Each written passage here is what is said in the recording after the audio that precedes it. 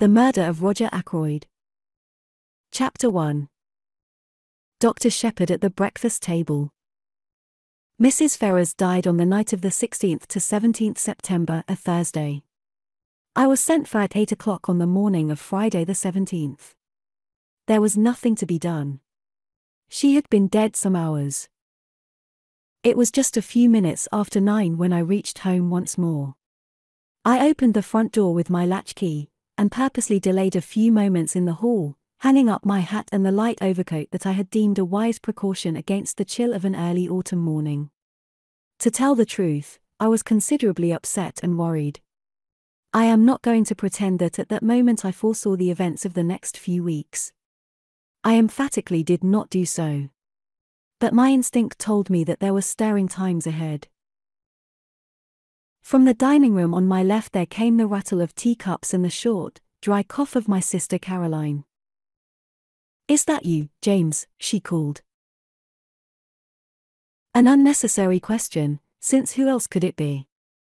To tell the truth, it was precisely my sister Caroline who was the cause of my few minutes' delay. The motto of the mongoose family, so Mr. Kipling tells us, is, "Go and find out." If Caroline ever adopts a crest, I should certainly suggest a mongoose rampant. One might omit the first part of the motto. Caroline can do any amount of finding out by sitting placidly at home. I don't know how she manages it, but there it is. I suspect that the servants and the tradesmen constitute her intelligence core. When she goes out, it is not to gather in information, but to spread it. At that, too, she is amazingly expert. It was really this last-named trait of hers which was causing me these pangs of indecision.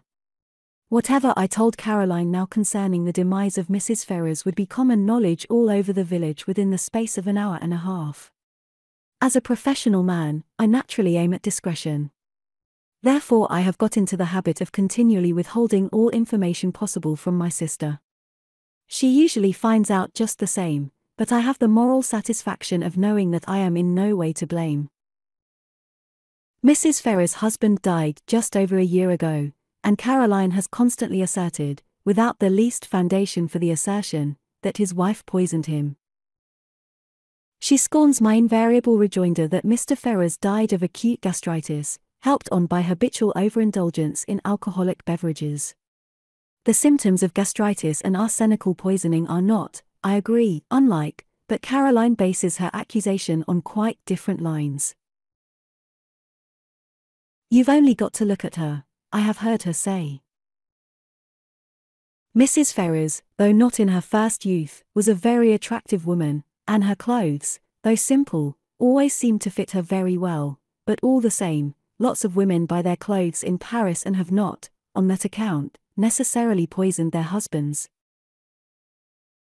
As I stood hesitating in the hall, with all this passing through my mind, Caroline's voice came again, with a sharper note in it.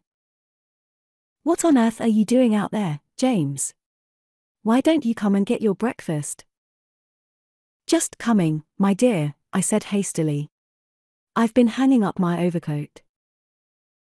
"You could have hung up half a dozen overcoats in this time." She was quite right. I could have. I walked into the dining room, gave Caroline the accustomed peck on the cheek, and sat down to eggs and bacon. The bacon was rather cold. "You've had an early call," remarked Caroline. "Yes," I said. "King's Paddock. Mrs. Ferrars." "I know," said my sister. "How did you know?"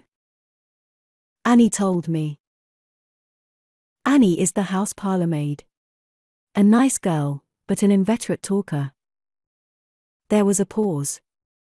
I continued to eat eggs and bacon. My sister's nose, which is long and thin, quivered a little at the tip, as it always does when she is interested or excited over anything. "Well," she demanded. "A bad business. Nothing to be done. Must have died in her sleep." "I know," said my sister again. This time I was annoyed.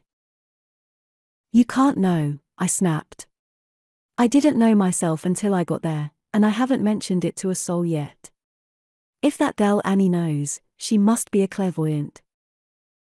It wasn't Annie who told me. It was the milkman. He had it from the Ferrers cook. As I say, there is no need for Caroline to go out to get information. She sits at home, and it comes to her. My sister continued. What did she die of? Heart failure. Didn't the milkman tell you that? I inquired sarcastically. Sarcasm is wasted on Caroline. She takes it seriously and answers accordingly. He didn't know, she explained. After all, Caroline was bound to hear sooner or later. She might as well hear from me. She died of an overdose of veronal. She's been taking it lately for sleeplessness. Must have taken too much. Nonsense, said Caroline immediately. She took it on purpose. Don't tell me. It is odd how, when you have a secret belief of your own which you do not wish to acknowledge, the voicing of it by someone else will rouse you to a fury of denial. I burst immediately into indignant speech. There you go again, I said. Rushing along without rhyme or reason. Why on earth should Mrs. Ferrers wish to commit suicide? A widow, fairly young still, very well off, good health, and nothing to do but enjoy life. It's absurd. Not at all. Even you must have noticed how different she has been looking lately. It's been coming on for the last 6 months. She's looked positively hag-ridden. And you have just admitted that she hasn't been able to sleep. What is your diagnosis?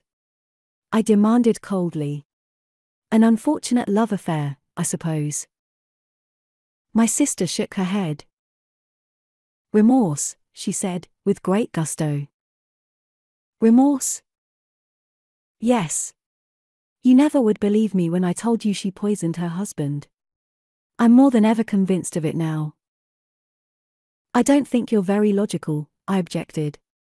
Surely if a woman committed a crime like murder, she'd be sufficiently cold-blooded to enjoy the fruits of it without any weak-minded sentimentality such as repentance. Caroline shook her head. There probably are women like that, but Mrs. Ferrers wasn't one of them. She was a mass of nerves. An overmastering impulse drove her on to get rid of her husband because she was the sort of person who simply can't endure suffering of any kind, and there's no doubt that the wife of a man like Ashley Ferrers must have had to suffer a good deal. I nodded. And ever since she's been haunted by what she did. I can't help feeling sorry for her. I don't think Caroline ever felt sorry for Mrs. Ferrers whilst she was alive. Now that she has gone where, presumably, Paris frocks can no longer be worn, Caroline is prepared to indulge in the softer emotions of pity and comprehension. I told her firmly that her whole idea was nonsense. I was all the more firm because I secretly agreed with some part, at least, of what she had said. But it is all wrong that Caroline should arrive at the truth simply by a kind of inspired guesswork. I wasn't going to encourage that sort of thing. She will go round the village airing her views, and everyone will think that she is doing so on medical data supplied by me. Life is very trying. Nonsense, said Caroline, in reply to my strictures. You'll see. 10 to 1 she's left a letter confessing everything. She didn't leave a letter of any kind, I said sharply, and not seeing where the admission was going to land me. Oh, said Caroline. So you did inquire about that, did you? I believe, James, that in your heart of hearts, you think very much as I do. You're a precious old humbug. One always has to take the possibility of suicide into consideration, I said repressively. Will there be an inquest? There may be. It all depends. If I am able to declare myself absolutely satisfied that the overdose was taken accidentally, an inquest might be dispensed with. And are you absolutely satisfied? Asked my sister shrewdly. I did not answer, but got up from table.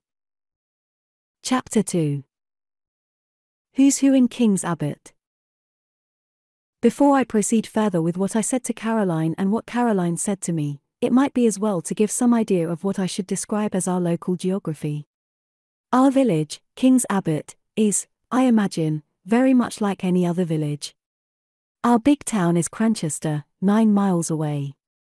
We have a large railway station, a small post office, and 2 rival general stores. Able-bodied men are apt to leave the place early in life, but we are rich in unmarried ladies and retired military officers. Our hobbies and recreations can be summed up in the one word: gossip. There are only 2 houses of any importance in King's Abbot. One is King's Paddock, left to Mrs. Ferrers by her late husband. The other, Fernley Park, is owned by Roger Ackroyd. Ackroyd has always interested me by being a man more impossibly like a country squire than any country squire could really be. He reminds one of the red-faced sportsmen who always appeared early in the first act of an old-fashioned musical comedy, the setting being the village green. They usually sang a song about going up to London.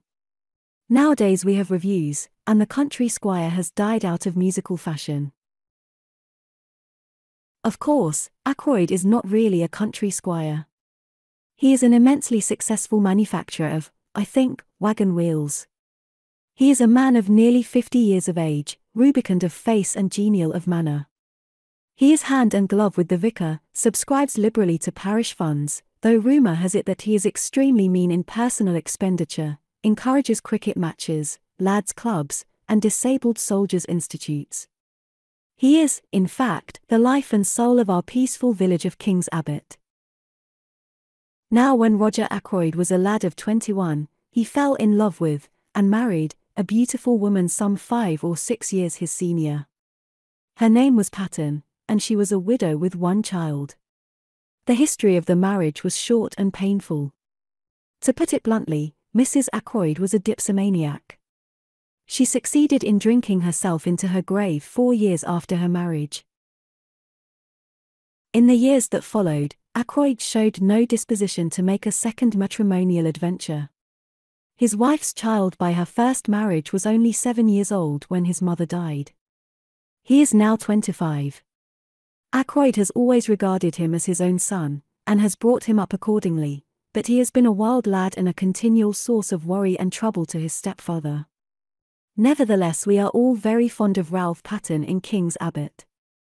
He is such a good-looking youngster for one thing. As I said before, we are ready enough to gossip in our village. Everybody noticed from the first that Ackroyd and Mrs. Ferrers got on very well together. After her husband's death, the intimacy became more marked. They were always seen about together, and it was freely conjectured that at the end of her period of mourning, Mrs. Ferrers would become Mrs. Roger Ackroyd. It was felt, indeed, that there was a certain fitness in the thing. Roger Ackroyd's wife had admittedly died of drink. Ashley Ferrers had been a drunkard for many years before his death. It was only fitting that these 2 victims of alcoholic excess should make up to each other for all that they had previously endured at the hands of their former spouses. The Ferrers only came to live here just over a year ago, but a halo of gossip has surrounded Ackroyd for many years past. All the time that Ralph Pattern was growing up to manhood, a series of lady housekeepers presided over Ackroyd's establishment, and each in turn was regarded with lively suspicion by Caroline and her cronies. It is not too much to say that for at least 15 years the whole village has confidently expected Ackroyd to marry one of his housekeepers. The last of them, a redoubtable lady called Miss Russell, has reigned undisputed for 5 years, twice as long as any of her predecessors. It is felt that but for the advent of Mrs. Ferrers, Ackroyd could hardly have escaped. That and one other factor, the unexpected arrival of a widowed sister-in-law with her daughter from Canada. Mrs. Cecil Ackroyd, widow of Ackroyd's ne'er-do-well younger brother, has taken up her residence at Fernley Park, and has succeeded, according to Caroline, in putting Miss Russell in her proper place. I don't know exactly what a proper place constitutes, it sounds chilly and unpleasant, but I know that Miss Russell goes about with pinched lips, and what I can only describe as an acid smile, and that she professes the utmost sympathy for poor Mrs. Ackroyd, dependent on the charity of her husband's brother. The bread of charity is so bitter, is it not? I should be quite miserable if I did not work for my living. I don't know what Mrs. Cecil Ackroyd thought of the Ferrers affair when it came on the tapis. It was clearly to her advantage that Ackroyd should remain unmarried. She was always very charming, not to say gushing, to Mrs. Ferrers when they met. Caroline says that proves less than nothing. Such have been our preoccupations in King's Abbot for the last few years. We have discussed Ackroyd and his affairs from every standpoint. Mrs. Ferrers has fitted into her place in the scheme. Now there has been a rearrangement of the kaleidoscope. From a mild discussion of probable wedding presents, we have been jerked into the midst of tragedy.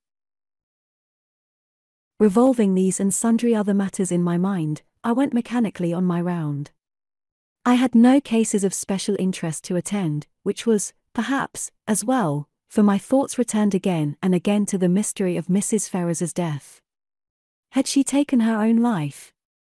Surely, if she had done so, she would have left some word behind to say what she contemplated doing. Women, in my experience, if they once reach the determination to commit suicide, usually wish to reveal the state of mind that led to the fatal action. They covet the limelight. When had I last seen her? Not for over a week. Her manner then had been normal enough considering everything. Then I suddenly remembered that I had seen her, though not to speak to, only yesterday. She had been walking with Ralph Patterne, and I had been surprised because I had had no idea that he was likely to be in King's Abbot. I thought, indeed, that he had quarrelled finally with his stepfather. Nothing had been seen of him down here for nearly 6 months. They had been walking along, side by side, their heads close together, and she had been talking very earnestly. I think I can safely say that it was at this moment that a foreboding of the future first swept over me. Nothing tangible as yet, but a vague premonition of the way things were setting. That earnest tête-à-tête between Ralph Patterne and Mrs. Ferrers the day before struck me disagreeably. I was still thinking of it when I came face to face with Roger Ackroyd. "Shepherd," he exclaimed. "Just the man I wanted to get hold of. This is a terrible business." "You've heard then?" He nodded. He had felt the blow keenly, I could see. His big red cheeks seemed to have fallen in, and he looked a positive wreck of his usual jolly, healthy self. "It's worse than you know," he said quietly. "Look here, Shepherd, I've got to talk to you. Can you come back with me now?" "Hardly. I've got 3 patients to see still, and I must be back by 12 to see my surgery patients. Then this afternoon, no, better still, dine tonight. At 7.30. Will that suit you?" "Yes, I can manage that all right. What's wrong? Is it Ralph?" I hardly knew why I said that except, perhaps, that it had so often been Ralph. Ackroyd stared blankly at me as though he hardly understood. I began to realize that there must be something very wrong indeed somewhere. I had never seen Ackroyd so upset before. "Ralph," he said vaguely. "Oh. No, it's not Ralph. Ralph's in London, damn. Here's old Miss Gannett coming. I don't want to have to talk to her about this ghastly business. See you tonight, Shepherd. 7:30. I nodded, and he hurried away, leaving me wondering. Ralph in London? But he had certainly been in King's Abbot the preceding afternoon. He must have gone back to town last night or early this morning, and yet Ackroyd's manner had conveyed quite a different impression. He had spoken as though Ralph had not been near the place for months. I had no time to puzzle the matter out further. Miss Gannett was upon me, thirsting for information. Miss Gannett has all the characteristics of my sister Caroline, but she lacks that unerring aim in jumping to conclusions which lends a touch of greatness to Caroline's maneuvers. Miss Gannett was breathless and interrogatory. "Wasn't it sad about poor dear Mrs. Ferrers?" A lot of people were saying she had been a confirmed drug taker for years. So wicked the way people went about saying things. And yet, the worst of it was, there was usually a grain of truth somewhere in these wild statements. No smoke without fire. They were saying too that Mr. Ackroyd had found out about it, and had broken off the engagement, because there was an engagement. She, Miss Gannett, had proof positive of that. Of course I must know all about it, doctors always did, but they never tell. And all this with a sharp, beady eye on me to see how I reacted to these suggestions. Fortunately, long association with Caroline has led me to preserve an impassive countenance, and to be ready with small non-committal remarks. On this occasion I congratulated Miss Gannett on not joining in ill-natured gossip. Rather a neat counterattack, I thought. It left her in difficulties, and before she could pull herself together, I had passed on. I went home thoughtful, to find several patients waiting for me in the surgery. I had dismissed the last of them, as I thought, and was just contemplating a few minutes in the garden before lunch when I perceived one more patient waiting for me. She rose and came towards me as I stood somewhat surprised. I don't know why I should have been, except that there is a suggestion of cast iron about Miss Russell, a something that is above the ills of the flesh. Ackroyd's housekeeper is a tall woman, handsome but forbidding in appearance. She has a stern eye, and lips that shut tightly, and I feel that if I were an under-housemaid or a kitchen maid I should run for my life whenever I heard her coming. "Good morning, Dr. Shepherd," said Miss Russell. "I should be much obliged if you would take a look at my knee." I took a look, but, truth to tell, I was very little wiser when I had done so. Miss Russell's account of vague pains was so unconvincing that with a woman of less integrity of character I should have suspected a trumped-up tale. It did cross my mind for one moment that Miss Russell might have deliberately invented this affection of the knee in order to pump me on the subject of Mrs. Ferrars's death, but I soon saw that there, at least, I had misjudged her. She made a brief reference to the tragedy, nothing more. Yet she certainly seemed disposed to linger and chat. "Well, thank you very much for this bottle of liniment, doctor," she said at last. "Not that I believe it will do the least good." I didn't think it would either, but I protested in duty bound. After all, it couldn't do any harm, and one must stick up for the tools of one's trade. "I don't believe in all these drugs," said Miss Russell, her eyes sweeping over my array of bottles disparagingly. "Drugs do a lot of harm. Look at the cocaine habit. Well, as far as that goes, it's very prevalent in high society. I'm sure Miss Russell knows far more about high society than I do." I didn't attempt to argue with her. "Just tell me this, doctor," said Miss Russell. "Suppose you are really a slave of the drug habit. Is there any cure?" One cannot answer a question like that offhand. I gave her a short lecture on the subject, and she listened with close attention. I still suspected her of seeking information about Mrs. Ferrars. "Now, veronal, for instance," I proceeded. But, strangely enough, she didn't seem interested in veronal.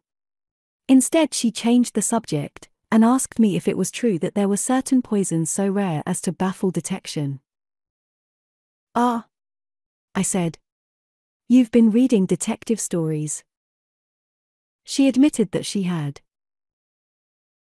"The essence of a detective story," I said, "is to have a rare poison, if possible something from South America, that nobody has ever heard of, something that one obscure tribe of savages used to poison their arrows with. Death is instantaneous, and Western science is powerless to detect it." "That is the kind of thing you mean?" "Yes. Is there really such a thing?" I shook my head regretfully. "I'm afraid there isn't. There's curare, of course." I told her a good deal about curare, but she seemed to have lost interest once more. She asked me if I had any in my poison cupboard, and when I replied in the negative I fancy I fell in her estimation. She said she must be getting back, and I saw her out at the surgery door just as the luncheon gong went. I should never have suspected Miss Russell of a fondness for detective stories. It pleases me very much to think of her stepping out of the housekeeper's room to rebuke a delinquent housemaid, and then returning to a comfortable perusal of The Mystery of the Seventh Death, or something of the kind. Chapter 3. The Man Who Grew Vegetable Marrows. I told Caroline at lunchtime that I should be dining at Fernley. She expressed no objection, on the contrary.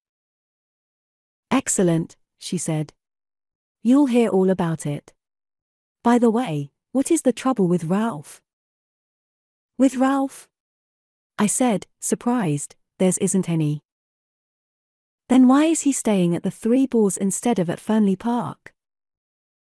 I did not for a minute question Caroline's statement that Ralph Patten was staying at the local inn.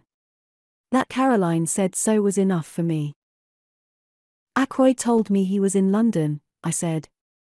In the surprise of the moment I departed from my valuable rule of never parting with information. "Oh," said Caroline. I could see her nose twitching as she worked on this. "He arrived at the Three Boars yesterday morning," she said. "And he's still there. Last night he was out with a girl." That did not surprise me in the least. Ralph, I should say, is out with a girl most nights of his life. But I did rather wonder that he chose to indulge in the pastime in King's Abbot instead of in the gay metropolis. "One of the barmaids?" I asked. "No. That's just it. He went out to meet her. I don't know who she is." Bitter for Caroline to have to admit such a thing. "But I can guess," continued my indefatigable sister. I waited patiently. "His cousin. Flora Ackroyd," I exclaimed in surprise. Flora Ackroyd is, of course, no relation whatever really to Ralph Patten, but Ralph has been looked upon for so long as practically Ackroyd's own son, that cousinship is taken for granted. "Flora Ackroyd," said my sister. "But why not go to Fernley if he wanted to see her?" "Secretly engaged," said Caroline, with immense enjoyment. "Old Ackroyd won't hear of it, and they have to meet this way." I saw a good many flaws in Caroline's theory, but I forbore to point them out to her.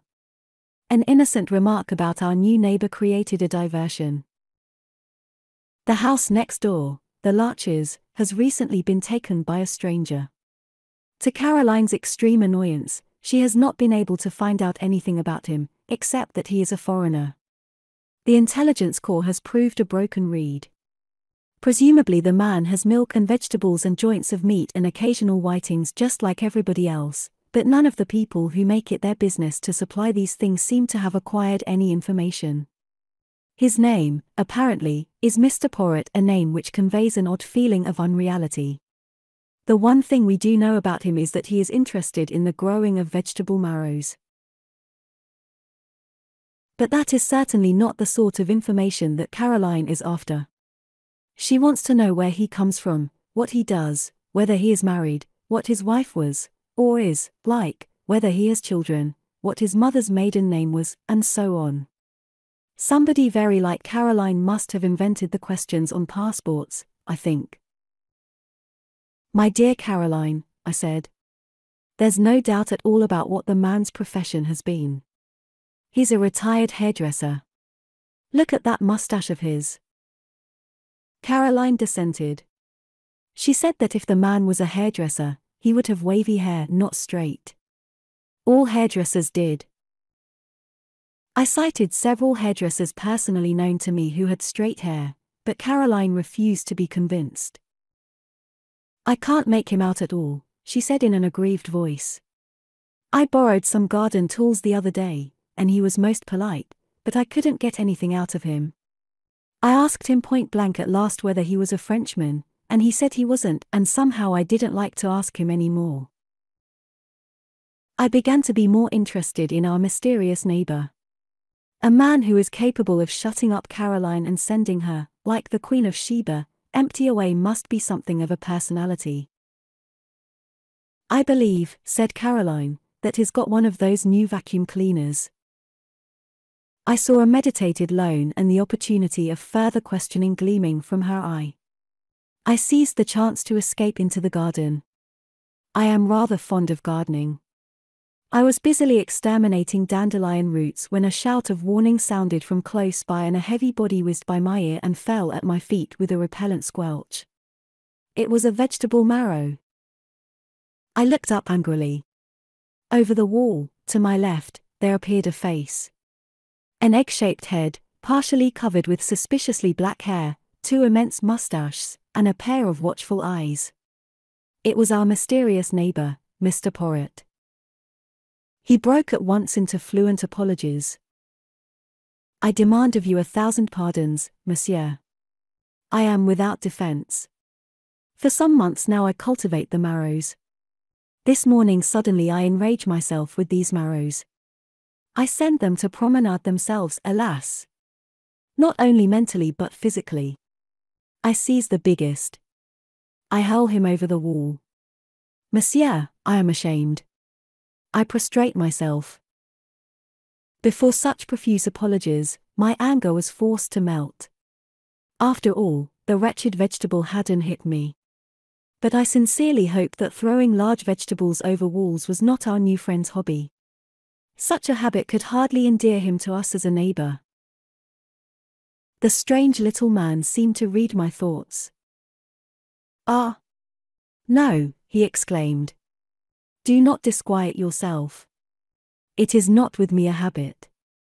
But can you figure to yourself, monsieur, that a man may work towards a certain object, may labor and toil to attain a certain kind of leisure and occupation, and then find that, after all, he yearns for the old busy days, and the old occupations that he thought himself so glad to leave?" "Yes," I said slowly. "I fancy that is a common enough occurrence. I myself am perhaps an instance. A year ago I came into a legacy enough to enable me to realize a dream. I have always wanted to travel, to see the world. Well, that was a year ago, as I said, and I am still here." My little neighbor nodded. The chains of habit. We work to attain an object, and the object gained, we find that what we miss is the daily toil. And mark you, monsieur, my work was interesting work.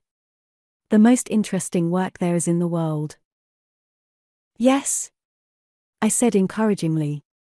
For the moment the spirit of Caroline was strong within me. "The study of human nature, monsieur." "Just so," I said kindly. "Clearly a retired hairdresser. Who knows the secrets of human nature better than a hairdresser?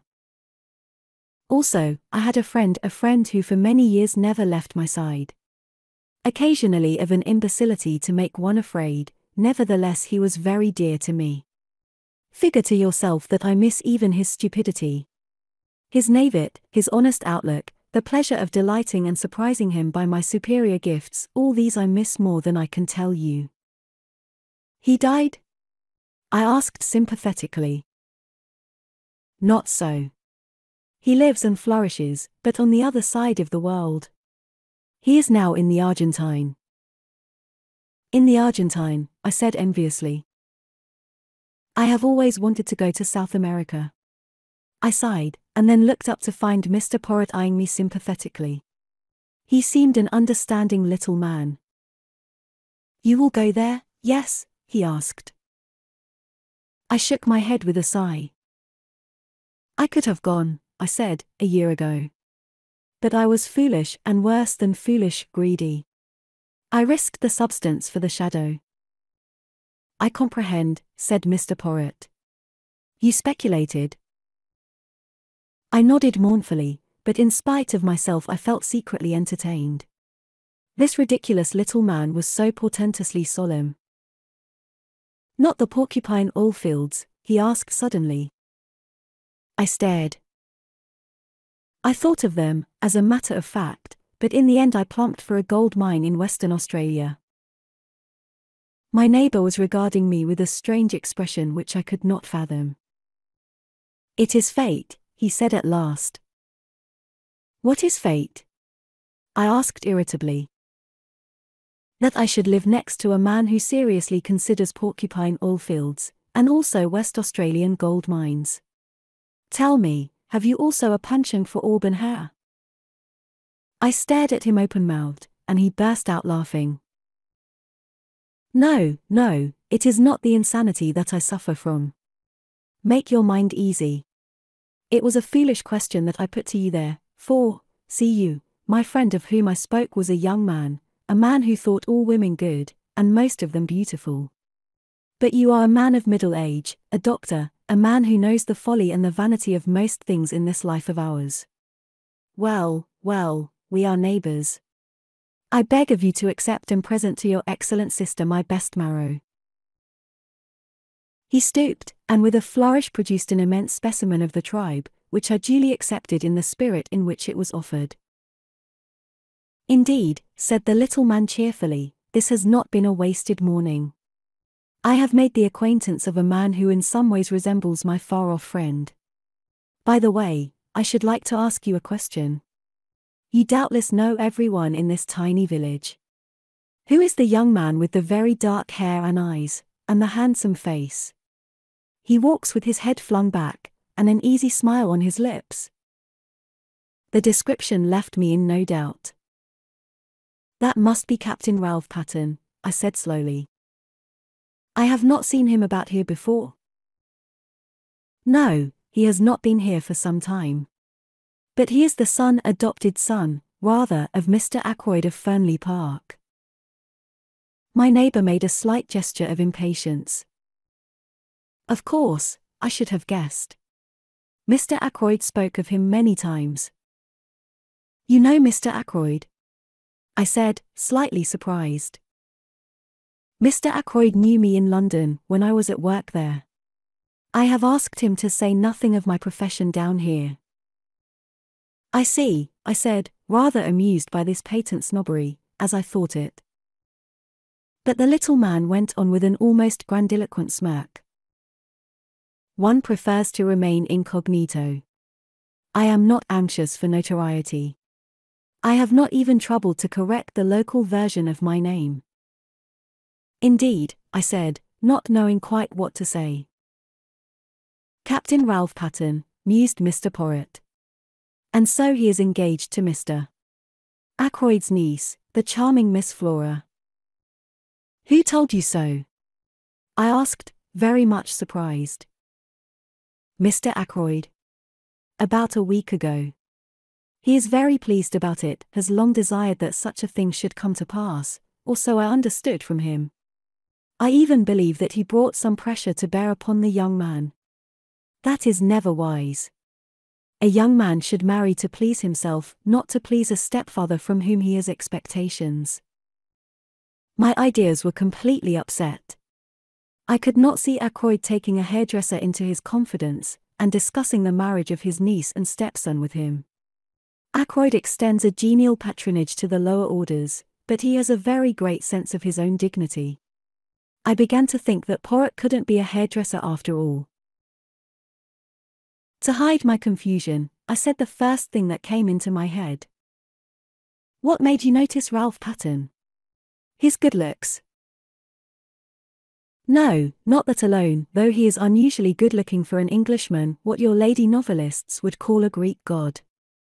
No, there was something about that young man that I did not understand. He said the last sentence in a musing tone of voice which made an indefinable impression upon me. It was as though he was summing up the boy by the light of some inner knowledge that I did not share. It was that impression that was left with me, for at that moment my sister's voice called me from the house. I went in.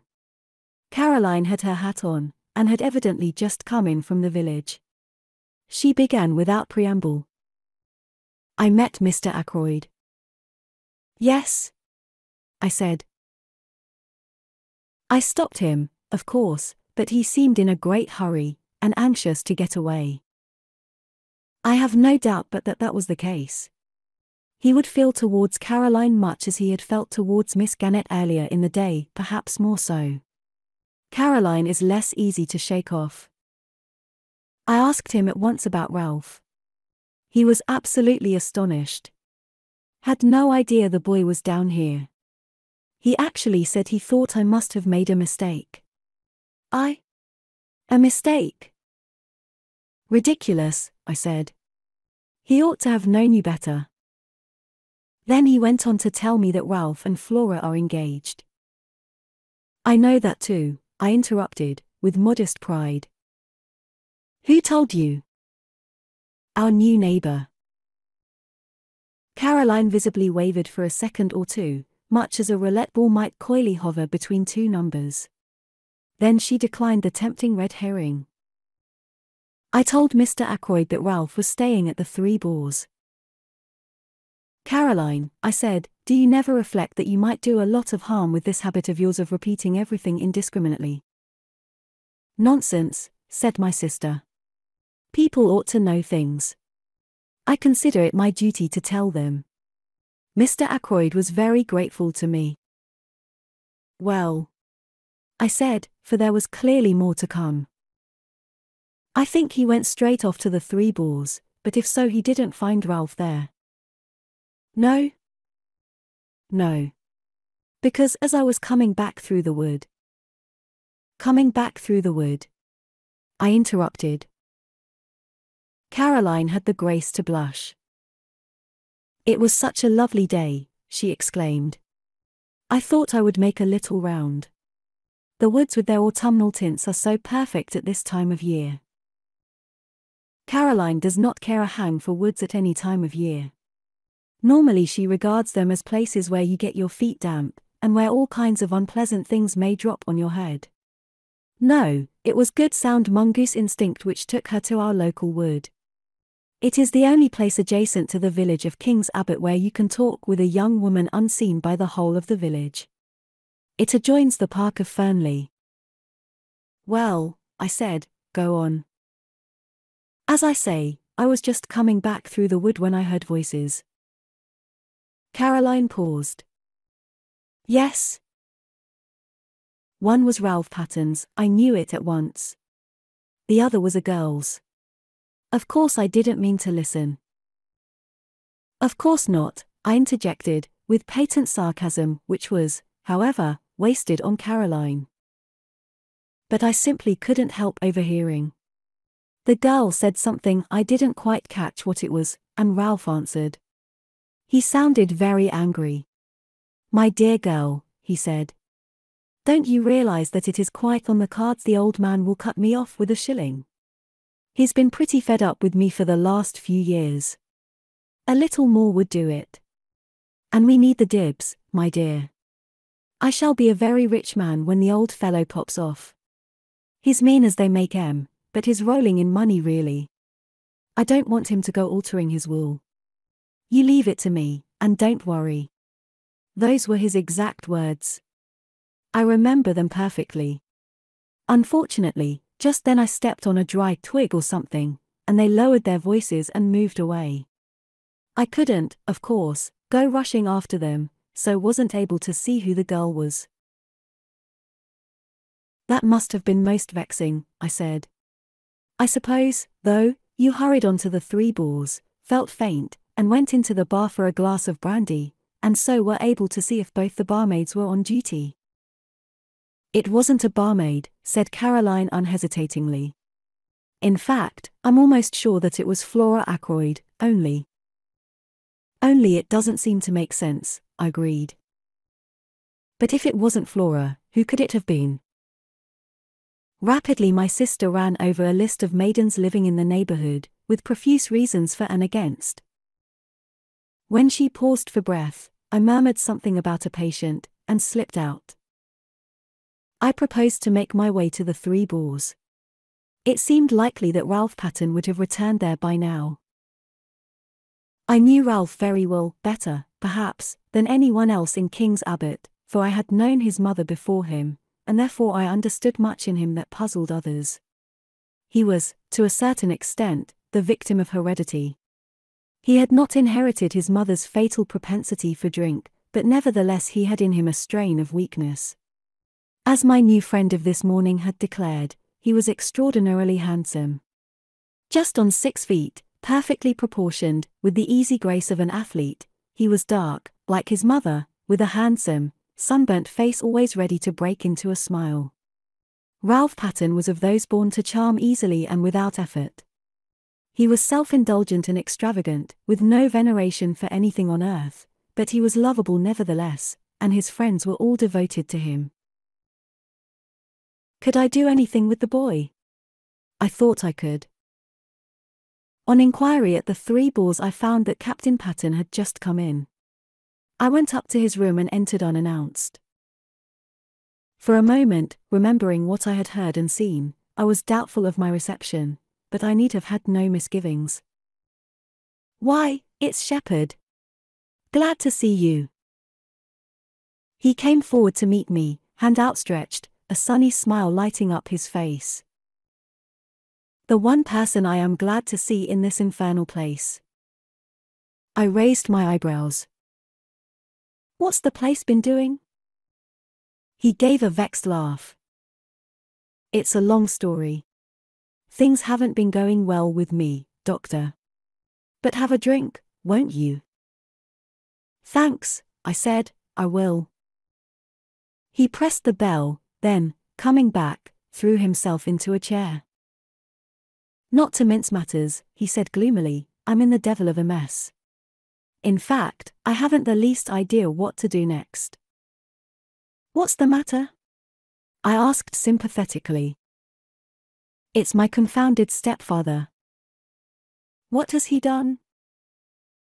"It isn't what he's done yet, but what he's likely to do." The bell was answered, and Ralph ordered the drinks. When the man had gone again, he sat hunched in the armchair, frowning to himself. "Is it really serious?" I asked. He nodded. "I'm fairly up against it this time," he said soberly. The unusual ring of gravity in his voice told me that he spoke the truth. It took a good deal to make Ralph grave. "In fact," he continued, "I can't see my way ahead. I'm damned if I can." "If I could help," I suggested diffidently. But he shook his head very decidedly. "Good of you, Doctor. But I can't let you in on this. I've got to play a lone hand." He was silent a minute and then repeated in a slightly different tone of voice. "Yes, I've got to play a lone hand." Chapter 4. Dinner at Fernley. It was just a few minutes before 7:30 when I rang the front door bell of Fernley Park. The door was opened with admirable promptitude by Parker, the butler. The night was such a fine one that I had preferred to come on foot. I stepped into the big square hall and Parker relieved me of my overcoat. Just then Ackroyd's secretary, a pleasant young fellow by the name of Raymond, passed through the hall on his way to Ackroyd's study, his hands full of papers. "Good evening, Doctor. Coming to dine? Or is this a professional call?" The last was in allusion to my black bag, which I had laid down on the oak chest. I explained that I expected a summons to a confinement case at any moment, and so had come out prepared for an emergency call. Raymond nodded, and went on his way, calling over his shoulder. "Go into the drawing room. You know the way. The ladies will be down in a minute. I must just take these papers to Mr. Ackroyd, and I'll tell him you're here." On Raymond's appearance Parker had withdrawn, so I was alone in the hall. I settled my tie, glanced in a large mirror which hung there, and crossed to the door directly facing me, which was, as I knew, the door of the drawing room. I noticed, just as I was turning the handle, a sound from within, the shutting down of a window. I took it to be. I noted it, I may say, quite mechanically, without attaching any importance to it at the time. I opened the door and walked in. As I did so, I almost collided with Miss Russell, who was just coming out. We both apologized. For the first time I found myself appraising the housekeeper and thinking what a handsome woman she must once have been indeed, as far as that goes, still was. Her dark hair was unstreaked with grey, and when she had a colour, as she had at this minute, the stern quality of her looks was not so apparent. Quite subconsciously I wondered whether she had been out, for she was breathing hard, as though she had been running. "I'm afraid I'm a few minutes early," I said. "Oh. I don't think so. It's gone 7:30, Dr. Shepherd." She paused a minute before saying, "I didn't know you were expected to dinner tonight. Mr. Ackroyd didn't mention it." I received a vague impression that my dining there displeased her in some way, but I couldn't imagine why. "How's the knee?" I inquired. "Much the same, thank you, doctor. I must be going now. Mrs. Ackroyd will be down in a moment. I only came in here to see if the flowers were all right." She passed quickly out of the room. I strolled to the window, wondering at her evident desire to justify her presence in the room. As I did so, I saw what, of course, I might have known all the time had I troubled to give my mind to it, namely, that the windows were long French ones opening on the terrace. The sound I had heard, therefore, could not have been that of a window being shut down. Quite idly, and more to distract my mind from painful thoughts than for any other reason, I amused myself by trying to guess what could have caused the sound in question. Coals on the fire? No, that was not the kind of noise at all. A drawer of the bureau pushed in? No, not that.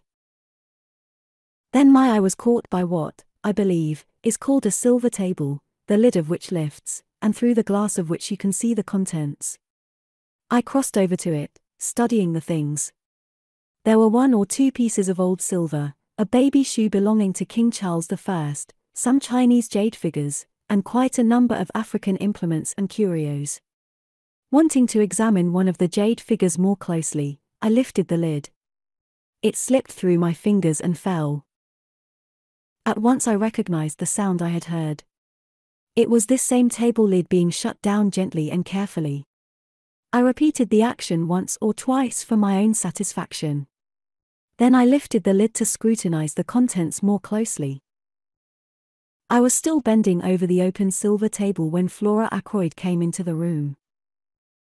Quite a lot of people do not like Flora Ackroyd, but nobody can help admiring her. And to her friends she can be very charming. The first thing that strikes you about her is her extraordinary fairness.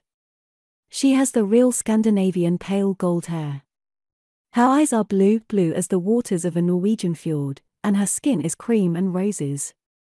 She has square, boyish shoulders and slight hips. And to a jaded medical man it is very refreshing to come across such perfect health. A simple, straightforward English girl, I may be old-fashioned, but I think the genuine article takes a lot of beating. Flora joined me by the silver table, and expressed heretical doubts as to King Charles I ever having worn the baby shoe. "And anyway," continued Miss Flora, "all this making a fuss about things because someone wore or used them seems to me all nonsense. They're not wearing or using them now. The pen that George Eliot wrote the mill on the floss with, that sort of thing, well, it's only just a pen after all. If you're really keen on George Eliot, why not get the mill on the floss in a cheap edition and read it? I suppose you never read such old out-of-date stuff, Miss Flora." "You're wrong, Dr. Shepherd. I love the mill on the floss."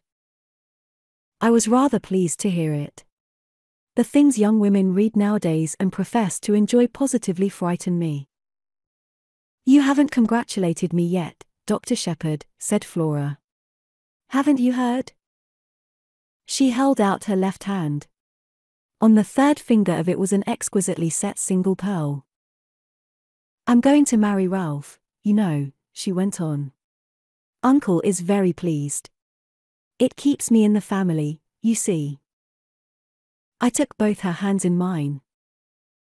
"My dear," I said, "I hope you'll be very happy."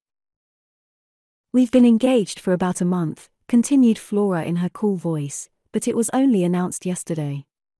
Uncle is going to do up Crossstones, and give it to us to live in, and we're going to pretend to farm. Really, we shall hunt all the winter, town for the season, and then go yachting. I love the sea. And, of course, I shall take a great interest in the parish affairs, and attend all the mothers' meetings. Just then Mrs. Ackroyd rustled in, full of apologies for being late. I am sorry to say I detest Mrs. Ackroyd. She is all chains and teeth and bones. A most unpleasant woman. She has small pale flinty blue eyes, and however gushing her words may be, those eyes of hers always remain coldly speculative. I went across to her, leaving Flora by the window. She gave me a handful of assorted knuckles and rings to squeeze, and began talking volubly. Had I heard about Flora's engagement? So suitable in every way. The dear young things had fallen in love at first sight. Such a perfect pair, he so dark and she so fair. I can't tell you, my dear Dr. Shepherd, the relief to a mother's heart. Mrs. Ackroyd sighed a tribute to her mother's heart, whilst her eyes remained shrewdly observant of me. I was wondering.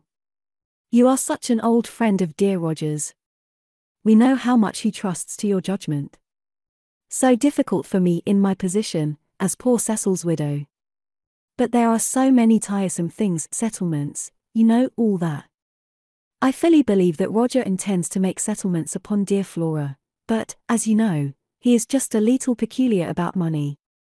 Very usual, I've heard, amongst men who are captains of industry.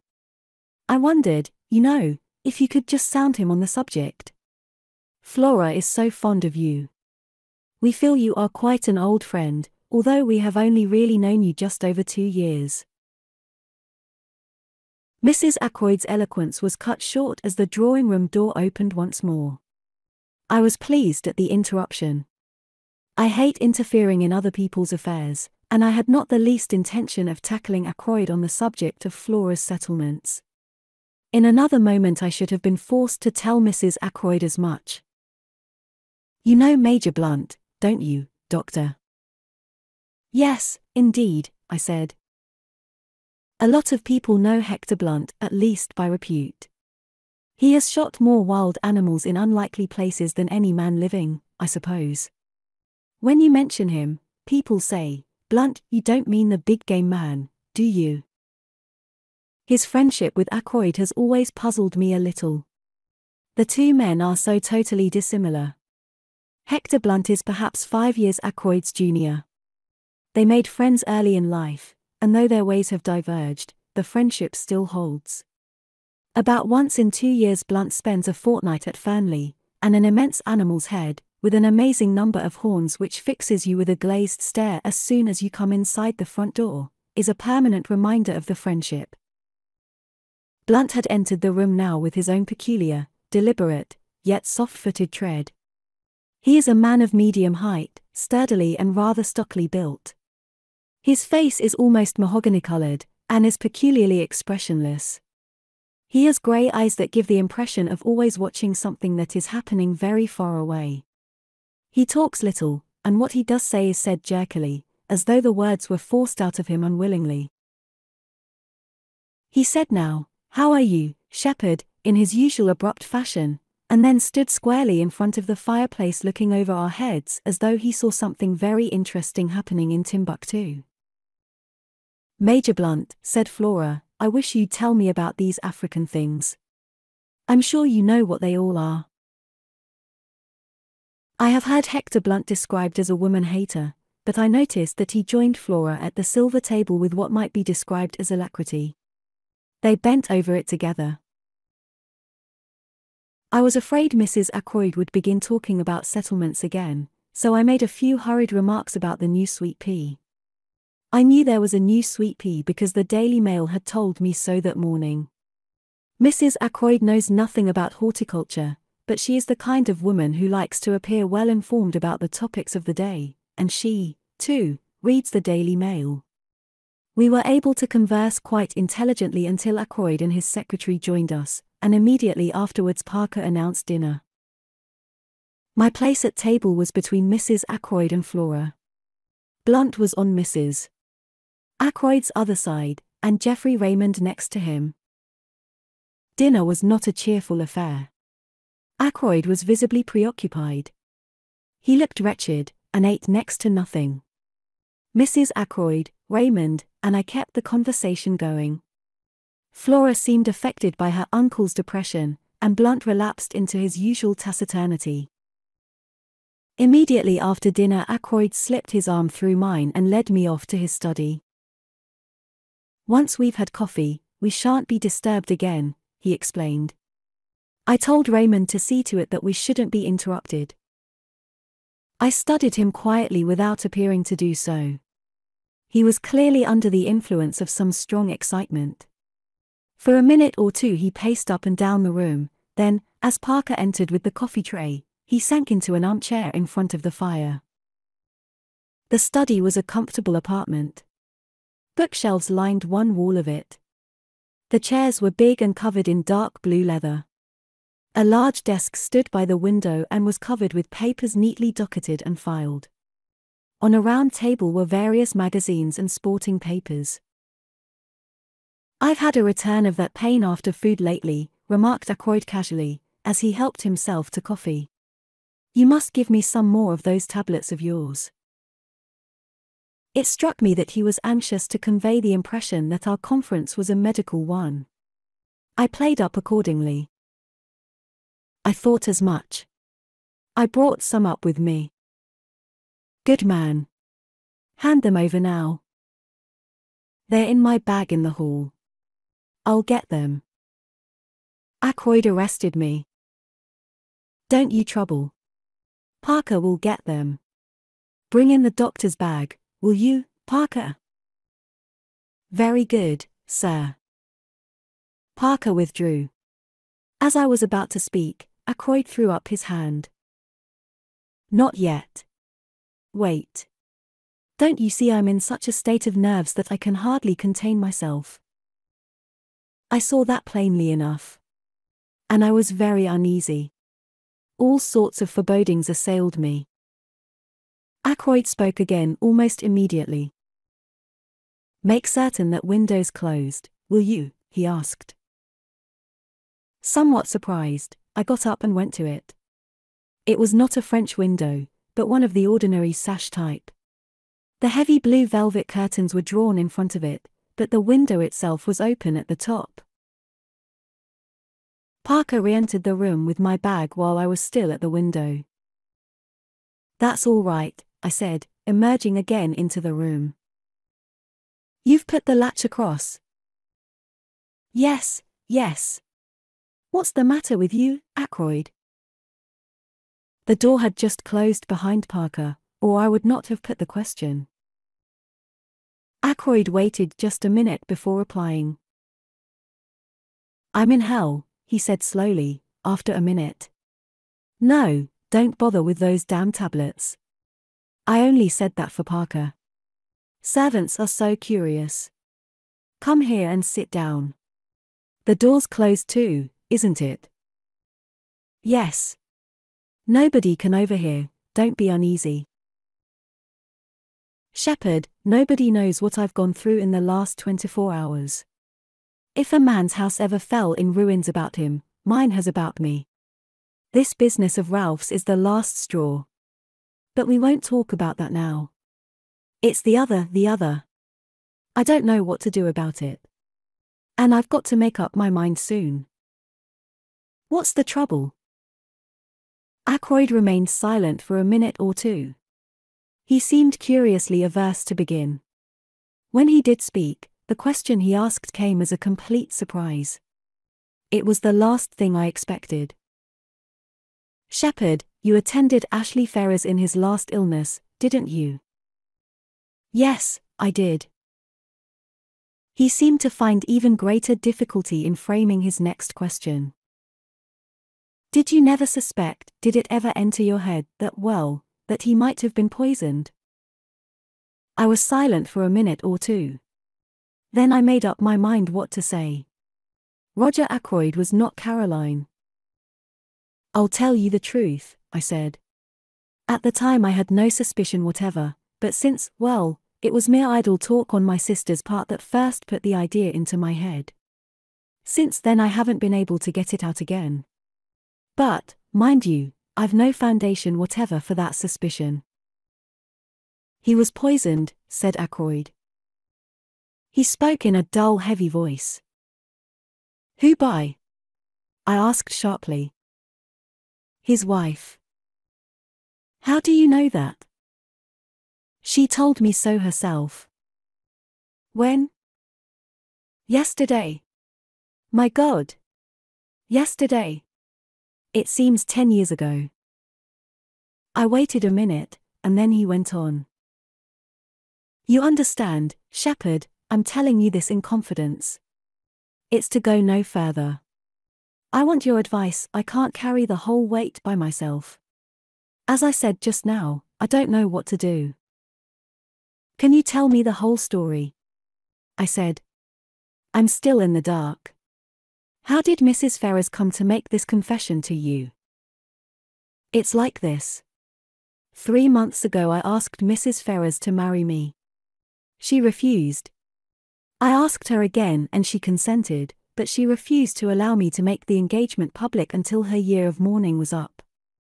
Yesterday I called upon her, pointed out that a year and 3 weeks had now elapsed since her husband's death, and that there could be no further objection to making the engagement public property. I had noticed that she had been very strange in her manner for some days. Now, suddenly, without the least warning, she broke down completely. She told me everything. Her hatred of her brute of a husband, her growing love for me, and the dreadful means she had taken. Poison. My God! It was murder in cold blood. I saw the repulsion, the horror, in Ackroyd's face. So Mrs. Ferrars must have seen it. Ackroyd is not the type of the great lover who can forgive all for love's sake. He is fundamentally a good citizen. All that was sound and wholesome and law-abiding in him must have turned from her utterly in that moment of revelation. Yes, he went on, in a low, monotonous voice, she confessed everything. It seems that there is one person who has known all along, who has been blackmailing her for huge sums. It was the strain of that drove her nearly mad. Who was the man? Suddenly before my eyes there arose the picture of Ralph Patten and Mrs. Ferrars side by side. Their heads so close together. I felt a momentary throb of anxiety. Supposing, but surely that was impossible. I remembered the frankness of Ralph's greeting that very afternoon. Absurd. She wouldn't tell me his name, said Ackroyd slowly.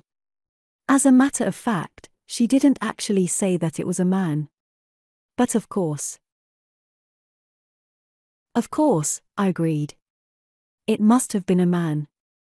And you've no suspicion at all? For answer Ackroyd groaned and dropped his head into his hands. It can't be, he said.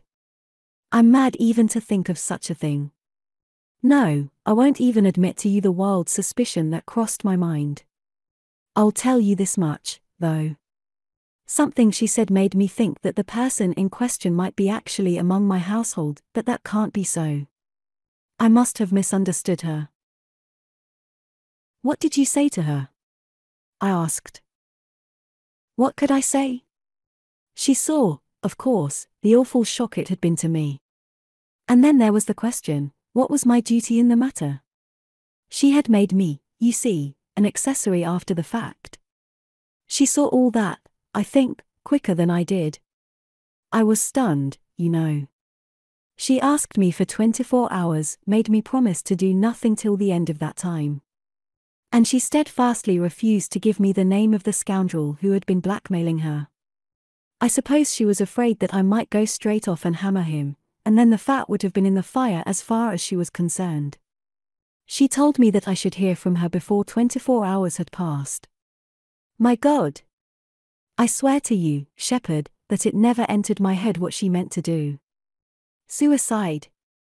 And I drove her to it. No, I said. Don't take an exaggerated view of things. The responsibility for her death doesn't lie at your door.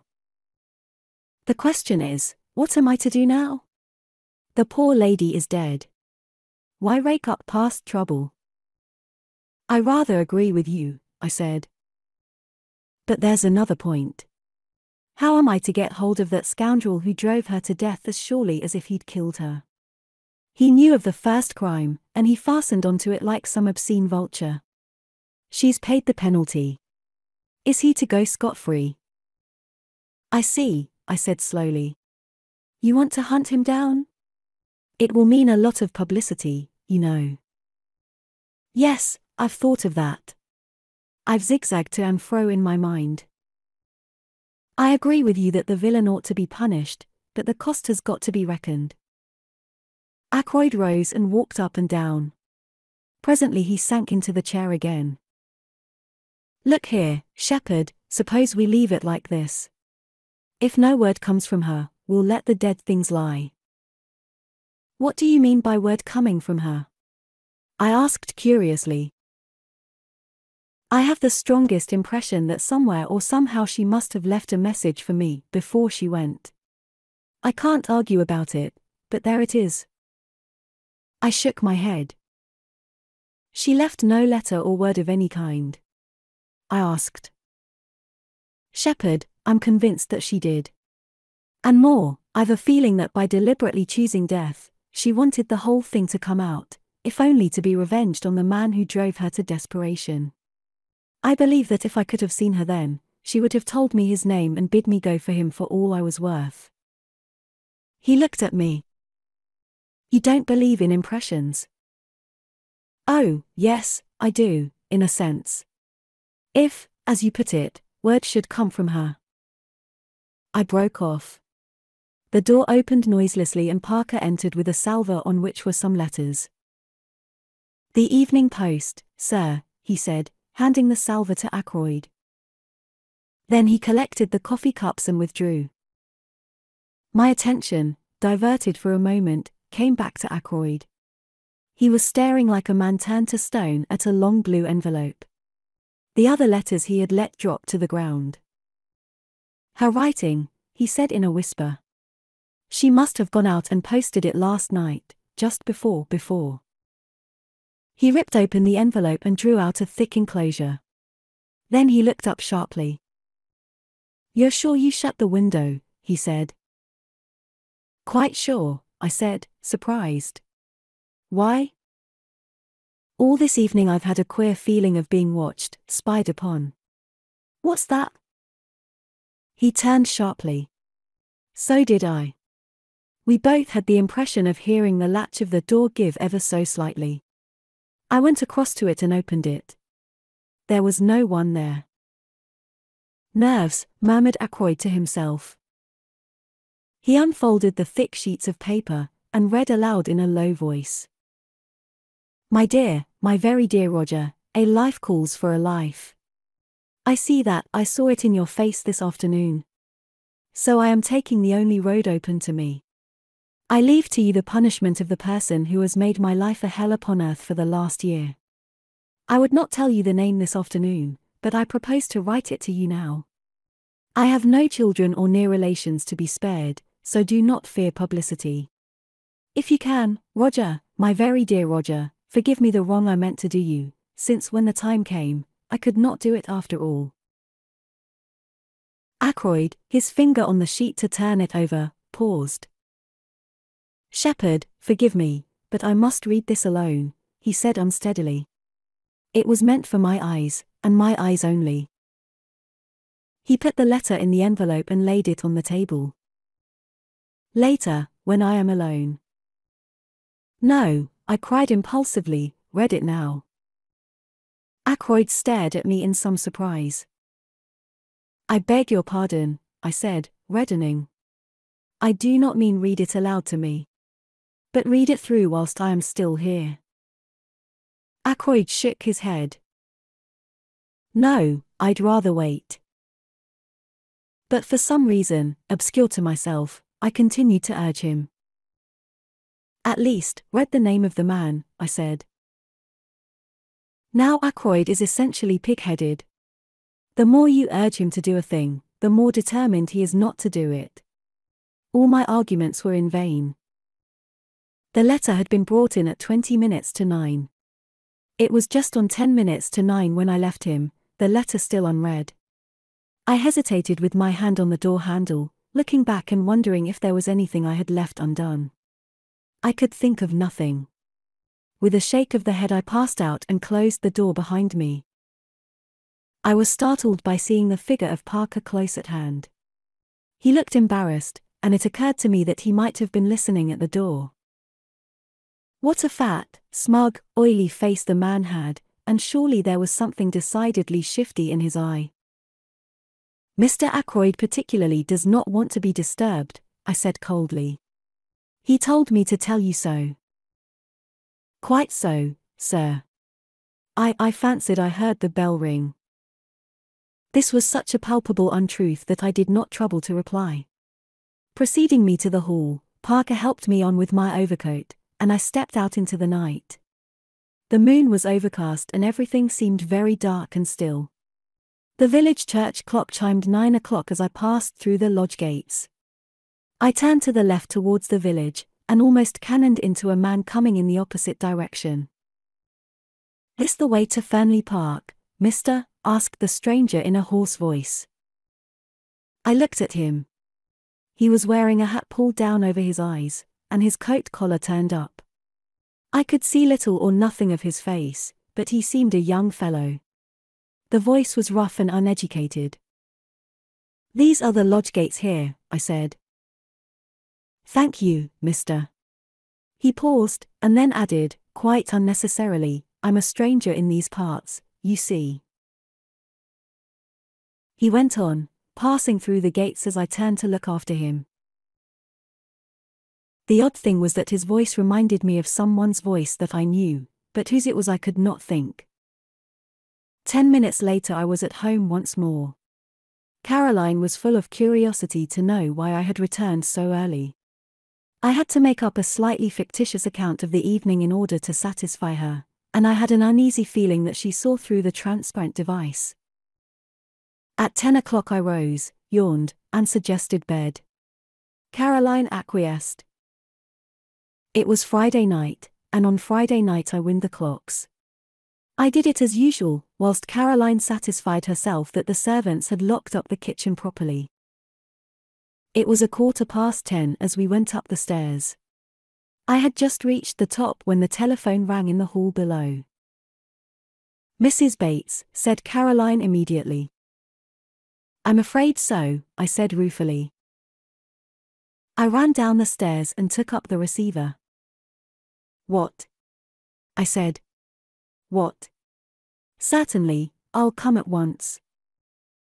I ran upstairs, caught up my bag, and stuffed a few extra dressings into it. "Parker telephoning," I shouted to Caroline, "from Fernley. They've just found Roger Ackroyd murdered." Chapter 5. Murder. I got out the car in next to no time, and drove rapidly to Fernley. Jumping out, I pulled the bell impatiently. There was some delay in answering, and I rang again. Then I heard the rattle of the chain and Parker, his impassivity of countenance quite unmoved, stood in the open doorway. I pushed past him into the hall. "Where is he?" I demanded sharply. "I beg your pardon, sir." "Your master. Mr. Ackroyd. Don't stand there staring at me, man.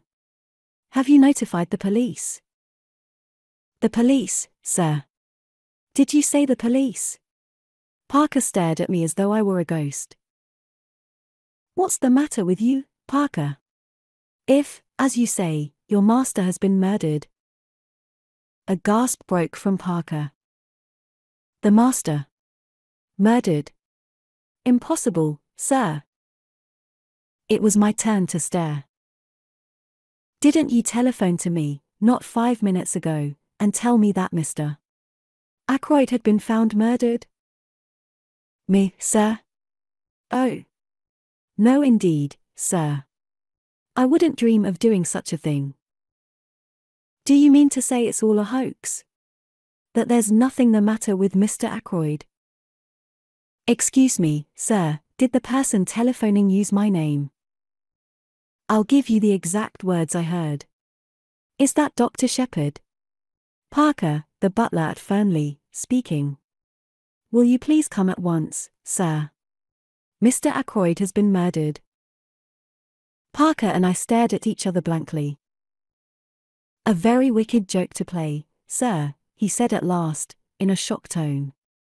Fancy saying a thing like that. Where is Mr. Ackroyd? I asked suddenly. Still in the study, I fancy, sir. The ladies have gone to bed, and Major Blunt and Mr. Raymond are in the billiard room. I think I'll just look in and see him for a minute, I said.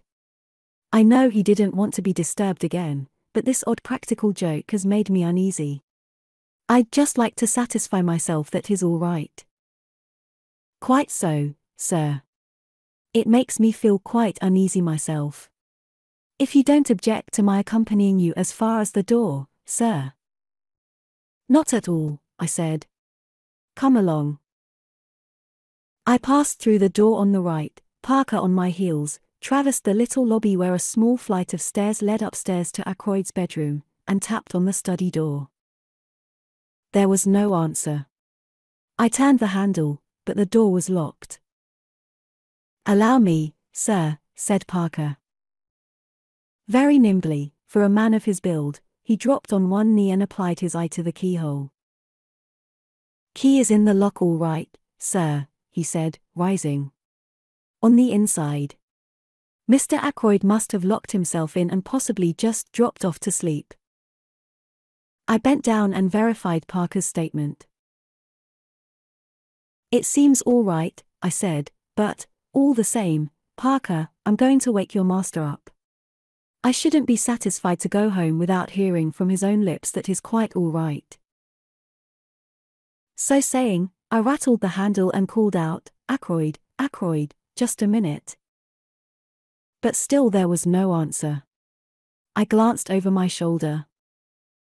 I don't want to alarm the household, I said hesitatingly. Parker went across and shut the door from the big hall through which we had come. I think that will be all right now, sir. The billiard room is at the other side of the house, and so are the kitchen quarters and the ladies' bedrooms. I nodded comprehendingly. Then I banged once more frantically on the door, and stooping down, fairly bawled through the keyhole. Ackroyd, Ackroyd. It's Shepherd. Let me in. And still silence. Not a sign of life from within the locked room. Parker and I glanced at each other. Look here, Parker, I said, I'm going to break this door in, or rather, we are. I'll take the responsibility. If you say so, sir, said Parker, rather doubtfully. I do say so. I'm seriously alarmed about Mr. Ackroyd. I looked round the small lobby and picked up a heavy oak chair. Parker and I held it between us and advanced to the assault. Once, twice, and 3 times we hurled it against the lock. At the third blow it gave, and we staggered into the room. Ackroyd was sitting as I had left him in the armchair before the fire. His head had fallen sideways, and clearly visible, just below the collar of his coat, was a shining piece of twisted metal work. Parker and I advanced till we stood over the recumbent figure. I heard the butler draw in his breath with a sharp hiss. Stabbed from behind, he murmured. Horrible. He wiped his moist brow with his handkerchief, then stretched out a hand gingerly towards the hilt of the dagger. You mustn't touch that, I said sharply. Go at once to the telephone and ring up the police station. Inform them of what has happened. Then tell Mr. Raymond and Major Blunt. Very good, sir. Parker hurried away, still wiping his perspiring brow. I did what little had to be done. I was careful not to disturb the position of the body, and not to handle the dagger at all. No object was to be attained by moving it. Ackroyd had clearly been dead some little time. Then I heard young Raymond's voice, horror-stricken and incredulous, outside. What do you say? Oh. Impossible. Where's the doctor? He appeared impetuously in the doorway, then stopped dead, his face very white. A hand put him aside, and Hector Blunt came past him into the room. "My God," said Raymond from behind him, "it's true, then." Blunt came straight on till he reached the chair. He bent over the body, and I thought that, like Parker, he was going to lay hold of the dagger hilt. I drew him back with one hand. "Nothing must be moved," I explained. "The police must see him exactly as he is now." Blunt nodded in instant comprehension. His face was expressionless as ever, but I thought I detected signs of emotion beneath the stolid mask. Geoffrey Raymond had joined us now, and stood peering over Blunt's shoulder at the body. "This is terrible," he said in a low voice.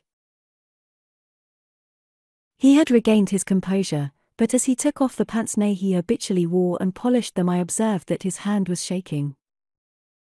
"Robbery, I suppose," he said. "How did the fellow get in?"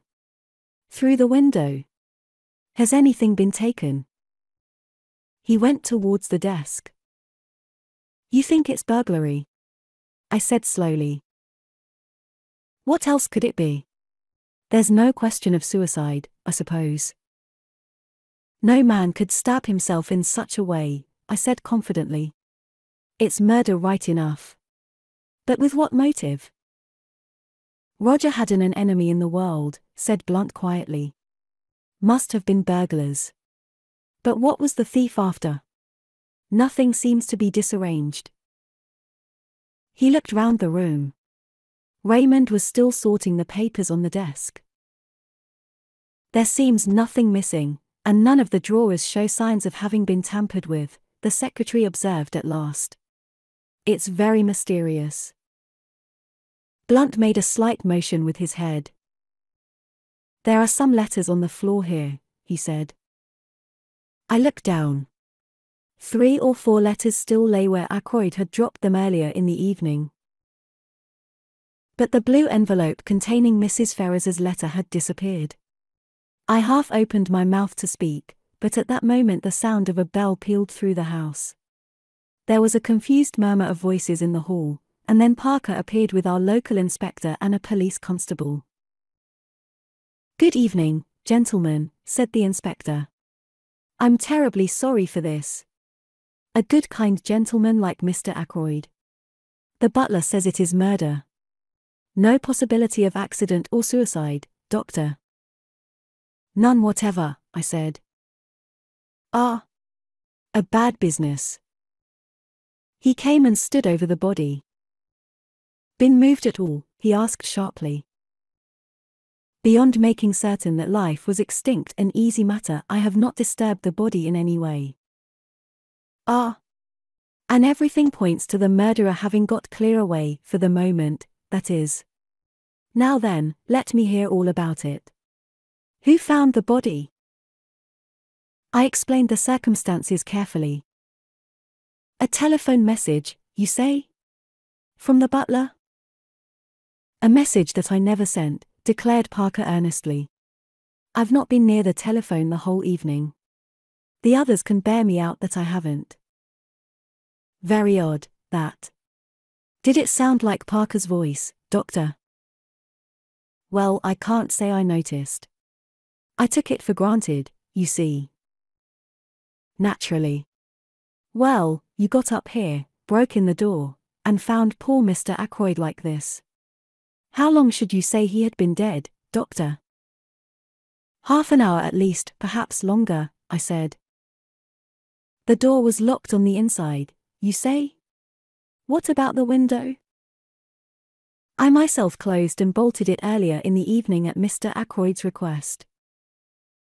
The inspector strode across to it and threw back the curtains. "Well, it's open now anyway," he remarked. True enough, the window was open, the lower sash being raised to its fullest extent. The inspector produced a pocket torch and flashed it along the sill outside. "This is the way he went all right," he remarked, and got in. "See here." In the light of the powerful torch, several clearly defined footmarks could be seen. They seemed to be those of shoes with rubber studs in the soles. One particularly clear one pointed inwards, another, slightly overlapping it, pointed outwards. "Plain as a pikestaff," said the inspector. "Any valuables missing?" Geoffrey Raymond shook his head. "Not so that we can discover. Mr. Ackroyd never kept anything of particular value in this room." Said the inspector. "Man found an open window. Climbed in, saw Mr. Ackroyd sitting there, maybe he'd fallen asleep. Man stabbed him from behind, then lost his nerve and made off. But he's left his tracks pretty clearly. We ought to get hold of him without much difficulty. No suspicious strangers been hanging about anywhere?" "Oh," I said suddenly. "What is it, Doctor?" "I met a man this evening, just as I was turning out of the gate. He asked me the way to Fernley Park." "What time would that be?" "Just 9 o'clock. I heard it chime the hour as I was turning out of the gate." "Can you describe him?" I did so to the best of my ability. The inspector turned to the butler. "Anyone answering that description come to the front door?" "No, sir. No one has been to the house at all this evening." "What about the back?" "I don't think so, sir, but I'll make inquiries." He moved towards the door, but the inspector held up a large hand. "No, thanks. I'll do my own inquiring. But first of all I want to fix the time a little more clearly. When was Mr. Ackroyd last seen alive?" "Probably by me," I said, "when I left at, let me see, about 10 minutes to 9. He told me that he didn't wish to be disturbed, and I repeated the order to Parker." "Just so, sir," said Parker respectfully. "Mr. Ackroyd was certainly alive at 9:30, put in Raymond, for I heard his voice in here talking." "Who was he talking to?" "That I don't know. Of course, at the time I took it for granted that it was Dr. Shepherd who was with him. I wanted to ask him a question about some papers I was engaged upon, but when I heard the voices I remembered that he had said he wanted to talk to Dr. Shepherd without being disturbed, and I went away again. But now it seems that the doctor had already left." I nodded. "I was at home by 9:15, I said. "I didn't go out again until I received the telephone call." "Who could have been with him at 9:30, queried the inspector. "It wasn't you, Mr. Major Blunt," I said. "Major Hector Blunt?" asked the inspector, a respectful tone creeping into his voice. Blunt merely jerked his head affirmatively. "I think we've seen you down here before, sir," said the inspector. "I didn't recognize you for the moment, but you were staying with Mr. Ackroyd a year ago last May." "June," corrected Blunt. "Just so, June it was. Now, as I was saying, it wasn't you with Mr. Ackroyd at 9:30 this evening?" Blunt shook his head. "Never saw him after dinner," he volunteered. The inspector turned once more to Raymond. "You didn't overhear any of the conversation going on, did you, sir?" "I did catch just a fragment of it," said the secretary, "and, supposing as I did that it was Dr. Shepherd who was with Mr. Ackroyd, that fragment struck me as distinctly odd. As far as I can remember, the exact words were these. Mr. Ackroyd was speaking. 'The calls on my purse have been so frequent of late,' that is what he was saying, of late, "that I fear it is impossible for me to accede to your request." I went away again at once, of course, so did not hear any more. But I rather wondered because Dr. Shepherd does not ask for loans for himself or subscriptions for others," I finished. "A demand for money," said the inspector musingly. "It may be that here we have a very important clue." He turned to the butler. "You say, Parker, that nobody was admitted by the front door this evening?" "That's what I say, sir." Then it seems almost certain that Mr. Ackroyd himself must have admitted this stranger. But I don't quite see. The inspector went into a kind of daydream for some minutes. One thing's clear, he said at length, rousing himself from his absorption. Mr. Ackroyd was alive and well at 9:30. That is the last moment at which he is known to have been alive. Parker gave vent to an apologetic cough which brought the inspector's eyes on him at once. "Well," he said sharply. "If you'll excuse me, sir, Miss Flora saw him after that." "Miss Flora?" "Yes, sir. About 9:45 that would be. It was after that she told me Mr. Ackroyd wasn't to be disturbed again tonight." "Did he send her to you with that message?" "Not exactly, sir. I was bringing a tray with soda and whiskey when Miss Flora, who was just coming out of this room, stopped me and said her uncle didn't want to be disturbed." The inspector looked at the butler with rather closer attention than he had bestowed on him up to now. "You'd already been told that Mr. Ackroyd didn't want to be disturbed, hadn't you?" Parker began to stammer. His hands shook. "Yes, sir. Yes, sir. Quite so, sir." "And yet you were proposing to do so?" "I'd forgotten, sir. At least I always bring the whiskey and soda about that time, sir, and ask if there's anything more, and I thought, well, I was doing as usual without thinking." It was at this moment that it began to dawn upon me that Parker was most suspiciously flustered. The man was shaking and twitching all over. Said the inspector. "I must see Miss Ackroyd at once. For the moment we'll leave this room exactly as it is. I can return here after I've heard what Miss Ackroyd has to tell me. I shall just take the precaution of shutting and bolting the window." This precaution accomplished, he led the way into the hall and we followed him.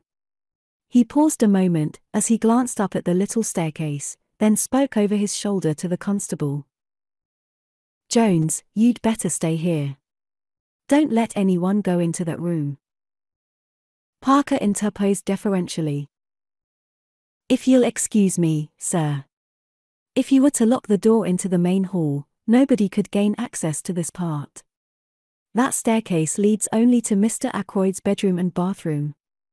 There is no communication with the other part of the house. There once was a door through, but Mr. Ackroyd had it blocked up. He liked to feel that his suite was entirely private. To make things clear and explain the position, I have appended a rough sketch of the right-hand wing of the house. The small staircase leads, as Parker explained, to a big bedroom, made by two being knocked into one, and an adjoining bathroom and lavatory." The inspector took in the position at a glance. We went through into the large hall and he locked the door behind him, slipping the key into his pocket. Then he gave the constable some low-voiced instructions, and the latter prepared to depart. "We must get busy on those shoe tracks," explained the inspector. "But first of all, I must have a word with Miss Ackroyd. She was the last person to see her uncle alive. Does she know yet?" Raymond shook his head. "Well, no need to tell her for another 5 minutes. She can answer my questions better without being upset by knowing the truth about her uncle. Tell her there's been a burglary, and ask her if she would mind dressing and coming down to answer a few questions." It was Raymond who went upstairs on this errand. "Miss Ackroyd will be down in a minute," he said, when he returned. "I told her just what you suggested."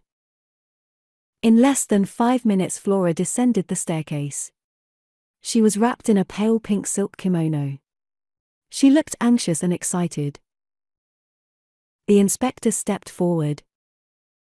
"Good evening, Miss Ackroyd," he said civilly. "We're afraid there's been an attempt at robbery, and we want you to help us. What's this room, the billiard room? Come in here and sit down." Flora sat down composedly on the wide divan which ran the length of the wall, and looked up at the inspector. "I don't quite understand. What has been stolen?" What do you want me to tell you?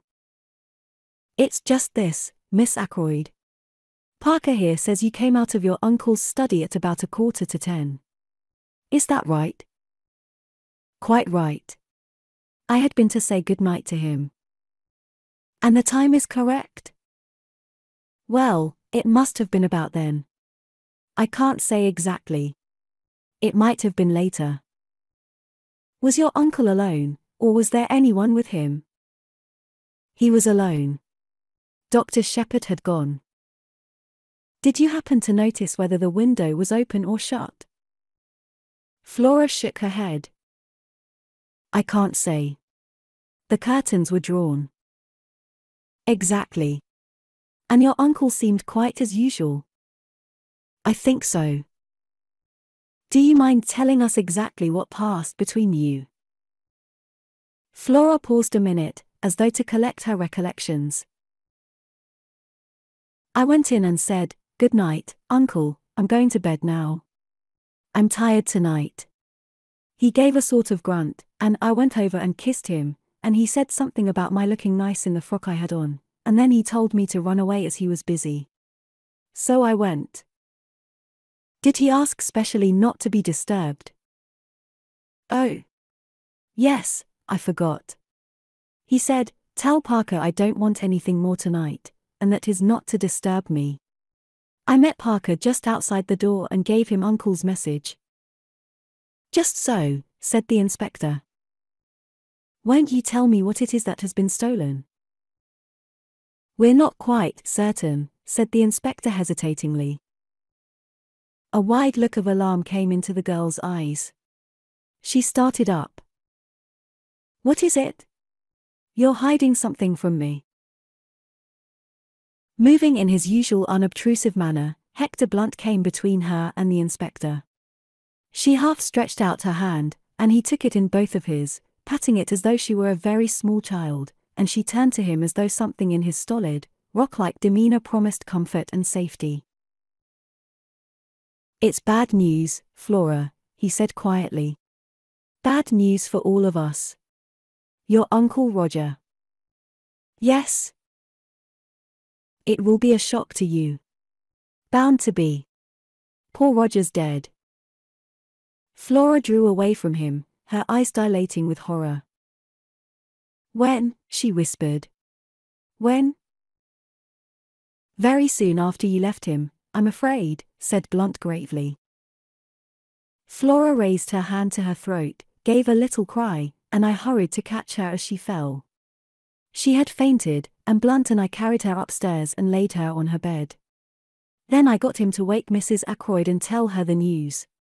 Flora soon revived, and I brought her mother to her, telling her what to do for the girl. Then I hurried downstairs again. Chapter 6.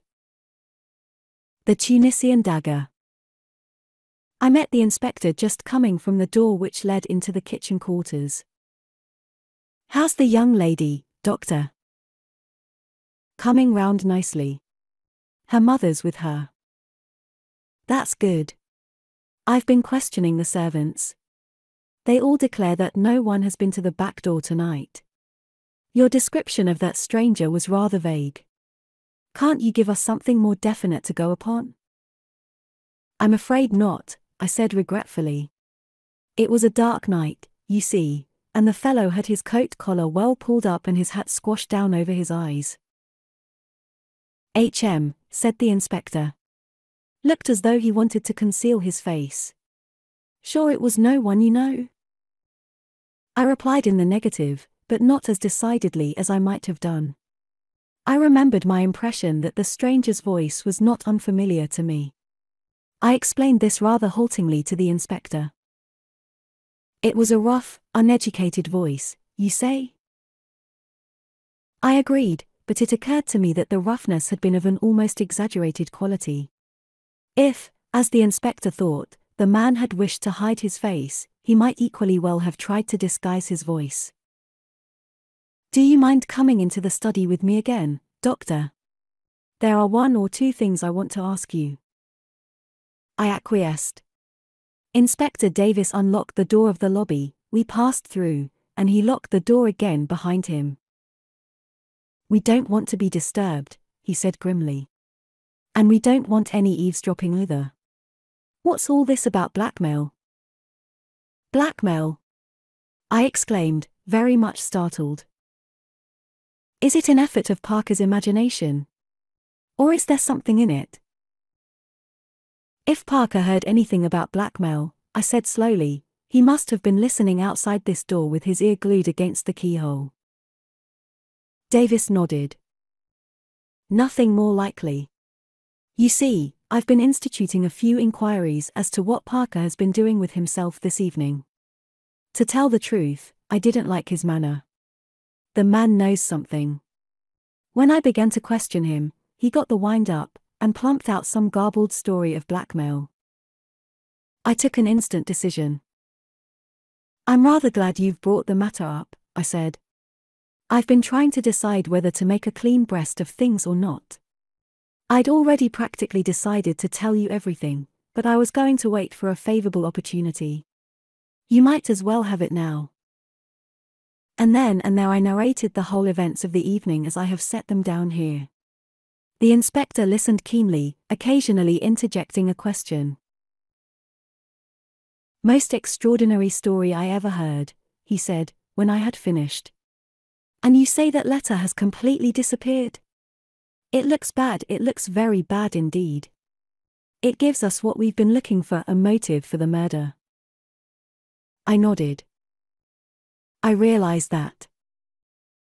You say that Mr. Ackroyd hinted at a suspicion he had that some member of his household was involved. Household's rather an elastic term. You don't think that Parker himself might be the man we're after?" I suggested. "It looks very like it. He was obviously listening at the door when you came out. Then Miss Ackroyd came across him later bent on entering the study. Say he tried again when she was safely out of the way. He stabbed Ackroyd, locked the door on the inside, opened the window, and got out that way, and went round to a side door which he had previously left open. How's that?" "There's only one thing against it," I said slowly. "If Ackroyd went on reading that letter as soon as I left, as he intended to do, I don't see him continuing to sit on here and turn things over in his mind for another hour. He'd have had Parker in at once, accused him then and there would have been a fine old uproar. Remember, Ackroyd was a man of choleric temper." "Mightn't have had time to go on with the letter just then," suggested the inspector. "We know someone was with him at 9:30. If that visitor turned up as soon as you left, and after he went, Miss Ackroyd came in to say good night, well, he wouldn't be able to go on with the letter until close upon 10 o'clock. And the telephone call? Parker sent that all right, perhaps before he thought of the locked door and open window. Then he changed his mind or got in a panic and decided to deny all knowledge of it. That was it, depend upon it." "Yes," I said rather doubtfully. "Anyway, we can find out the truth about the telephone call from the exchange. If it was put through from here, I don't see how anyone else but Parker could have sent it. Depend upon it, he's our man. But keep it dark, we don't want to alarm him just yet, till we've got all the evidence. I'll see to it he doesn't give us the slip. To all appearances we'll be concentrating on your mysterious stranger." He rose from where he had been sitting astride the chair belonging to the desk, and crossed over to the still form in the armchair. "The weapon ought to give us a clue," he remarked, looking up. "It's something quite unique, a curio, I should think, by the look of it." He bent down, surveying the handle attentively, and I heard him give a grunt of satisfaction. Then, very gingerly, he pressed his hands down below the hilt and drew the blade out from the wound. Still carrying it so as not to touch the handle, he placed it in a wide china mug which adorned the mantelpiece. "Yes," he said, nodding at it. "Quite a work of art. There can't be many of them about." It was indeed a beautiful object. A narrow, tapering blade, and a hilt of elaborately intertwined metals of curious and careful workmanship. He touched the blade gingerly with his finger, testing its sharpness, and made an appreciative grimace. "Lord, what an edge," he exclaimed. "A child could drive that into a man as easy as cutting butter. A dangerous sort of toy to have about." "May I examine the body properly now?" I asked. He nodded. "Go ahead." I made a thorough examination. "Well," said the inspector, when I had finished. "I'll spare you the technical language," I said. "We'll keep that for the inquest." The blow was delivered by a right-hand man standing behind him, and death must have been instantaneous. By the expression on the dead man's face, I should say that the blow was quite unexpected. He probably died without knowing who his assailant was. "Butlers can creep about as soft-footed as cats," said Inspector Davis. "There's not going to be much mystery about this crime. Take a look at the hilt of that dagger." I took the look. "I dare say they're not apparent to you, but I can see them clearly enough." He lowered his voice. "Fingerprints." He stood off a few steps to judge of his effect. "Yes," I said mildly. "I guessed that." I do not see why I should be supposed to be totally devoid of intelligence. After all, I read detective stories, and the newspapers, and am a man of quite average ability. If there had been toe marks on the dagger handle, now, that would have been quite a different thing. I would then have registered any amount of surprise and awe. I think the inspector was annoyed with me for declining to get thrilled. He picked up the china mug and invited me to accompany him to the billiard room. "I want to see if Mr. Raymond can tell us anything about this dagger," he explained. Locking the outer door behind us again, we made our way to the billiard room, where we found Geoffrey Raymond. The inspector held up his exhibit. "Ever seen this before, Mr. Raymond?" "Why, I believe I'm almost sure that is a curio given to Mr. Ackroyd by Major Blunt. It comes from Morocco, no, Tunis. So the crime was committed with that? What an extraordinary thing. It seems almost impossible, and yet there could hardly be two daggers the same. May I fetch Major Blunt?" Without waiting for an answer, he hurried off. "Nice young fellow that," said the inspector. "Something honest and ingenuous about him." I agreed. In the 2 years that Geoffrey Raymond has been secretary to Ackroyd, I have never seen him ruffled or out of temper. And he has been, I know, a most efficient secretary. In a minute or two Raymond returned, accompanied by Blunt. "I was right," said Raymond excitedly. "It is the Tunisian dagger." "Major Blunt hasn't looked at it yet," objected the inspector. "Saw it the moment I came into the study," said the quiet man. "You recognized it then?" Blunt nodded. "You said nothing about it," said the inspector suspiciously. "Wrong moment," said Blunt. "Lot of harm done by blurting out things at the wrong time." He returned the inspector's stare placidly enough. The latter grunted at last and turned away. He brought the dagger over to Blunt. "You're quite sure about it, sir? You identify it positively?" "Absolutely. No doubt whatever." "Where was this, curio usually kept? Can you tell me that, sir?" It was the secretary who answered. "In the silver table in the drawing room." "What?" I exclaimed. The others looked at me. "Yes, doctor," said the inspector encouragingly. "It's nothing." "Yes, doctor," said the inspector again, still more encouragingly. "It's so trivial," I explained apologetically. "Only that when I arrived last night for dinner I heard the lid of the silver table being shut down in the drawing room."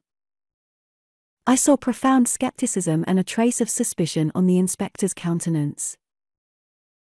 "How did you know it was the silver table lid?" I was forced to explain in detail a long, tedious explanation which I would infinitely rather not have had to make. The inspector heard me to the end. Was the dagger in its place when you were looking over the contents? He asked. I don't know, I said. I can't say I remember noticing it, but, of course, it may have been there all the time.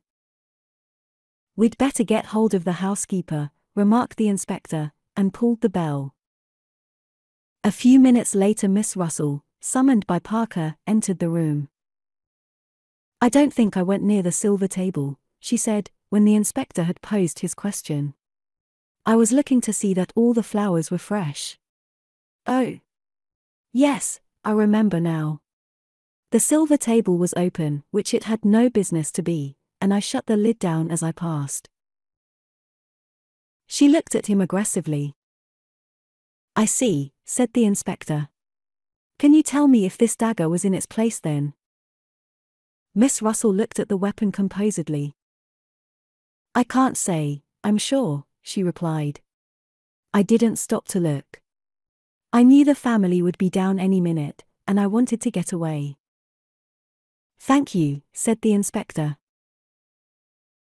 There was just a trace of hesitation in his manner, as though he would have liked to question her further, but Miss Russell clearly accepted the words as a dismissal, and glided from the room. Rather a tartar, I should fancy, said the inspector, looking after her. Let me see. This silver table is in front of one of the windows, I think you said, Doctor. Raymond answered for me. Yes, the left-hand window. And the window was open. They were both ajar. Well, I don't think we need go into the question much further.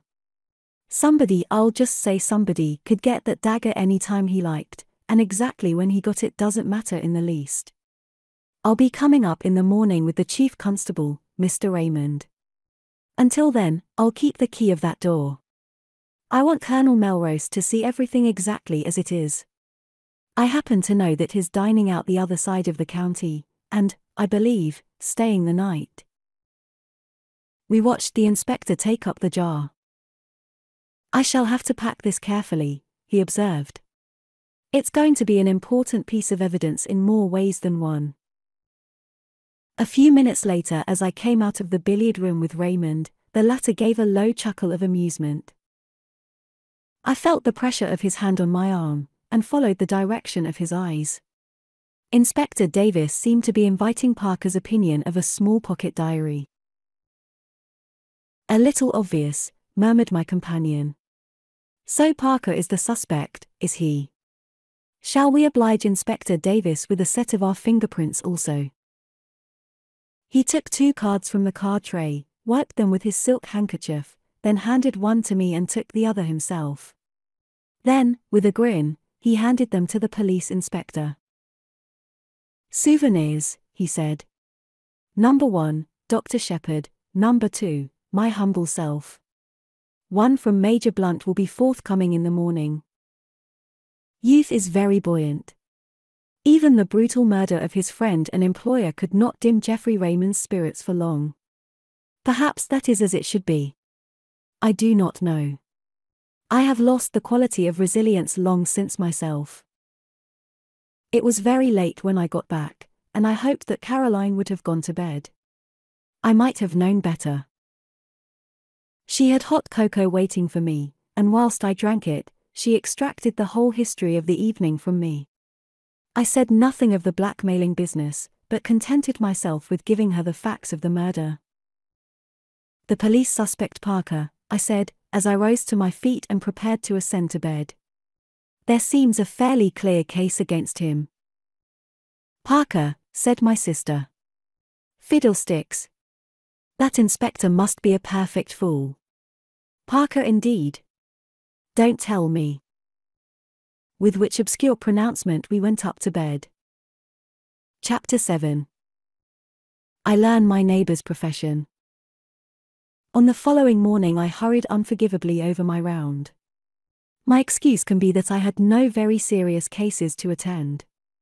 On my return Caroline came into the hall to greet me. Flora Ackroyd is here, she announced in an excited whisper. What? I concealed my surprise as best I could. She's very anxious to see you. She's been here half an hour. Caroline led the way into our small sitting room, and I followed. Flora was sitting on the sofa by the window.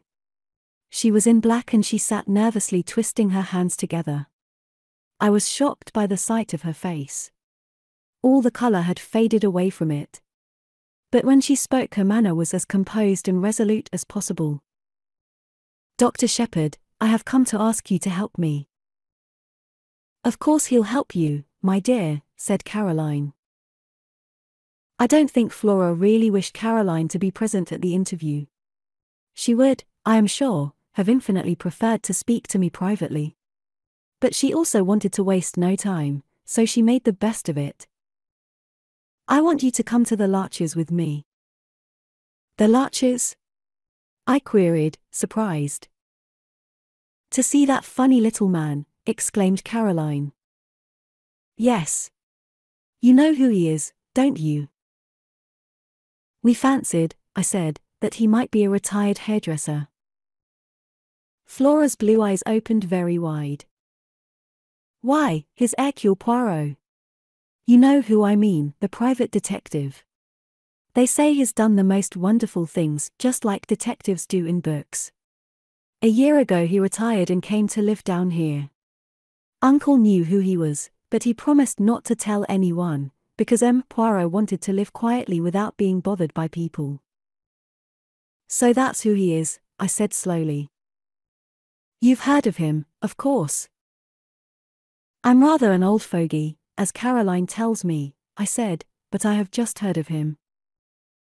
"Extraordinary," commented Caroline. I don't know what she was referring to, possibly her own failure to discover the truth. "You want to go and see him?" I asked slowly. "Now why?" "To get him to investigate this murder, of course," said Caroline sharply. "Don't be so stupid, James." I was not really being stupid. Caroline does not always understand what I am driving at. "You haven't got confidence in Inspector Davis," I went on. "Of course she hasn't," said Caroline. "I haven't either."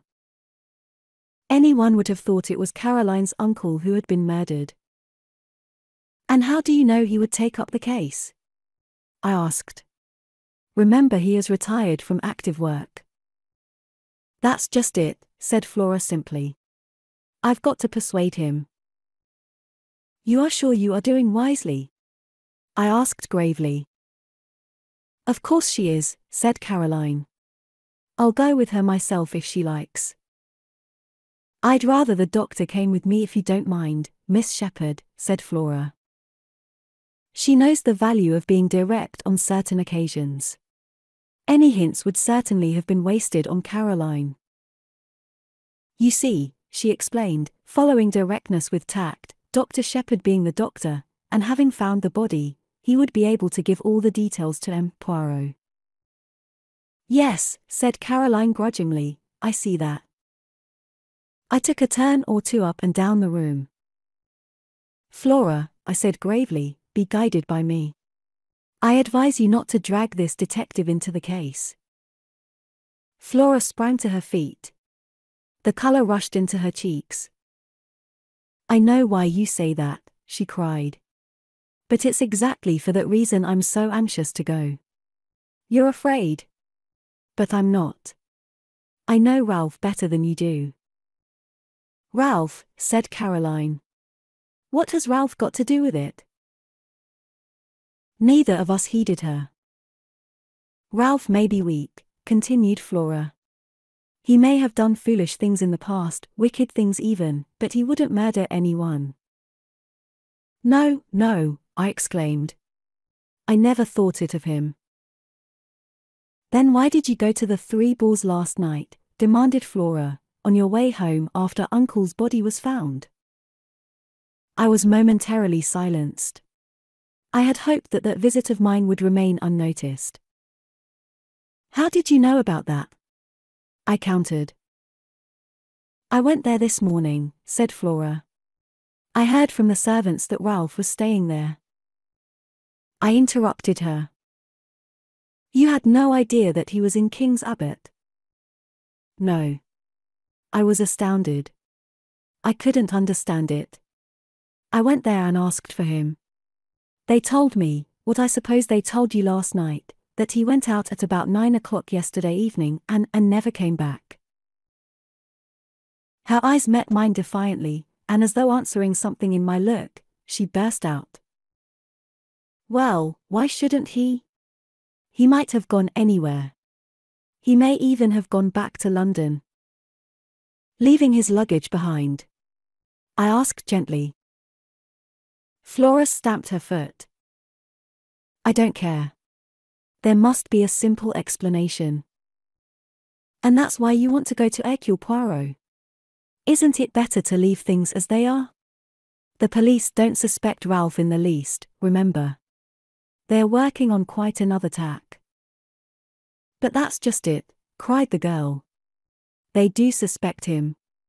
A man from Cranchester turned up this morning, Inspector Raglan, a horrid, weaselly little man. I found he had been to the Three Boars this morning before me. They told me all about his having been there, and the questions he had asked. He must think Ralph did it. That's a change of mind from last night, if so, I said slowly.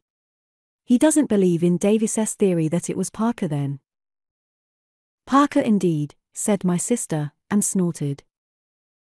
Flora came forward and laid her hand on my arm. Oh! Dr. Shepherd, let us go at once to this Poirot. He will find out the truth. My dear Flora, I said gently, laying my hand on hers. Are you quite sure it is the truth we want? She looked at me, nodding her head gravely. You're not sure, she said. I am. I know Ralph better than you do. Of course he didn't do it, said Caroline, who had been keeping silent with great difficulty. Ralph may be extravagant, but he's a dear boy, and has the nicest manners. I wanted to tell Caroline that large numbers of murderers have had nice manners, but the presence of Flora restrained me. Since the girl was determined, I was forced to give in to her and we started at once, getting away before my sister was able to fire off any more pronouncements beginning with her favourite words, of course. An old woman with an immense Breton cap opened the door of the Larches to us. Poirot was at home, it seemed. We were ushered into a little sitting room arranged with formal precision, and there, after the lapse of a minute or so, my friend of yesterday came to us. Monsieur le Docteur, he said, smiling. Mademoiselle. He bowed to Flora. Perhaps, I began, you have heard of the tragedy which occurred last night. His face grew grave. But certainly I have heard. It is horrible. I offer Mademoiselle all my sympathy. In what way can I serve you? Miss Ackroyd, I said, wants you to find the murderer, said Flora in a clear voice. I see, said the little man. But the police will do that, will they not? They might make a mistake, said Flora. They are on their way to make a mistake now, I think. Please, Poirot, won't you help us? If it is a question of money. Poirot held up his hand. Not that, I beg of you, mademoiselle. Not that I do not care for money. His eyes showed a momentary twinkle. Money, it means much to me and always has done. No, if I go into this, you must understand one thing clearly. I shall go through with it to the end. The good dog, he does not leave the scent, remember. You may wish that, after all, you had left it to the local police. I want the truth, said Flora, looking him straight in the eyes. All the truth. All the truth. Then I accept, said the little man quietly. And I hope you will not regret those words. Now, tell me all the circumstances. Dr. Shepherd had better tell you, said Flora. He knows more than I do. Thus enjoined, I plunged into a careful narrative, embodying all the facts I have previously set down. Poirot listened carefully, inserting a question here and there, but for the most part sitting in silence, his eyes on the ceiling. I brought my story to a close with the departure of the inspector and myself from Fernley Park the previous night. "And now," said Flora, as I finished, "tell him all about Ralph." I hesitated, but her imperious glance drove me on. "You went to this Three Boars last night on your way home?" asked Poirot, as I brought my tale to a close. "Now exactly why was that?" I paused a moment to choose my words carefully. "I thought someone ought to inform the young man of his uncle's death. It occurred to me after I had left Fernley that possibly no one but myself and Mr. Ackroyd were aware that he was staying in the village." Poirot nodded. "Quite so. That was your only motive in going there, eh?" "That was my only motive," I said stiffly. "It was not to, shall we say, reassure yourself about ce jeune homme." "Reassure myself? I think, le docteur, that you know very well what I mean, though you pretend not to do so. I suggest that it would have been a relief to you if you had found that Captain Patten had been at home all the evening." "Not at all," I said sharply. The little detective shook his head at me gravely. "You have not the trust in me of Miss Flora," he said. "But no matter.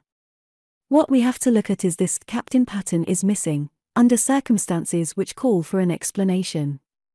I will not hide from you that the matter looks grave. Still, it may admit of a perfectly simple explanation." "That's just what I keep saying," cried Flora eagerly. Poirot touched no more upon that theme. Instead, he suggested an immediate visit to the local police. He thought it better for Flora to return home, and for me to be the one to accompany him there and introduce him to the officer in charge of the case. We carried out this plan forthwith. We found Inspector Davis outside the police station looking very glum indeed. With him was Colonel Melrose, the chief constable, and another man whom, from Flora's description of Weaseley, I had no difficulty in recognizing as Inspector Raglan from Cranchester. I know Melrose fairly well, and I introduced Poirot to him and explained the situation. The chief constable was clearly vexed, and Inspector Raglan looked as black as thunder.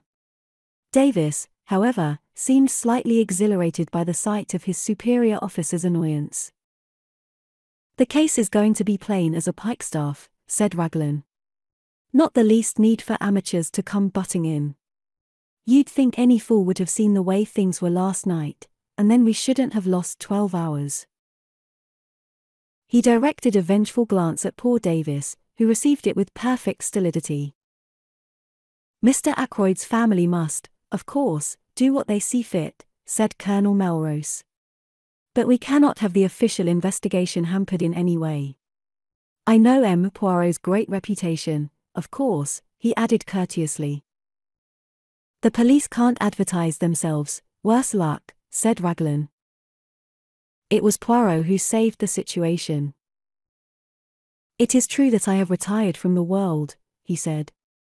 "I never intended to take up a case again. Above all things, I have a horror of publicity. I must beg that in the case of my being able to contribute something to the solution of the mystery, my name may not be mentioned." Inspector Raglan's face lightened a little. "I've heard of some very remarkable successes of yours," observed the Colonel, thawing. "I have had much experience," said Poirot quietly. "But most of my successes have been obtained by the aid of the police.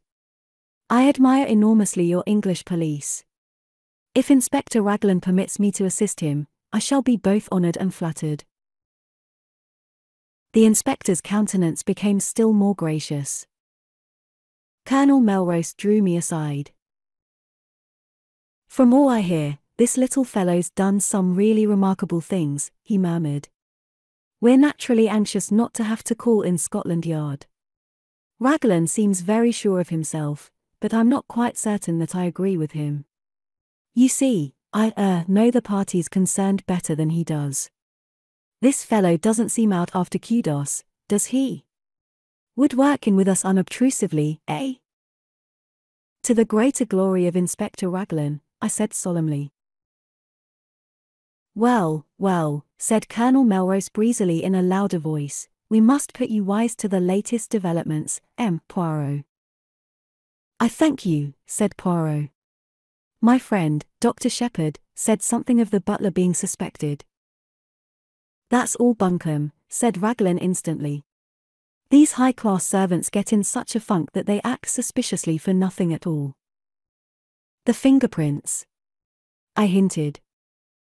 Nothing like Parker's. He gave a faint smile, and added, and yours and Mr. Raymond's don't fit either, Doctor. What about those of Captain Ralph Patten? Asked Poirot quietly. I felt a secret admiration for the way he took the bull by the horns.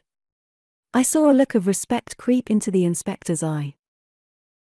I see you don't let the grass grow under your feet, Mr. Poirot. It will be a pleasure to work with you, I'm sure. We're going to take that young gentleman's fingerprints as soon as we can lay hands upon him. I can't help thinking you're mistaken, Inspector, said Colonel Melrose warmly. I've known Ralph Patten from a boy upward. He'd never stoop to murder. Maybe not, said the inspector tonelessly. What have you got against him? I asked.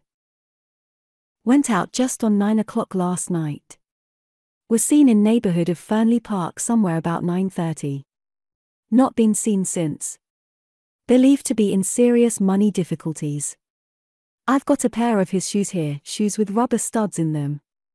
He had 2 pairs, almost exactly alike. I'm going up now to compare them with those footmarks. The constable is up there seeing that no one tampers with them. We'll go at once, said Colonel Melrose. You and Poirot will accompany us, will you not? We assented, and all drove up in the colonel's car. The inspector was anxious to get at once to the footmarks, and asked to be put down at the lodge.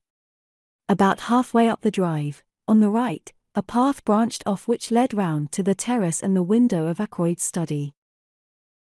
Would you like to go with the inspector, Poirot? Asked the chief constable, or would you prefer to examine the study? Poirot chose the latter alternative. Parker opened the door to us. His manner was smug and deferential, and he seemed to have recovered from his panic of the night before. Colonel Melrose took a key from his pocket, and unlocking the door which led into the lobby, he ushered us through into the study. Except for the removal of the body, Poirot, this room is exactly as it was last night. And the body was found where? As precisely as possible, I described Ackroyd's position. The armchair still stood in front of the fire. Poirot went and sat down in it. The blue letter you speak of, where was it when you left the room? Mr. Ackroyd had laid it down on this little table at his right hand. Poirot nodded. Except for that, everything was in its place. Yes, I think so. Colonel Melrose, would you be so extremely obliging as to sit down in this chair a minute? I thank you. Now, le docteur, will you kindly indicate to me the exact position of the dagger? I did so, whilst the little man stood in the doorway. The hilt of the dagger was plainly visible from the door then. Both you and Parker could see it at once. Yes. Poirot went next to the window. The electric light was on, of course, when you discovered the body? He asked over his shoulder. I assented, and joined him where he was studying the marks on the windowsill. The rubber studs are the same pattern as those in Captain Patten's shoes, he said quietly. Then he came back once more to the middle of the room. His eye travelled round, searching everything in the room with a quick, trained glance. Are you a man of good observation, Dr. Shepherd? He asked at last. I think so, I said, surprised. There was a fire in the grate, I see. when you broke the door down and found Mr. Ackroyd dead, how was the fire? Was it low? I gave a vexed laugh. I really can't say. I didn't notice. Perhaps Mr. Raymond or Major Blunt. The little man opposite me shook his head with a faint smile. One must always proceed with method. I made an error of judgment in asking you that question. To each man his own knowledge. You could tell me the details of the patient's appearance, nothing there would escape you. If I wanted information about the papers on that desk, Mr. Raymond would have noticed anything there was to see. To find out about the fire, I must ask the man whose business it is to observe such things. You permit? He moved swiftly to the fireplace and rang the bell. After a lapse of a minute or two, Parker appeared. The bell rang, sir, he said hesitatingly. Come in, Parker, said Colonel Melrose. This gentleman wants to ask you something. Parker transferred a respectful attention to Poirot. Parker, said the little man, when you broke down the door with Dr. Shepherd last night, and found your master dead, what was the state of the fire? Parker replied without a pause. It had burned very low, sir. It was almost out. Ah, said Poirot. The exclamation sounded almost triumphant. He went on. Look round you, my good Parker. Is this room exactly as it was then? The butler's eye swept round. It came to rest on the windows. The curtains were drawn, sir, and the electric light was on. Poirot nodded approval. Anything else? Yes, sir, this chair was drawn out a little more. He indicated a big grandfather chair to the left of the door between it and the window. I append a plan of the room with the chair in question marked with an X. Just show me, said Poirot.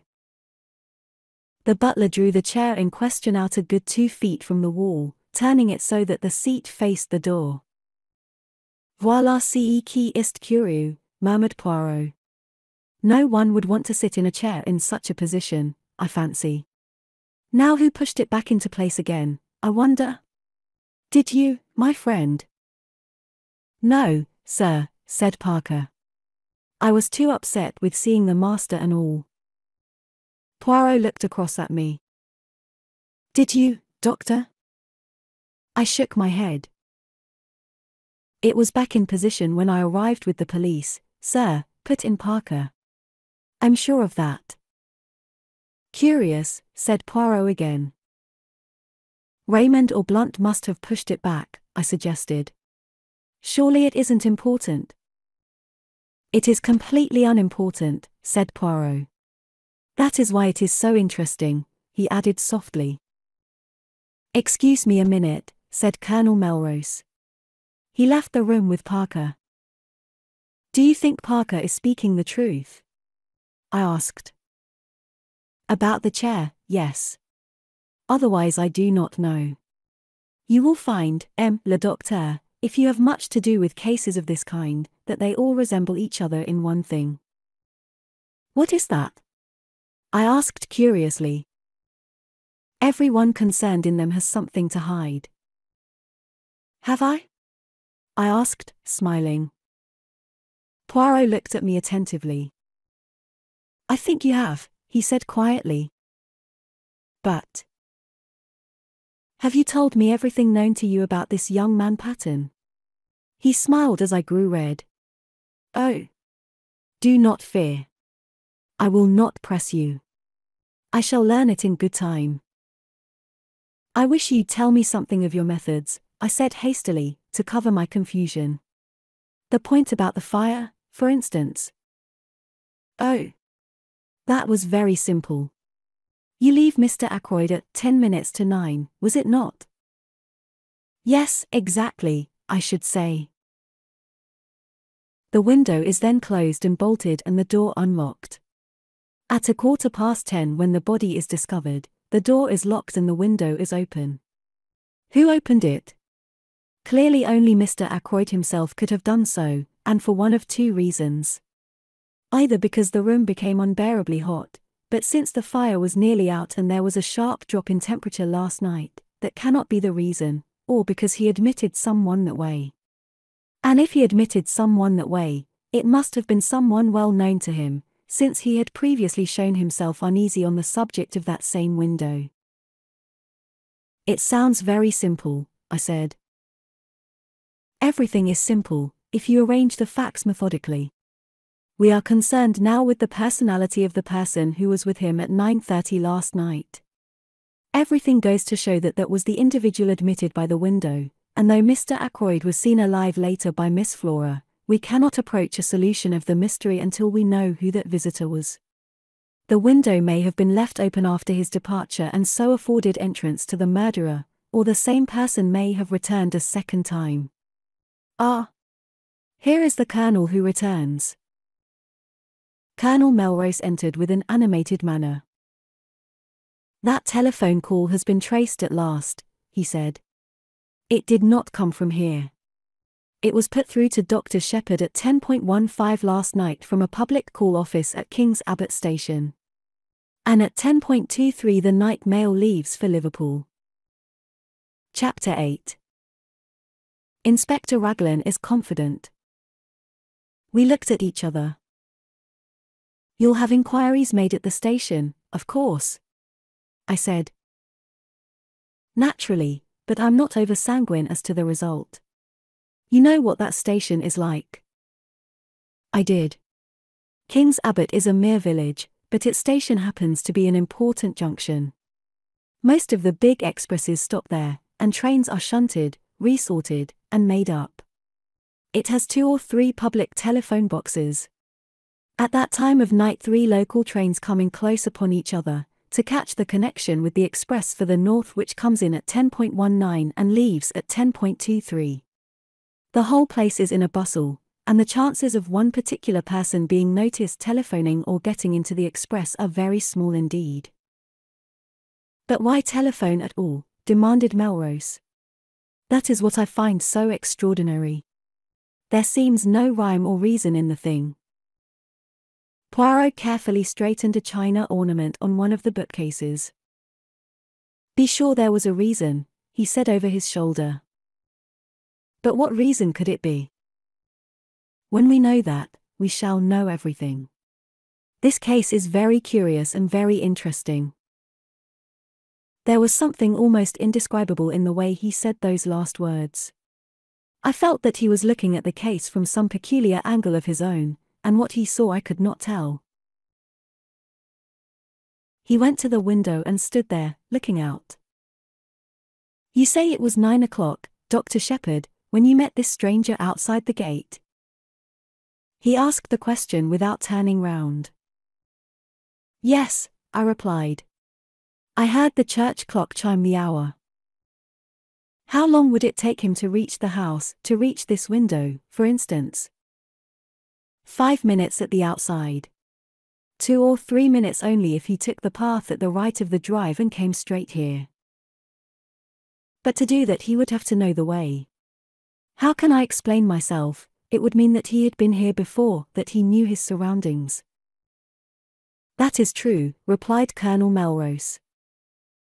We could find out, doubtless, if Mr. Ackroyd had received any strangers during the past week. Young Raymond could tell us that, I said. Or Parker, suggested Colonel Melrose. Oh, you choose les ducks, suggested Poirot, smiling. Colonel Melrose went in search of Raymond, and I rang the bell once more for Parker. Colonel Melrose returned almost immediately, accompanied by the young secretary, whom he introduced to Poirot. Geoffrey Raymond was fresh and debonair as ever. He seemed surprised and delighted to make Poirot's acquaintance. No idea you'd been living among us incognito, Poirot, he said. It will be a great privilege to watch you at work. Hello, what's this? Poirot had been standing just to the left of the door. Now he moved aside suddenly, and I saw that while my back was turned he must have swiftly drawn out the armchair till it stood in the position Parker had indicated. "Want me to sit in the chair whilst you take a blood test?" asked Raymond good-humouredly. "What's the idea?" Raymond, this chair was pulled out, so last night when Mr. Ackroyd was found killed. Someone moved it back again into place. Did you do so? The secretary's reply came without a second's hesitation. No, indeed I didn't. I don't even remember that it was in that position, but it must have been if you say so. Anyway, somebody else must have moved it back to its proper place. Have they destroyed a clue in doing so? Too bad. It is of no consequence, said the detective. Of no consequence whatever. What I really want to ask you is this, Raymond, did any stranger come to see Mr. Ackroyd during this past week? The secretary reflected for a minute or two, knitting his brows, and during the pause Parker appeared in answer to the bell. No, said Raymond at last. I can't remember anyone. Can you, Parker? I beg your pardon, sir. Any stranger coming to see Mr. Ackroyd this week? The butler reflected for a minute or two. There was the young man who came on Wednesday, sir, he said at last. From Curtis and Trout, I understood he was. Raymond moved this aside with an impatient hand. Oh. Yes, I remember, but that is not the kind of stranger this gentleman means. He turned to Poirot. Mr. Ackroyd had some idea of purchasing a dictaphone, he explained. It would have enabled us to get through a lot more work in a limited time. The firm in question sent down their representative, but nothing came of it. Mr. Ackroyd did not make up his mind to purchase. Poirot turned to the butler. Can you describe this young man to me, my good Parker? He was fair-haired, sir, and short. Very neatly dressed in a blue serge suit. A very presentable young man, sir, for his station in life. Poirot turned to me. The man you met outside the gate, doctor, was tall, was he not? Yes, I said. Somewhere about 6 feet, I should say. There is nothing in that, then, declared the Belgian. I thank you, Parker. The butler spoke to Raymond. Mr. Hammond has just arrived, sir, he said. He is anxious to know if he can be of any service, and he would be glad to have a word with you. I'll come at once, said the young man. He hurried out. Poirot looked inquiringly at the chief constable. The family solicitor, Poirot, said the latter. It is a busy time for this young Raymond, murmured Poirot. He has the air efficient, that one. I believe Mr. Ackroyd considered him a most able secretary. He has been here how long? Just on 2 years, I fancy. His duties he fulfills punctiliously. Of that I am sure. In what manner does he amuse himself? Does he go in for a sport? Private secretaries haven't much time for that sort of thing, said Colonel Melrose, smiling. Raymond plays golf, I believe. And tennis in the summer-time. He does not attend the courses, I should say the running of the horses. Race meetings? No, I don't think he's interested in racing. Poirot nodded and seemed to lose interest. He glanced slowly round the study. I have seen, I think, all that there is to be seen here. I, too, looked round. If those walls could speak, I murmured. Poirot shook his head. A tongue is not enough, he said. They would have to have also eyes and ears. But do not be too sure that these dead things, he touched the top of the bookcase as he spoke, are always dumb. To me they speak sometimes, chairs, tables, they have their message. He turned away towards the door. What message? I cried. What have they said to you today? He looked over his shoulder and raised one eyebrow quizzically. An opened window, he said. A locked door. A chair that apparently moved itself. To all three I say, why, and I find no answer. He shook his head, puffed out his chest, and stood blinking at us. He looked ridiculously full of his own importance. It crossed my mind to wonder whether he was really any good as a detective. Had his big reputation been built up on a series of lucky chances? I think the same thought must have occurred to Colonel Melrose, for he frowned. Anything more you want to see, Poirot? He inquired brusquely. You would perhaps be so kind as to show me the silver table from which the weapon was taken. After that, I will trespass on your kindness no longer. We went to the drawing room, but on the way the constable waylaid the colonel, and after a muttered conversation the latter excused himself and left us together. I showed Poirot the silver table, and after raising the lid once or twice and letting it fall, he pushed open the window and stepped out on the terrace. I followed him. Inspector Raglan had just turned the corner of the house, and was coming towards us. His face looked grim and satisfied. So there you are, Poirot, he said. Well, this isn't going to be much of a case. I'm sorry, too. A nice enough young fellow gone wrong.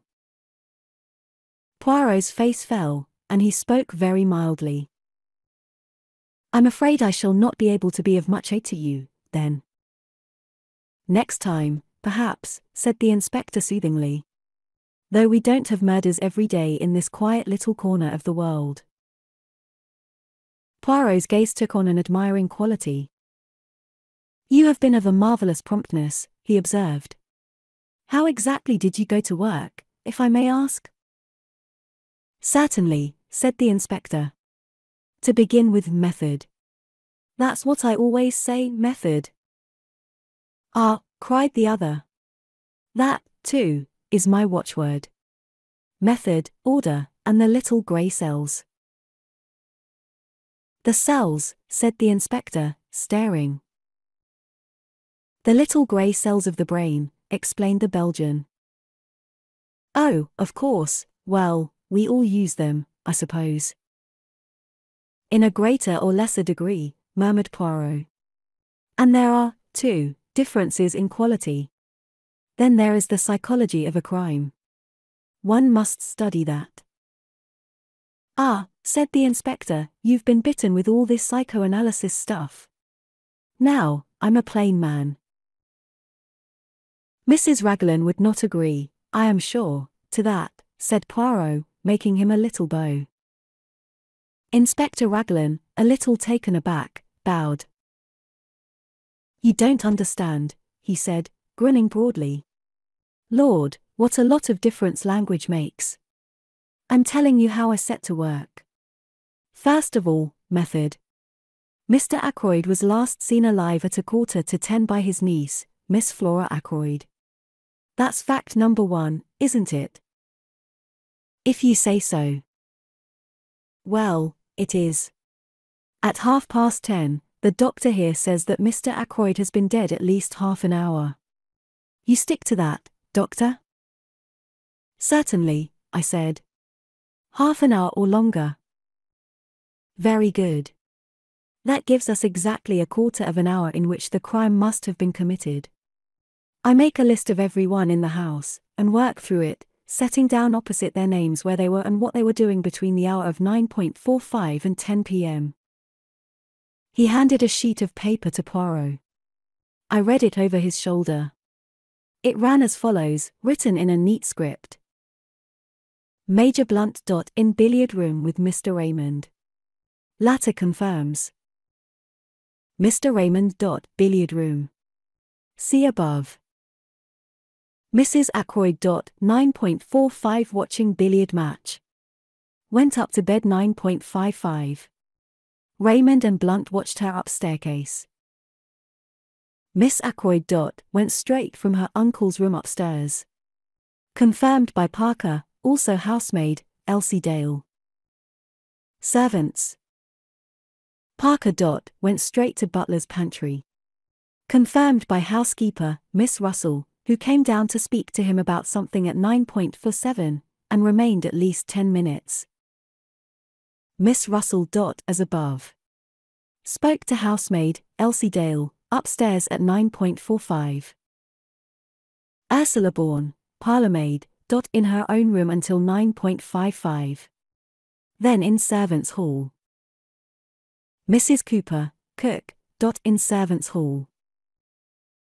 Gladys Jones, second housemaid. In servants' hall. Elsie Dale. Upstairs in bedroom. Seen there by Miss Russell and Miss Flora Ackroyd. Mary Thripp, kitchen maid. Servants' hall. The cook has been here 7 years, the parlourmaid 18 months, and Parker just over a year. The others are new. Except for something fishy about Parker, they all seem quite all right. A very complete list, said Poirot, handing it back to him. I am quite sure that Parker did not do the murder, he added gravely. So is my sister, I struck in. And she's usually right. Nobody paid any attention to my interpolation. That disposes pretty effectually of the household, continued the inspector. Now we come to a very grave point. The woman at the lodge, Mary Black, was pulling the curtains last night when she saw Ralph Patten turn in at the gate and go up towards the house. She is sure of that? I asked sharply. Quite sure. She knows him well by sight. He went past very quickly and turned off by the path to the right, which is a short cut to the terrace. And what time was that? Asked Poirot, who had sat with an immovable face. Exactly 25 minutes past 9, said the inspector gravely. There was a silence. Then the inspector spoke again. It's all clear enough. It fits in without a flaw. At 25 minutes past 9, Captain Patten is seen passing the lodge. At 9:30 or thereabouts, Mr. Geoffrey Raymond hears someone in here asking for money and Mr. Ackroyd refusing. What happens next? Captain Patten leads the same way through the window. He walks along the terrace, angry and baffled. He comes to the open drawing-room window. Say it's now 9:45. Miss Flora Ackroyd is saying good-night to her uncle. Major Blunt, Mr. Raymond, and Mrs. Ackroyd are in the billiard room. The drawing-room is empty. He steals in, takes the dagger from the silver table, and returns to the study window. He slips off his shoes, climbs in, and well, I don't need to go into details. Then he slips out again and goes off. Hadn't the nerve to go back to the inn. He makes for the station, rings up from there. Why, said Poirot softly. I jumped at the interruption. The little man was leaning forward. His eyes shone with a queer green light. For a moment Inspector Raglan was taken aback by the question. It's difficult to say exactly why he did that, he said at last. But murderers do funny things. You'd know that if you were in the police force. The cleverest of them make stupid mistakes sometimes. But come along and I'll show you those footprints. We followed him round the corner of the terrace to the study window. At a word from Raglan, a police constable produced the shoes which had been obtained from the local inn. The inspector laid them over the marks. They're the same, he said confidently. That is to say, they're not the same pair that actually made these prints. He went away in those. This is a pair just like them, but older. See how the studs are worn down. Surely a great many people wear shoes with rubber studs in them? Asked Poirot. That's so, of course, said the inspector. I shouldn't put so much stress on the footmarks if it wasn't for everything else. A very foolish young man, Captain Ralph Patten, said Poirot thoughtfully. To leave so much evidence of his presence. Ah. Well, said the inspector, it was a dry, fine night, you know. He left no prints on the terrace or on the gravelled path. But, unluckily for him, a spring must have welled up just lately at the end of the path from the drive. See here. A small gravelled path joined the terrace a few feet away. In one spot, a few yards from its termination, the ground was wet and boggy. Crossing this wet place there were again the marks of footsteps, and amongst them the shoes with rubber studs. Poirot followed the path on a little way, the inspector by his side. "You noticed the women's footprints," he said suddenly. The inspector laughed. "Naturally. But several different women have walked this way, and men as well. It's a regular short cut to the house, you see. It would be impossible to sort out all the footsteps. After all, it's the ones on the windowsill that are really important." Poirot nodded. "It's no good going farther," said the inspector, as we came in view of the drive. "It's all gravelled again here, and hard as it can be." Again Poirot nodded, but his eyes were fixed on a small garden house, a kind of superior summer house. It was a little to the left of the path ahead of us, and a gravelled walk ran up to it. Poirot lingered about until the inspector had gone back towards the house.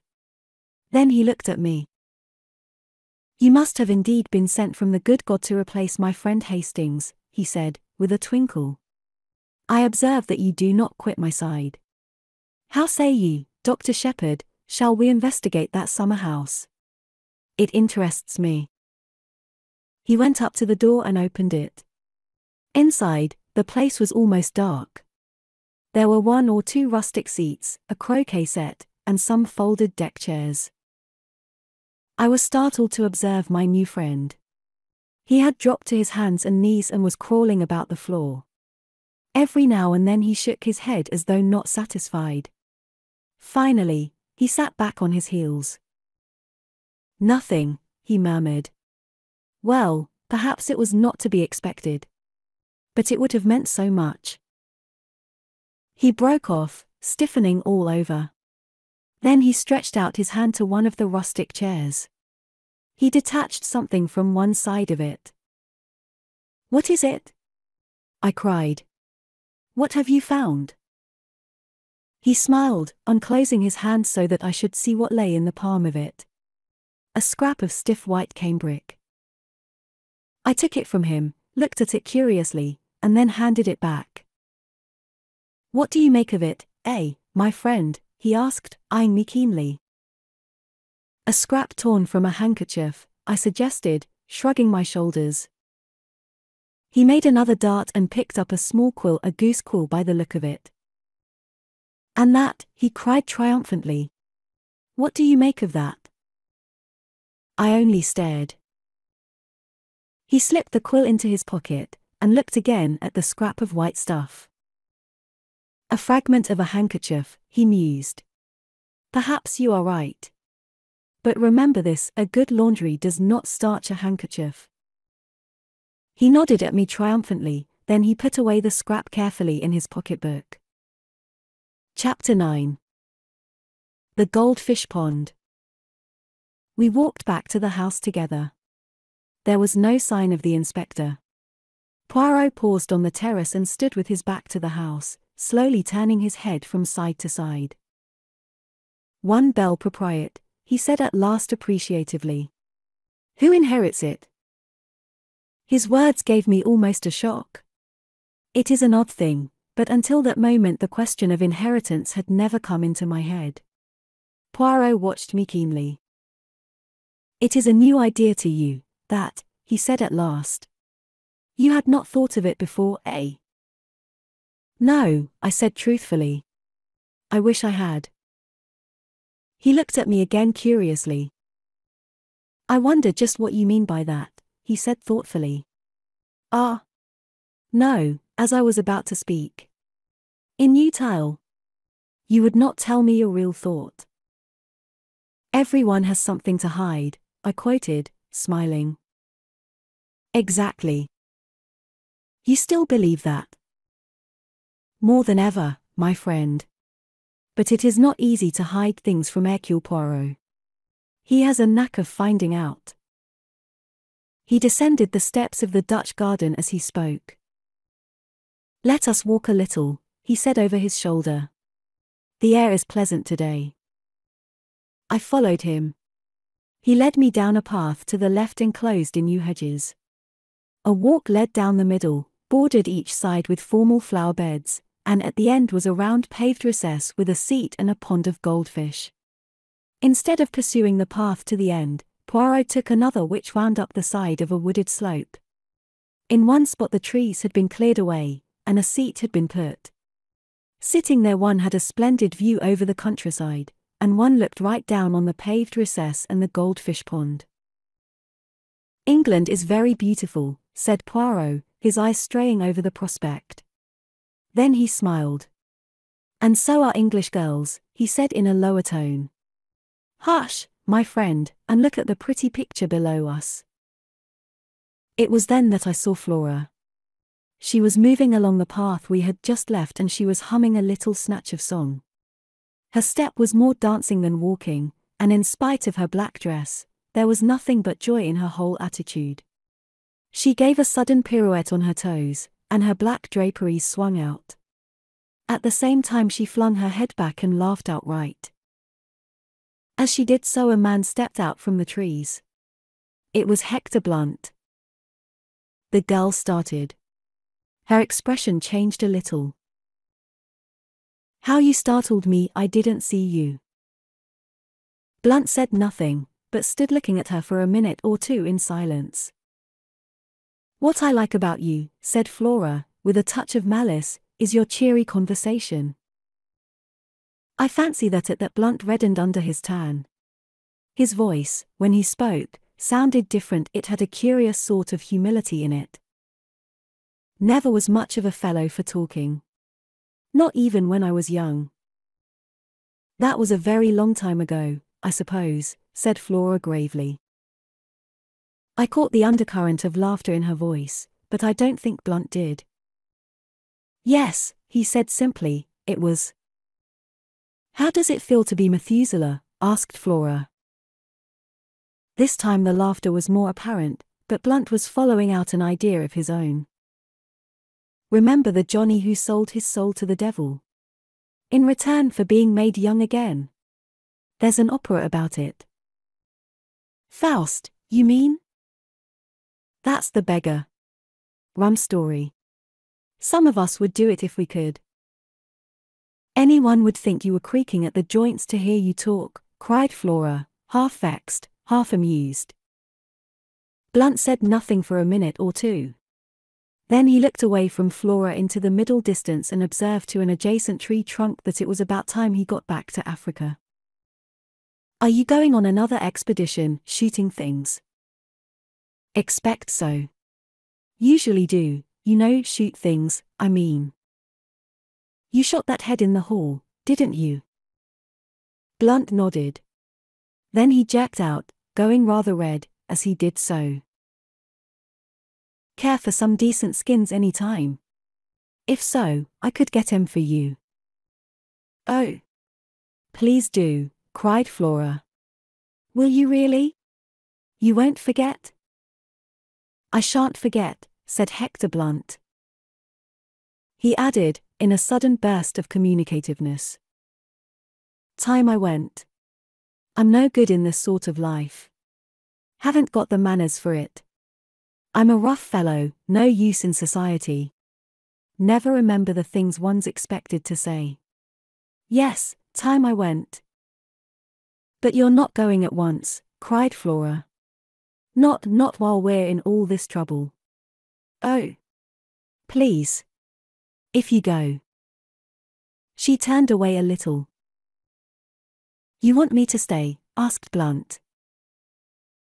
He spoke deliberately but quite simply. "We all." "I meant you personally," said Blunt, with directness. Flora turned slowly back again and met his eyes. "I want you to stay," she said, if that makes any difference." "It makes all the difference," said Blunt. There was a moment's silence. They sat down on the stone seat by the goldfish pond. It seemed as though neither of them knew quite what to say next. It's such a lovely morning, said Flora at last. You know, I can't help feeling happy, in spite of everything. That's awful, I suppose. Quite natural, said Blunt. Never saw your uncle until 2 years ago, did you? Can't be expected to grieve very much. Much better to have no humbug about it. There's something awfully consoling about you, said Flora. You make things so simple. Things are simple as a rule, said the big game hunter. Not always, said Flora. Her voice had lowered itself, and I saw Blunt turn and look at her, bringing his eyes back from, apparently, the coast of Africa to do so. He evidently put his own construction on her change of tone, for he said, after a minute or two, in rather an abrupt manner. I say, you know, you mustn't worry. About that young chap, I mean. Inspector's an ass. Everybody knows utterly absurd to think he could have done it. Man from outside. Burglar chapter. That's the only possible solution. Flora turned to look at him. You really think so? Don't you? Said Blunt quickly. Oh, yes, of course. Another silence, and then Flora burst out. I'll tell you why I felt so happy this morning. However heartless you think me, I'd rather tell you. It's because the lawyer has been Mr. Hammond. He told us about the will. Uncle Roger has left me £20,000. Think of it, 20,000 beautiful pounds. Blunt looked surprised. Does it mean so much to you? Mean much to me? Why, it's everything. Freedom, life, no more scheming and scraping and lying. Lying, said Blunt, sharply interrupting. Flora seemed taken aback for a minute. You know what I mean, she said uncertainly. Pretending to be thankful for all the nasty cast-off things rich relations give you. Last year's coats and skirts and hats. Don't know much about ladies' clothes, should have said you were always very well turned out. It's cost me something, though, said Flora in a low voice. Don't let's talk of horrid things. I'm so happy. I'm free. Free to do what I like. Free not to. She stopped suddenly. Not to what? Asked Blunt quickly. I forget now. Nothing important. Blunt had a stick in his hand, and he thrust it into the pond, poking at something. What are you doing, Major Blunt? There's something bright down there. Wondered what it was, looks like a gold brooch. Now I've stirred up the mud and it's gone. Perhaps it's a crown, suggested Flora. Like the one Melisande saw in the water. Melisande, said Blunt reflectively, she's in an opera, isn't she? Yes, you seem to know a lot about operas. People take me sometimes, said Blunt sadly. Funny idea of pleasure, worse racket than the natives make with their tom-toms. Flora laughed. I remember Melisande, continued Blunt, married an old chap old enough to be her father. He threw a small piece of flint into the goldfish pond. Then, with a change of manner, he turned to Flora. Miss Ackroyd, can I do anything? About Patton, I mean. I know how dreadfully anxious you must be. Thank you, said Flora in a cold voice. There is really nothing to be done. Ralph will be all right. I've got hold of the most wonderful detective in the world, and he's going to find out all about it. For some time I had felt uneasy as to our position. We were not exactly eavesdropping, since the two in the garden below had only to lift their heads to see us. Nevertheless, I should have drawn attention to our presence before now, had not my companion put a warning pressure on my arm. Clearly he wished me to remain silent. But now he rose briskly to his feet, clearing his throat. I demand pardon, he cried. I cannot allow Mademoiselle thus extravagantly to compliment me, and not draw attention to my presence. They say the listener hears no good of himself, but that is not the case this time. To spare my blushes, I must join you and apologize. He hurried down the path with me close behind him, and joined the others by the pond. This is Hercule Poirot, said Flora. I expect you've heard of him. Poirot bowed. I know Major Blunt by reputation, he said politely. I am glad to have encountered you, monsieur. I am in need of some information that you can give me. Blunt looked at him inquiringly. When did you last see Ackroyd alive? At dinner. And you neither saw nor heard anything of him after that? Didn't see him. Heard his voice. How was that? I strolled out on the terrace. Pardon me, what time was this? About 9:30. I was walking up and down smoking in front of the drawing-room window. I heard Ackroyd talking in his study. Poirot stooped and removed a microscopic weed. Surely you couldn't hear voices in the study from that part of the terrace, he murmured. He was not looking at Blunt, but I was, and to my intense surprise, I saw the latter flush. Went as far as the corner, he explained unwillingly. Ah. Indeed, said Poirot. In the mildest manner he conveyed an impression that more was wanted. Thought I saw a woman disappearing into the bushes. Just a gleam of white, you know. Must have been mistaken.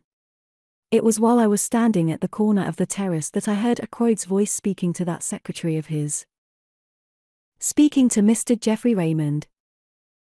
Yes, that's what I supposed at the time. Seems I was wrong. Mr. Ackroyd didn't address him by name. Oh, no. Then, if I may ask, why did you think? Blunt explained laboriously. Took it for granted that it would be Raymond, because he had said just before I came out that he was taking some papers to Ackroyd. Never thought of it being anybody else. Can you remember what the words you heard were? Afraid I can't. Something quite ordinary and unimportant. Only caught a scrap of it. I was thinking of something else at the time. It is of no importance, murmured Poirot. Did you move a chair back against the wall when you went into the study after the body was discovered? Chair? No, why should I? Poirot shrugged his shoulders but did not answer. He turned to Flora. There is one thing I should like to know from you, mademoiselle. When you were examining the things in the silver table with Dr. Shepherd, was the dagger in its place, or was it not? Flora's chin shot up.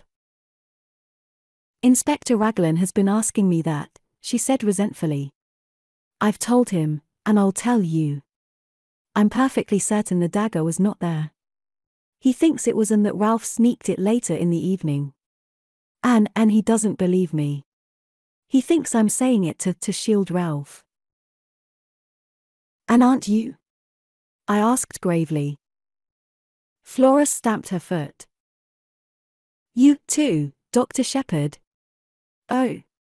It's too bad. Poirot tactfully made a diversion.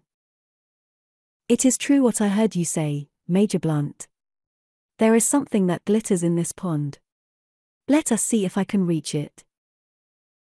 He knelt down by the pond, baring his arm to the elbow, and lowered it in very slowly, so as not to disturb the bottom of the pond. But in spite of all his precautions the mud eddied and swirled, and he was forced to draw his arm out again empty-handed. He gazed ruefully at the mud upon his arm. I offered him my handkerchief, which he accepted with fervent protestations of thanks. Blunt looked at his watch. Nearly lunchtime, he said. We'd better be getting back to the house. You will lunch with us, Poirot? Asked Flora. I should like you to meet my mother. She is very fond of Ralph. The little man bowed. I shall be delighted, mademoiselle. And you will stay, too, won't you, Dr. Shepherd? I hesitated. Oh, do. I wanted to, so I accepted the invitation without further ceremony. We set out towards the house, Flora and Blunt walking ahead. What hair, said Poirot to me in a low tone, nodding towards Flora. The real gold. They will make a pretty couple. She and the dark, handsome Captain Pattern. Will they not? I looked at him inquiringly, but he began to fuss about a few microscopic drops of water on his coat sleeve. The man reminded me in some ways of a cat. His green eyes and his finicking habits. And all for nothing, too, I said sympathetically. I wonder what it was in the pond. Would you like to see? Asked Poirot. I stared at him. He nodded. My good friend, he said gently and reproachfully, Hercule Poirot does not run the risk of disarranging his costume without being sure of attaining his object. To do so would be ridiculous and absurd. I am never ridiculous. But you brought your hand out empty, I objected. There are times when it is necessary to have discretion. Do you tell your patients everything, doctor? I think not. Nor do you tell your excellent sister everything either, is it not so? Before showing my empty hand, I dropped what it contained into my other hand. You shall see what that was. He held out his left hand, palm open. On it lay a little circlet of gold. A woman's wedding ring. I took it from him. Look inside, commanded Poirot. I did so. Inside was an inscription in fine writing. From R, March 13th. I looked at Poirot, but he was busy inspecting his appearance in a tiny pocket glass. He paid particular attention to his moustaches, and none at all to me. I saw that he did not intend to be communicative. Chapter 10. The parlour maid. We found Mrs. Ackroyd in the hall. With her was a small dried-up little man, with an aggressive chin and sharp grey eyes, and lawyer written all over him. Mr. Hammond is staying to lunch with us, said Mrs. Ackroyd. You know Major Blunt, Mr. Hammond. And dear Dr. Shepherd, also a close friend of poor Roger's. And, let me see. She paused, surveying Hercule Poirot in some perplexity. This is M. Poirot, mother, said Flora. I told you about him this morning. Oh. Yes, said Mrs. Ackroyd vaguely. Of course, my dear, of course. He is to find Ralph, is he not? He is to find out who killed Uncle, said Flora. Oh. My dear, cried her mother. Please. My poor nerves. I am a wreck this morning, a positive wreck. Such a dreadful thing to happen. I can't help feeling that it must have been an accident of some kind. Roger was so fond of handling queer curios. His hand must have slipped, or something. This theory was received in polite silence. I saw Poirot edge up to the lawyer, and speak to him in a confidential undertone. They moved aside into the embrasure of the window. I joined them, then hesitated. Perhaps I'm intruding, I said. Not at all, cried Poirot heartily. You and I, le docteur, we investigate this affair side by side. Without you I should be lost. I desire a little information from the good Mr. Hammond. You are acting on behalf of Captain Ralph Pattern, I understand, said the lawyer cautiously. Poirot shook his head. Not so. I am acting in the interests of justice. Miss Ackroyd has asked me to investigate the death of her uncle. Mr. Hammond seemed slightly taken aback.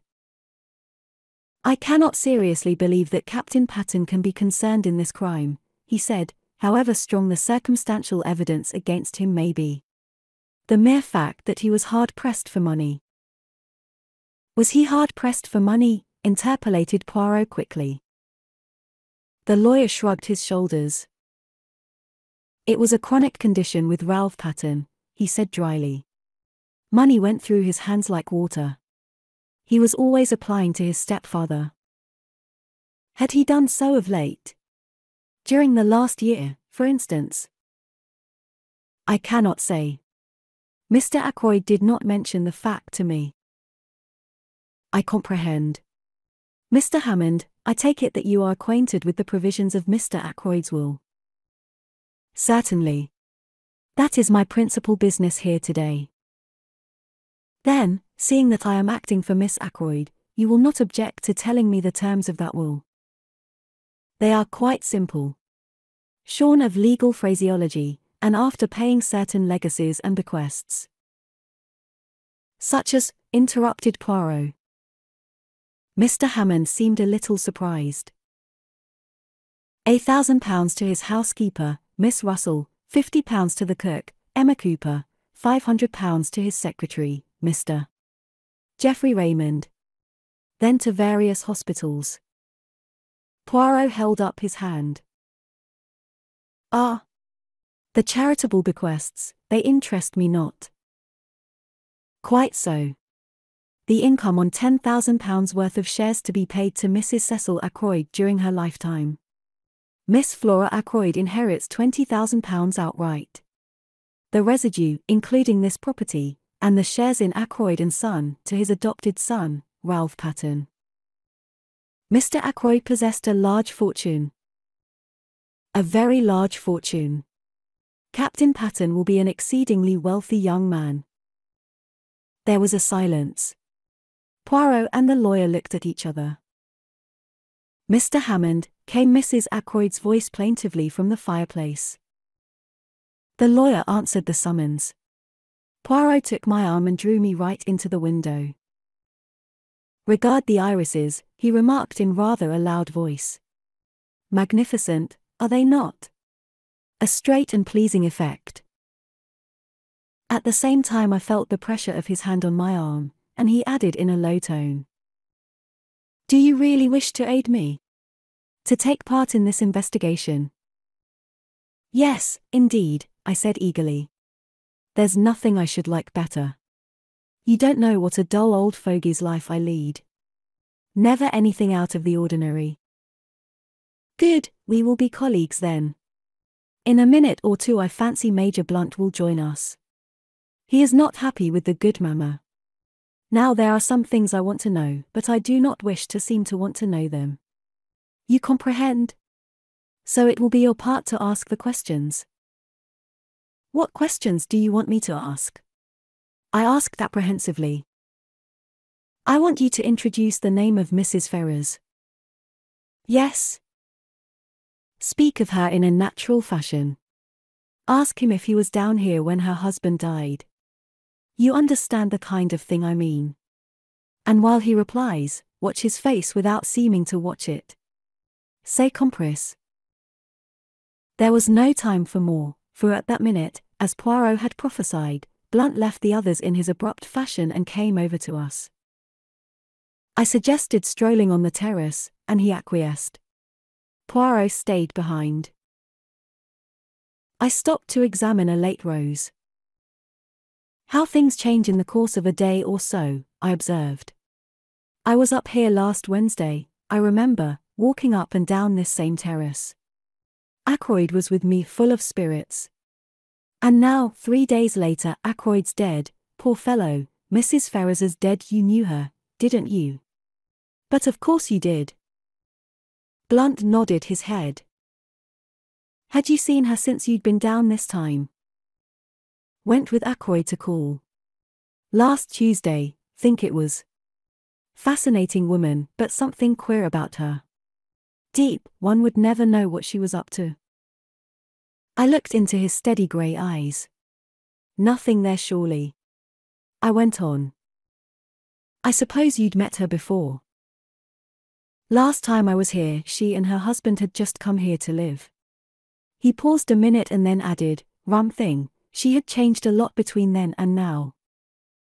How changed? I asked. Looked 10 years older. Were you down here when her husband died? I asked, trying to make the question sound as casual as possible. No. From all I heard, it would be a good riddance. Uncharitable, perhaps, but the truth. I agreed. Ashley Ferrers was by no means a pattern husband, I said cautiously. Blackguard, I thought, said Blunt. No, I said, only a man with more money than was good for him. Oh. Money. All the troubles in the world can be put down to money or the lack of it. Which has been your particular trouble? I asked. I've enough for what I want. I'm one of the lucky ones. Indeed. I'm not too flush just now, as a matter of fact. Came into a legacy a year ago, and like a fool let myself be persuaded into putting it into some wildcat scheme. I sympathized, and narrated my own similar trouble. Then the gong pealed out, and we all went into lunch. Poirot drew me back a little. Eh? Bien? He's all right, I said. I'm sure of it. Nothing disturbing. He had a legacy just a year ago, I said. But why not? Why shouldn't he? I'll swear the man is perfectly square and above board. Without doubt, said Poirot soothingly.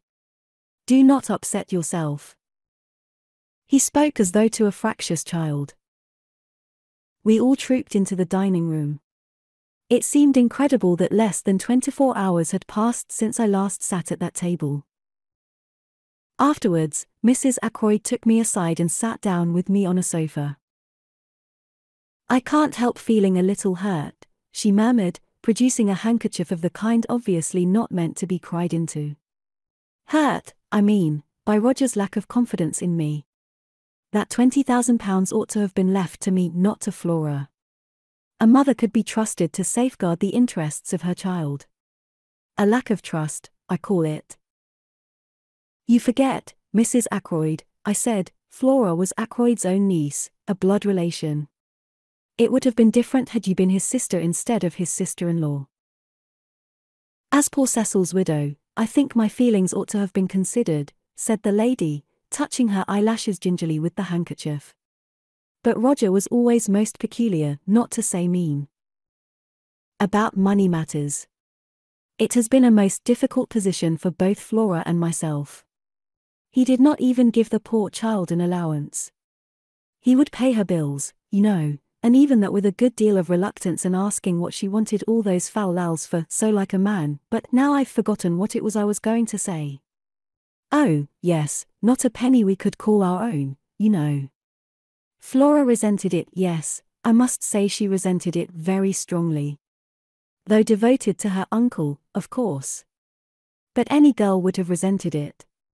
Yes, I must say Roger had very strange ideas about money. He wouldn't even buy new face towels, though I told him the old ones were in holes. And then, proceeded Mrs. Ackroyd, with a sudden leap highly characteristic of her conversation, to leave all that money, £1,000, fancy, £1,000, to that woman. What woman? That Russell woman. Something very queer about her, and so I've always said. But Roger wouldn't hear a word against her. Said she was a woman of great force of character, and that he admired and respected her. He was always going on about her rectitude and independence and moral worth. I think there's something fishy about her. She was certainly doing her best to marry Roger. But I soon put a stop to that. She's always hated me. Naturally. I saw through her. I began to wonder if there was any chance of stemming Mrs. Ackroyd's eloquence, and getting away. Mr. Hammond provided the necessary diversion by coming up to say goodbye. I seized my chance and rose also. About the inquest, I said. Where would you prefer it to be held? Here, or at the Three Boars? Mrs. Ackroyd stared at me with a dropped jaw. The inquest, she asked, the picture of consternation. But surely there won't have to be an inquest. Mr. Hammond gave a dry little cough and murmured, "Inevitable. Under the circumstances," in two short little barks. "But surely Dr. Shepherd can arrange." "There are limits to my powers of arrangement," I said dryly. "If his death was an accident." "He was murdered, Mrs. Ackroyd," I said brutally. She gave a little cry. "No theory of accident will hold water for a minute." Mrs. Ackroyd looked at me in distress. I had no patience with what I thought was her silly fear of unpleasantness. "If there's an inquest, I shan't have to answer questions and all that, shall I?" she asked. "I don't know what will be necessary," I answered. "I imagine Mr. Raymond will take the brunt of it off you. He knows all the circumstances, and can give formal evidence of identification." The lawyer assented with a little bow. "I really don't think there is anything to dread, Mrs. Ackroyd," he said. "You will be spared all unpleasantness. Now, as to the question of money, have you all you need for the present? I mean," he added, as she looked at him inquiringly, "ready money. Cash, you know. If not, I can arrange to let you have whatever you require." "That ought to be all right," said Raymond, who was standing by. "Mr. Ackroyd cashed a cheque for £100 yesterday." £100? "Yes. For wages and other expenses due today. At the moment it is still intact." "Where is this money?" "In his desk." "No, he always kept his cash in his bedroom. In an old collar box, to be accurate. Funny idea, wasn't it?" "I think," said the lawyer, "we ought to make sure the money is there before I leave." "Certainly," agreed the secretary. "I'll take you up now." "Oh. I forgot. The door's locked." Inquiry from Parker elicited the information that Inspector Raglan was in the housekeeper's room asking a few supplementary questions. A few minutes later the inspector joined the party in the hall, bringing the key with him. He unlocked the door and we passed into the lobby and up the small staircase. At the top of the stairs the door into Ackroyd's bedroom stood open. Inside the room it was dark, the curtains were drawn, and the bed was turned down just as it had been last night. The inspector drew the curtains, letting in the sunlight, and Geoffrey Raymond went to the top drawer of a rosewood bureau. He kept his money like that, in an unlocked drawer. "Just fancy," commented the inspector. The secretary flushed a little. Mr. Ackroyd had perfect faith in the honesty of all the servants, he said hotly. "Oh. Quite so," said the inspector hastily. Raymond opened the drawer, took out a round leather collar box from the back of it, and opening it, drew out a thick wallet. "Here is the money," he said, taking out a fat roll of notes. "You will find the 100 intact, I know, for Mr. Ackroyd put it in the collar box in my presence last night when he was dressing for dinner, and of course it has not been touched since." Mr. Hammond took the roll from him and counted it. He looked up sharply. £100, you said. But there is only 60 here." Raymond stared at him. "Impossible," he cried, springing forward. Taking the notes from the other's hand, he counted them aloud. Mr. Hammond had been right. The total amounted to £60. "But I can't understand it," cried the secretary, bewildered. Poirot asked a question. "You saw Mr. Ackroyd put this money away last night when he was dressing for dinner?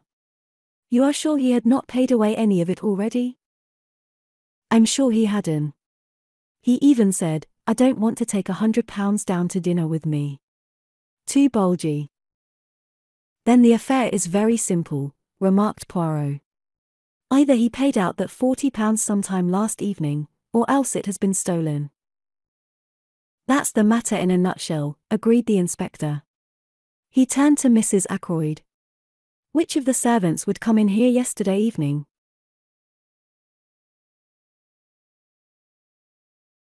I suppose the housemaid would turn down the bed. Who is she? What do you know about her? She's not been here very long, said Mrs. Ackroyd. But she's a nice ordinary country girl. I think we ought to clear this matter up, said the inspector.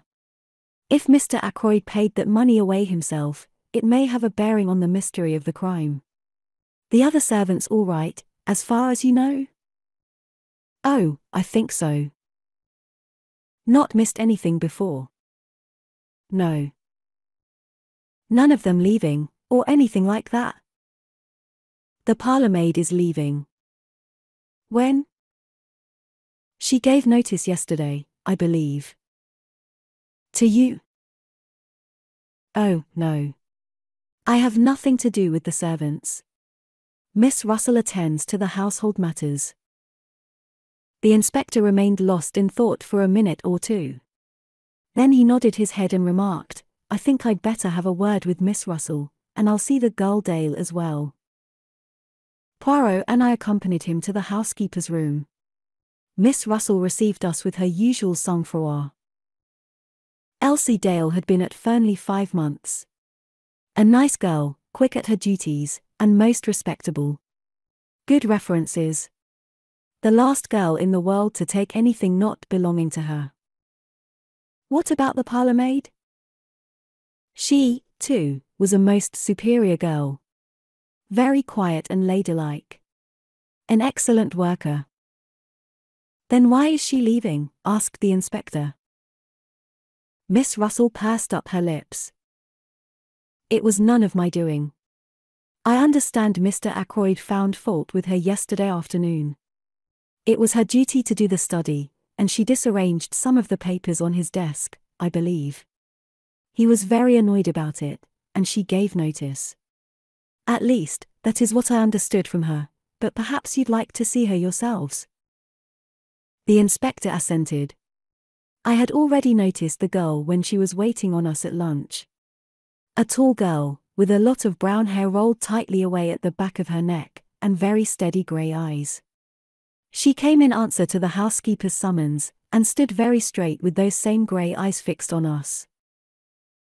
You are Ursula Bourne? Asked the inspector. Yes, sir. I understand you are leaving. Yes, sir. Why is that? I disarranged some papers on Mr. Ackroyd's desk. He was very angry about it, and I said I had better leave. He told me to go as soon as possible. Were you in Mr. Ackroyd's bedroom at all last night? Tidying up or anything? No, sir. That is Elsie's work. I never went near that part of the house. I must tell you, my girl, that a large sum of money is missing from Mr. Ackroyd's room. At last I saw her roused. A wave of colour swept over her face. I know nothing about any money. If you think I took it, and that is why Mr. Ackroyd dismissed me, you are wrong. I'm not accusing you of taking it, my girl, said the inspector. Don't flare up so. The girl looked at him coldly. You can search my things if you like, she said disdainfully. But you won't find anything. Poirot suddenly interposed. It was yesterday afternoon that Mr. Ackroyd dismissed you, or you dismissed yourself, was it not? He asked. The girl nodded. How long did the interview last? The interview? Yes, the interview between you and Mr. Ackroyd in the study. I don't know. 20 minutes? Half an hour? Something like that. Not longer. Not longer than half an hour, certainly. Thank you, mademoiselle. I looked curiously at him. He was rearranging a few objects on the table, setting them straight with precise fingers. His eyes were shining. That'll do, said the inspector. Ursula Bourne disappeared. The inspector turned to Miss Russell. How long has she been here? Have you got a copy of the reference you had with her? Without answering the first question, Miss Russell moved to an adjacent bureau, opened one of the drawers, and took out a handful of letters clipped together with a patent fastener. She selected one and handed it to the inspector. "HM," said he. "Reads all right. Mrs. Richard Folliot, Marby Grange, Marby. Who's this woman?" "Quite good county people," said Miss Russell. "Well," said the inspector, handing it back, "let's have a look at the other one, Elsie Dale." Elsie Dale was a big fair girl, with a pleasant but slightly stupid face. She answered our questions readily enough, and showed much distress and concern at the loss of the money. "I don't think there's anything wrong with her," observed the inspector, after he had dismissed her. "What about Parker?" Miss Russell pursed her lips together and made no reply. "I've a feeling there's something wrong about that man," the inspector continued thoughtfully. "The trouble is that I don't quite see when he got his opportunity. He'd be busy with his duties immediately after dinner, and he's got a pretty good alibi all through the evening. I know, for I've been devoting particular attention to it." "Well, thank you very much, Miss Russell. We'll leave things as they are for the present. It's highly probable Mr. Ackroyd paid that money away himself." The housekeeper bade us a dry good afternoon, and we took our leave. I left the house with Poirot. "I wonder," I said, breaking the silence, "what the papers the girl disarranged could have been for Ackroyd to have got into such a state about them. I wonder if there is any clue there to the mystery." "The secretary said there were no papers of particular importance on the desk," said Poirot quietly. "Yes, but," I paused. "It strikes you as odd that Ackroyd should have flown into a rage about so trivial a matter?" "Yes, it does rather." "But was it a trivial matter?" "Of course," I admitted, "we don't know what those papers may have been. But Raymond certainly said." "Leave Raymond out of it for a minute. What did you think of that girl?" "Which girl?" "The parlour maid." "Yes, the parlour maid. Ursula Bourne." "She seemed a nice girl," I said hesitatingly. Poirot repeated my words, but whereas I had laid a slight stress on the fourth word, he put it on the second. "She seemed a nice girl, yes." Then, after a minute's silence, he took something from his pocket and handed it to me. "See, my friend, I will show you something. Look there." The paper he had handed me was that compiled by the inspector and given by him to Poirot that morning. Following the pointing finger, I saw a small cross marked in pencil opposite the name Ursula Bourne. "You may not have noticed it at the time, my good friend, but there was one person on this list whose alibi had no kind of confirmation. Ursula Bourne."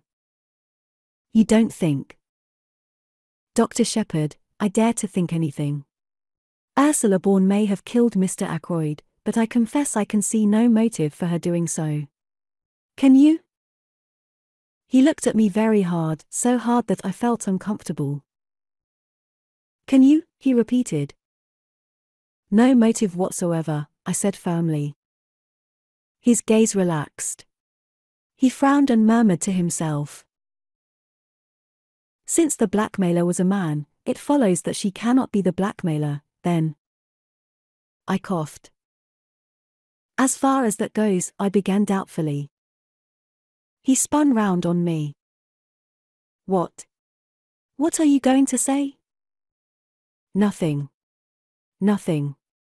Only that, strictly speaking, Mrs. Ferrars in her letter mentioned a person, she didn't actually specify a man. But we took it for granted, Ackroyd and I, that it was a man." Poirot did not seem to be listening to me. He was muttering to himself again. "But then it is possible after all." "Yes, certainly it is possible, but then, I must rearrange my ideas. Method, order, never have I needed them more. Everything must fit in its appointed place, otherwise I am on the wrong tack." He broke off, and whirled round upon me again. Where is Marby? It's on the other side of Cranchester. How far away? Oh, 14 miles, perhaps. Would it be possible for you to go there?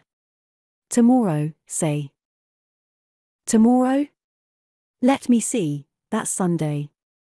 Yes, I could arrange it. What do you want me to do there? See this Mrs. Folliot. Find out all you can about Ursula Bourne. Very well. But I don't much care for the job. It is not the time to make difficulties. A man's life may hang on this. Poor Ralph, I said with a sigh. You believe him to be innocent, though? Poirot looked at me very gravely. Do you want to know the truth? Of course. Then you shall have it. My friend, everything points to the assumption that he is guilty. What? I exclaimed. Poirot nodded. Yes, that stupid inspector, for he is stupid, has everything pointing his way. I seek for the truth, and the truth leads me every time to Ralph Patten. Motive, opportunity, means. But I will leave no stone unturned. I promised Mademoiselle Flora. And she was very sure, that little one. But very sure indeed. Chapter 11. Poirot pays a call.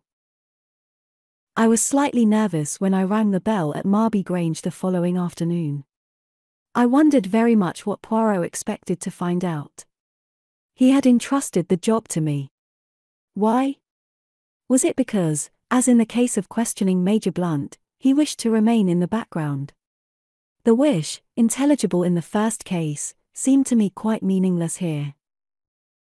My meditations were interrupted by the advent of a smart parlour-maid. Yes, Mrs. Folliot was at home. I was ushered into a big drawing-room, and looked round me curiously as I waited for the mistress of the house. A large bare room, some good bits of old china, and some beautiful etchings, shabby covers and curtains. A ladies' room in every sense of the term.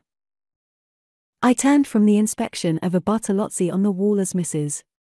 Folliot came into the room. She was a tall woman, with untidy brown hair, and a very winning smile. Dr. Shepherd, she said hesitatingly. That is my name, I replied. I must apologize for calling upon you like this, but I wanted some information about a parlour-maid previously employed by you, Ursula Bourne. With the utterance of the name the smile vanished from her face, and all the cordiality froze out of her manner. She looked uncomfortable and ill at ease. Ursula Bourne, she said hesitatingly. Yes, I said. Perhaps you don't remember the name. Oh, yes, of course. I remember perfectly. She left you just over a year ago, I understand. Yes. Yes, she did. That is quite right. And you were satisfied with her whilst she was with you? How long was she with you, by the way? Oh. A year or two, I can't remember exactly how long. She is very capable. I'm sure you will find her quite satisfactory. I didn't know she was leaving Fernley. I hadn't the least idea of it. Can you tell me anything about her? I asked. Anything about her? Yes, where she comes from, who her people are, that sort of thing. Mrs. Folliot's face wore more than ever its frozen look. I don't know at all. Who was she with before she came to you? I'm afraid I don't remember. There was a spark of anger now underlying her nervousness. She flung up her head in a gesture that was vaguely familiar. Is it really necessary to ask all these questions? Not at all, I said, with an air of surprise and a tinge of apology in my manner. I had no idea you would mind answering them. I am very sorry. Her anger left her and she became confused again. Oh. I don't mind answering them. I assure you I don't. Why should I? It just seemed a little odd, you know. that's all. A little odd. One advantage of being a medical practitioner is that you can usually tell when people are lying to you. I should have known from Mrs. Folliot's manner, if from nothing else, that she did mind answering my questions, minded intensely. She was thoroughly uncomfortable and upset, and there was plainly some mystery in the background. I judged her to be a woman quite unused to deception of any kind, and consequently rendered acutely uneasy when forced to practice it. A child could have seen through her. But it was also clear that she had no intention of telling me anything further. Whatever the mystery centering around Ursula Bourne might be, I was not going to learn it through Mrs. Folliot. Defeated, I apologized once more for disturbing her, took my hat and departed. I went to see a couple of patients and arrived home about 6 o'clock. Caroline was sitting beside the wreck of tea things. She had that look of suppressed exultation on her face which I know only too well. It is a sure sign with her, of either the getting or the giving of information. I wondered which it had been. "I've had a very interesting afternoon," began Caroline as I dropped into my own particular easy chair, and stretched out my feet to the inviting blaze in the fireplace. "Have you?" I asked. "Miss Gannett drop in to tea?" Miss Gannett is one of the chief of our newsmongers. "Guess again," said Caroline with intense complacency. I guessed several times, working slowly through all the members of Caroline's intelligence corps. My sister received each guess with a triumphant shake of the head. In the end she volunteered the information herself. "M. Poirot," she said. "Now what do you think of that?" I thought a good many things of it, but I was careful not to say them to Caroline. "Why did he come?" I asked. "To see me, of course. He said that knowing my brother so well, he hoped he might be permitted to make the acquaintance of his charming sister, your charming sister. I've got mixed up, but you know what I mean." "What did he talk about?" I asked. "He told me a lot about himself and his cases. You know that Prince Paul of Mauritania, the one who's just married a dancer?" "Yes." "I saw a most intriguing paragraph about her in Society Snippets the other day, hinting that she was really a Russian Grand Duchess, one of the Tsar's daughters who managed to escape from the Bolsheviks. Well, it seems that M. Poirot solved a baffling murder mystery that threatened to involve them both." Prince Paul was beside himself with gratitude. "Did he give him an emerald type in the size of a plover's egg?" I inquired sarcastically. "He didn't mention it." "Why?" "Nothing," I said. "I thought it was always done. It is in detective fiction anyway. The super detective always has his rooms littered with rubies and pearls and emeralds from grateful royal clients." "It's very interesting to hear about these things from the inside," said my sister complacently. It would be, to Caroline. I could not but admire the ingenuity of M. Hercule Poirot, who had selected unerringly the case of all others that would most appeal to an elderly maiden lady living in a small village. "Did he tell you if the dancer was really a Grand Duchess?" I inquired. "He was not at liberty to speak," said Caroline importantly. I wondered how far Poirot had strained the truth in talking to Caroline. Probably not at all. He had conveyed his innuendos by means of his eyebrows and his shoulders. "And after all this," I remarked, "I suppose you were ready to eat out of his hand." "Don't be coarse, James. I don't know where you get these vulgar expressions from." "Probably from my only link with the outside world, my patients. Unfortunately my practice does not lie amongst royal princes and interesting Russian émigrés." Caroline pushed her spectacles up and looked at me. "You seem very grumpy, James. It must be your liver. A blue pill, I think, tonight.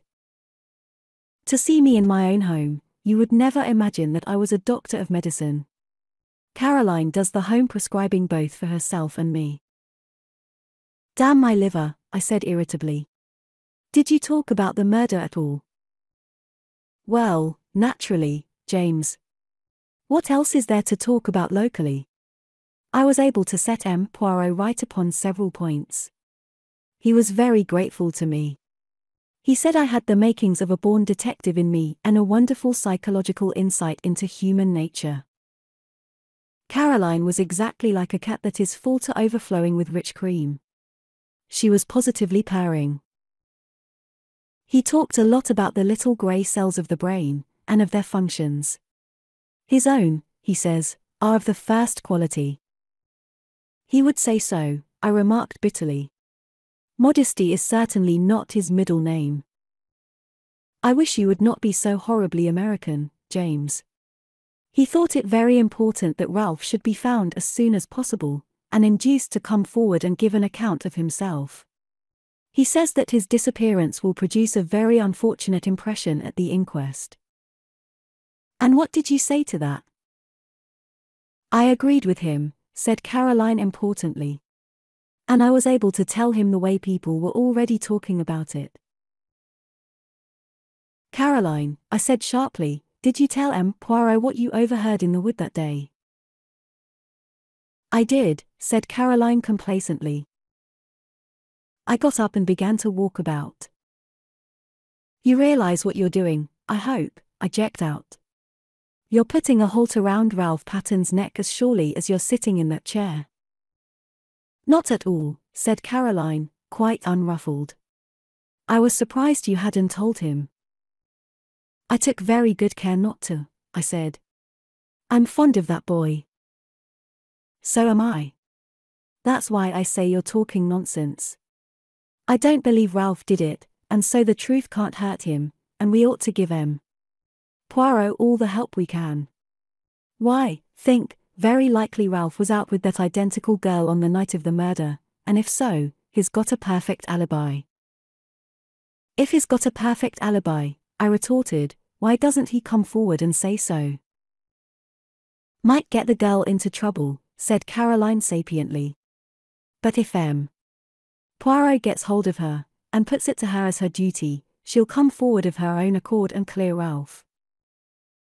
You seem to have invented a romantic fairy story of your own, I said. You read too many trashy novels, Caroline. I've always told you so. I dropped into my chair again. Did Poirot ask you any more questions? I inquired. Only about the patients you had that morning. The patients? I demanded, unbelievingly. Yes, your surgery patients. How many and who they were? Do you mean to say you were able to tell him that? I demanded. Caroline is really amazing. Why not? Asked my sister triumphantly. I can see the path up to the surgery door perfectly from this window. And I've got an excellent memory, James. Much better than yours, let me tell you. I'm sure you have, I murmured mechanically. My sister went on, checking the names on her fingers. There was old Mrs. Bennet, and that boy from the farm with the bad finger, Dolly Grice to have a needle out of her finger, that American steward off the liner. Let me see, that's 4. Yes, and old George Evans with his ulcer. And lastly. She paused significantly. Well. Caroline brought out her climax triumphantly. She hissed in the most approved style, aided by the fortunate number of SS at her disposal. Miss Russell. She sat back in her chair and looked at me meaningly, and when Caroline looks at you meaningly, it is impossible to miss it. I don't know what you mean, I said, quite untruthfully. Why shouldn't Miss Russell consult me about her bad knee? Bad knee, said Caroline. Fiddlesticks. No more bad knee than you and I. She was after something else. What? I asked. Caroline had to admit that she didn't know. But depend upon it, that was what he was trying to get at, M. Poirot, I mean. There's something fishy about that woman, and he knows it. Precisely the remark Mrs. Ackroyd made to me yesterday, I said. that there was something fishy about Miss Russell. "Ah," said Caroline darkly, "Mrs. Ackroyd. There's another." "Another what?" Caroline refused to explain her remarks. She merely nodded her head several times, rolled up her knitting, and went upstairs to don the high mauve silk blouse and the gold locket which she calls dressing for dinner. I stayed there staring into the fire and thinking over Caroline's words. Had Poirot really come to gain information about Miss Russell, or was it only Caroline's tortuous mind that interpreted everything according to her own ideas? There had certainly been nothing in Miss Russell's manner that morning to arouse suspicion. At least, I remembered her persistent conversation on the subject of drug-taking, and from that she had led the conversation to poisons and poisoning. But there was nothing in that. Ackroyd had not been poisoned. Still, it was odd. I heard Caroline's voice, rather acid in note, calling from the top of the stairs. "James, you will be late for dinner." I put some coal on the fire and went upstairs obediently. It is well at any price to have peace in the home. Chapter 12. Round the table. A joint inquest was held on Monday.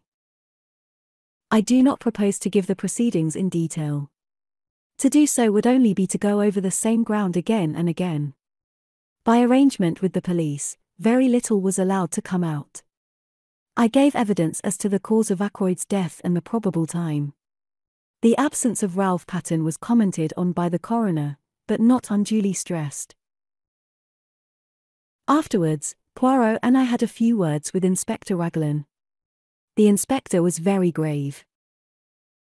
"It looks bad, Mr. Poirot," he said. "I'm trying to judge the thing fair and square. I'm a local man, and I've seen Captain Patten many times in Cranchester. I'm not wanting him to be the guilty one, but it's bad whichever way you look at it.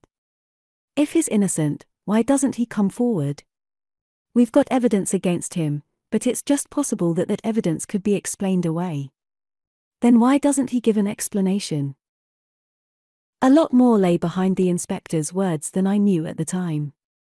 Ralph's description had been wired to every port and railway station in England. The police everywhere were on the alert. His rooms in town were watched, and any houses he had been known to be in the habit of frequenting. With such a cordon it seemed impossible that Ralph should be able to evade detection. He had no luggage, and, as far as anyone knew, no money. "I can't find anyone who saw him at the station that night," continued the inspector.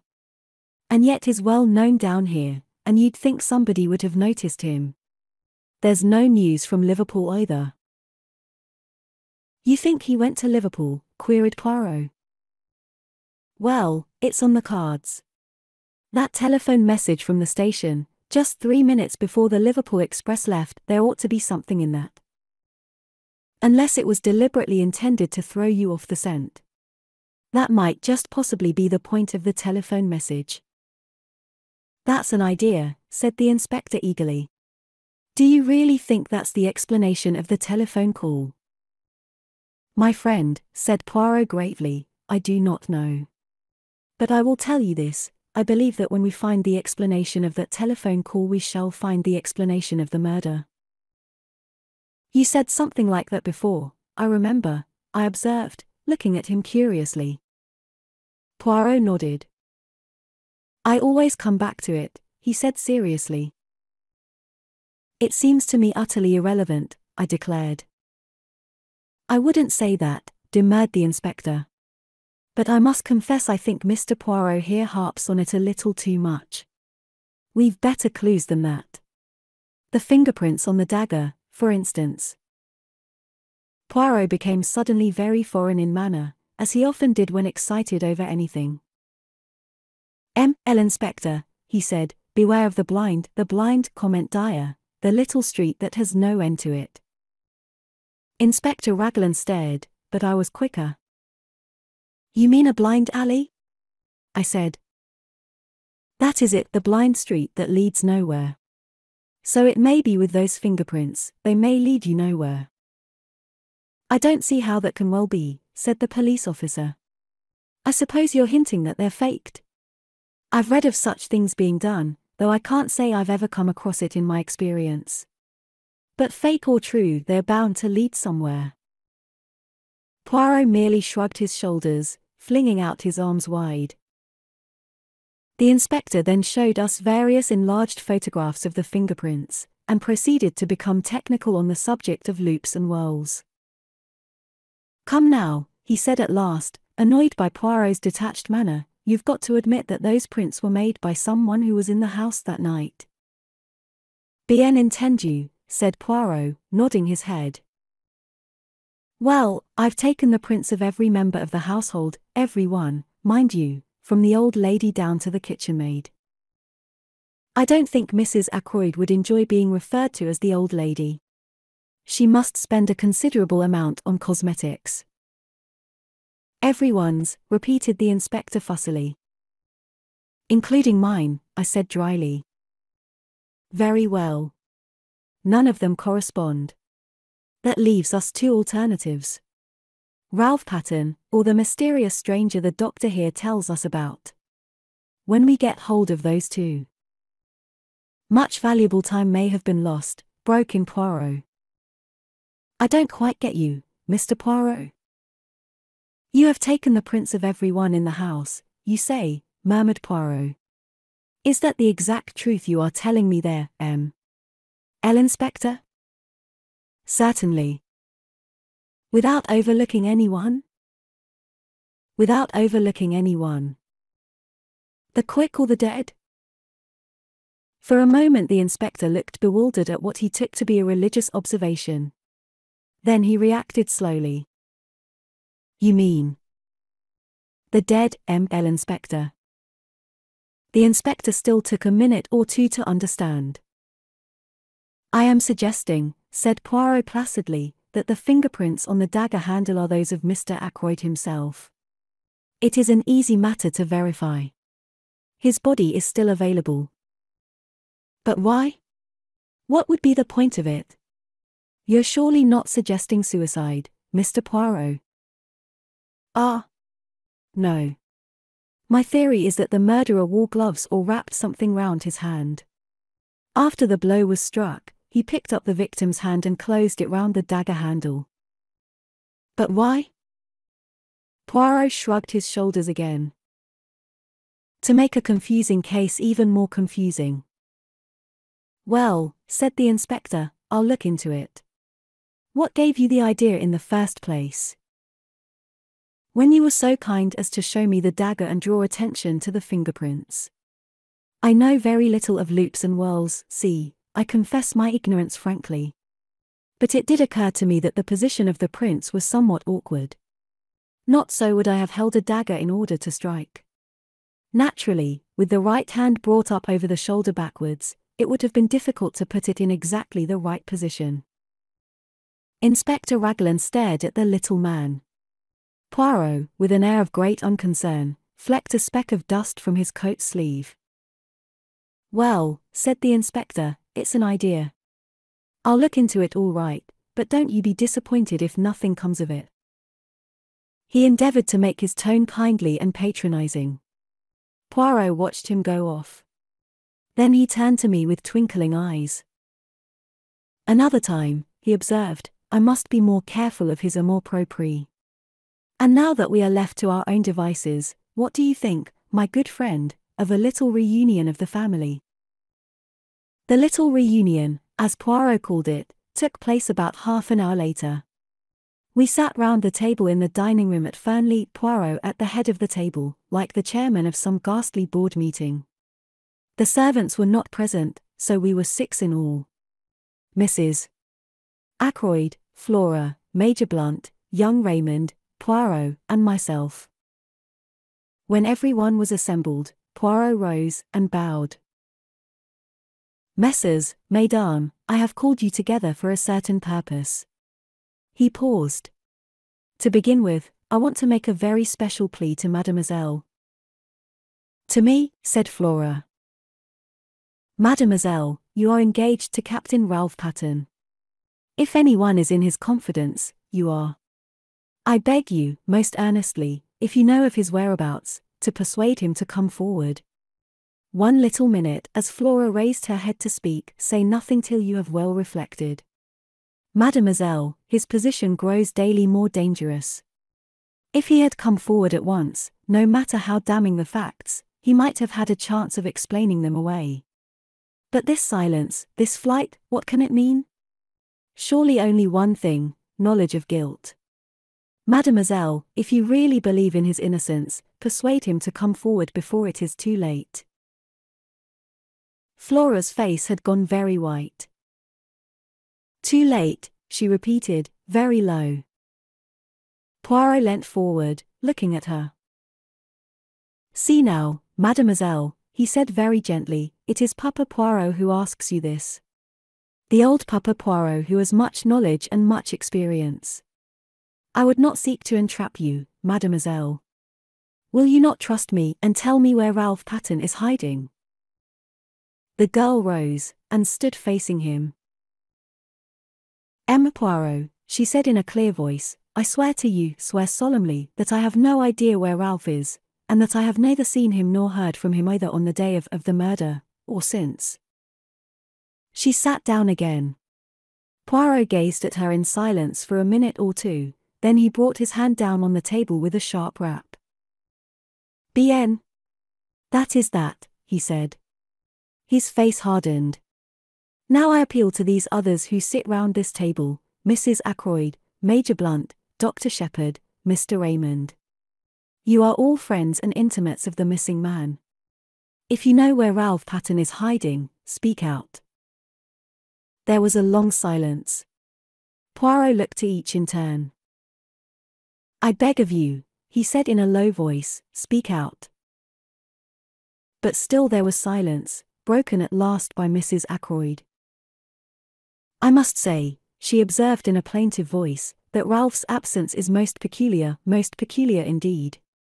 Not to come forward at such a time. It looks, you know, as though there was something behind it. I can't help thinking, Flora dear, that it was a very fortunate thing your engagement was never formally announced. Mother, cried Flora angrily. Providence, declared Mrs. Ackroyd. I have a devout belief in Providence, a divinity that shapes our ends, as Shakespeare's beautiful line runs. Surely you don't make the Almighty directly responsible for thick ankles, Mrs. Ackroyd, do you? Asked Geoffrey Raymond, his irresponsible laugh ringing out. His idea was, I think, to loosen the tension, but Mrs. Ackroyd threw him a glance of reproach and took out her handkerchief. Flora has been saved a terrible amount of notoriety and unpleasantness. Not for a moment that I think dear Ralph had anything to do with poor Roger's death. I don't think so.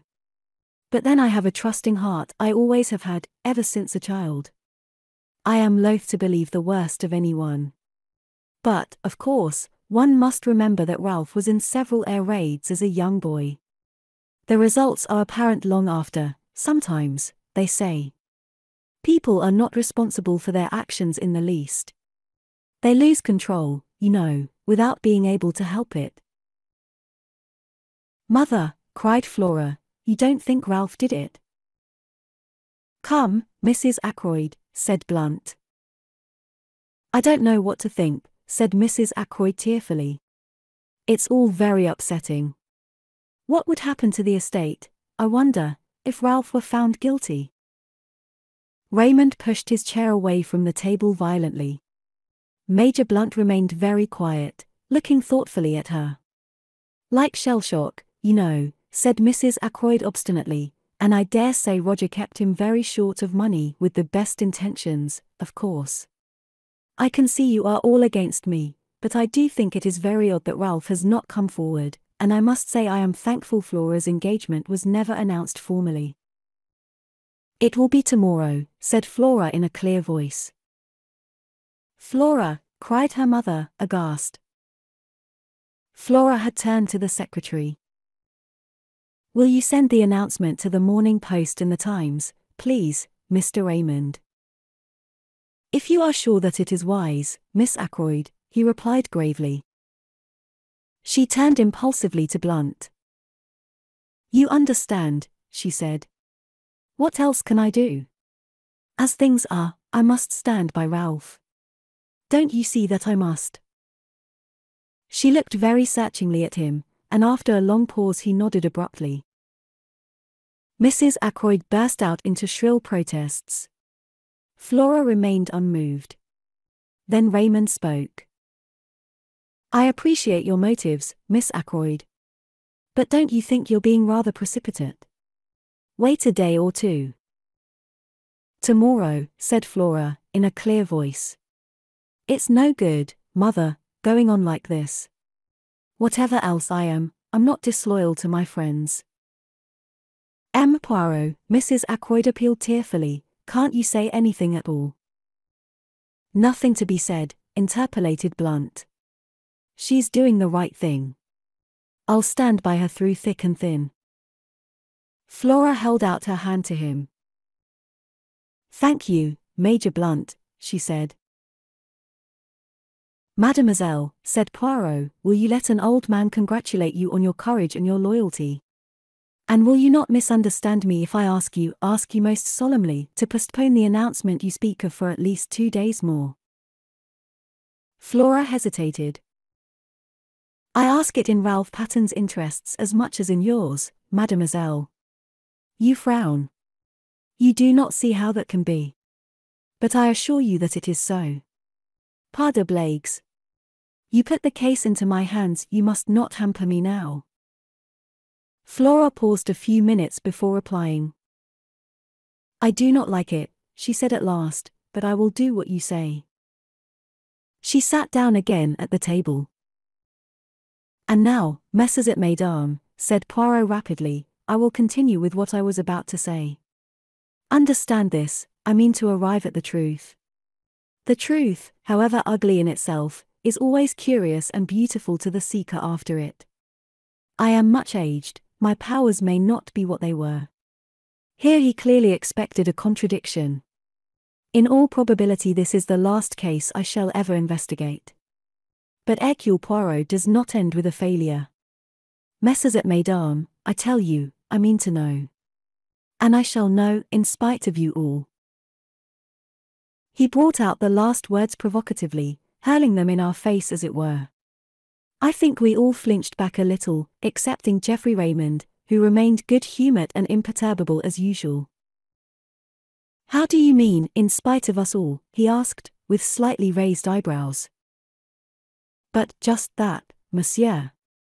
Every one of you in this room is concealing something from me." He raised his hand as a faint murmur of protest arose.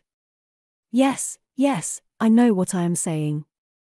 It may be something unimportant, trivial, which is supposed to have no bearing on the case, but there it is. Each one of you has something to hide. Come, now, am I right?" His glance, challenging and accusing, swept round the table. And every pair of eyes dropped before his. "Yes, mine as well."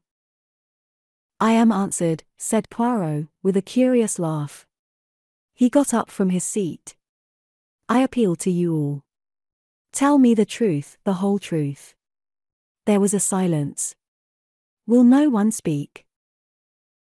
He gave the same short laugh again. "Say dommage," he said, and went out. Chapter 13. The Goose Quill. That evening, at Poirot's request, I went over to his house after dinner. Caroline saw me depart with visible reluctance. I think she would have liked to have accompanied me. Poirot greeted me hospitably. He had placed a bottle of Irish whiskey, which I detest, on a small table, with a soda-water siphon and a glass. He himself was engaged in brewing hot chocolate. It was a favorite beverage of his, I discovered later. He inquired politely after my sister, whom he declared to be a most interesting woman. "I'm afraid you've been giving her a swelled head," I said dryly. "What about Sunday afternoon?" He laughed and twinkled. "I always like to employ the expert," he remarked obscurely, but he refused to explain the remark.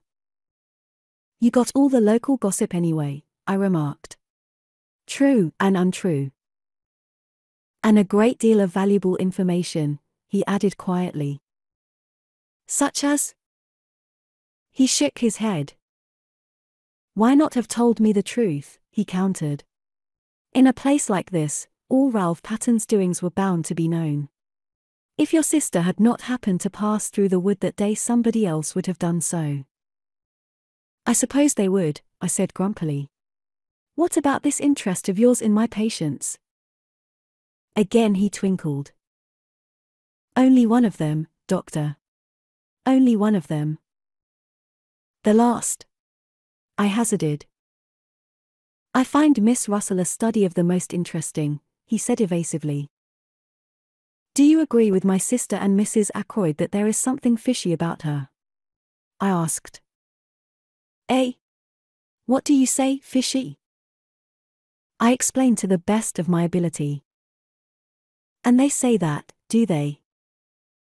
Didn't my sister convey as much to you yesterday afternoon? Say possible. For no reason whatever, I declared. Les femmes, generalized Poirot. They are marvelous. They invent haphazard, and by miracle they are right. Not that it is that, really. Women observe subconsciously 1,000 little details, without knowing that they are doing so. Their subconscious mind adds these little things together, and they call the result intuition. Me, I am very skilled in psychology. I know these things. He swelled his chest out importantly, looking so ridiculous, that I found it difficult not to burst out laughing. Then he took a small sip of his chocolate, and carefully wiped his mustache.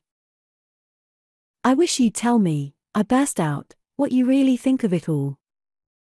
He put down his cup. You wish that? I do. You have seen what I have seen. Should not our ideas be the same? I'm afraid you're laughing at me, I said stiffly. Of course, I've no experience of matters of this kind. Poirot smiled at me indulgently. You are like the little child who wants to know the way the engine works. You wish to see the affair, not as the family doctor sees it, but with the eye of a detective who knows and cares for no one, to whom they are all strangers and all equally liable to suspicion. You put it very well, I said. So I give you then, a little lecture. The first thing is to get a clear history of what happened that evening, always bearing in mind that the person who speaks may be lying. I raised my eyebrows. Rather a suspicious attitude. But necessary, I assure you, necessary. Now first, Dr. Shepherd leaves the house at 10 minutes to 9. How do I know that? Because I told you so. But you might not be speaking the truth, or the watch you went by might be wrong. But Parker also says that you left the house at 10 minutes to 9. So we accept that statement and pass on. At 9 o'clock you run into a man, and here we come to what we will call the romance of the mysterious stranger, just outside the park gates. How do I know that that is so?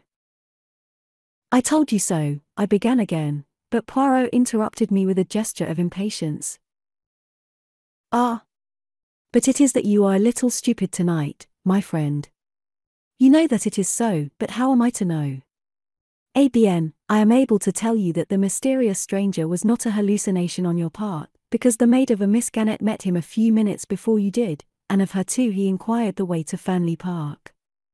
We accept his presence, therefore, and we can be fairly sure of two things about him, that he was a stranger to the neighbourhood, and that whatever his object in going to Fernley, there was no great secrecy about it, since he twice asked the way there.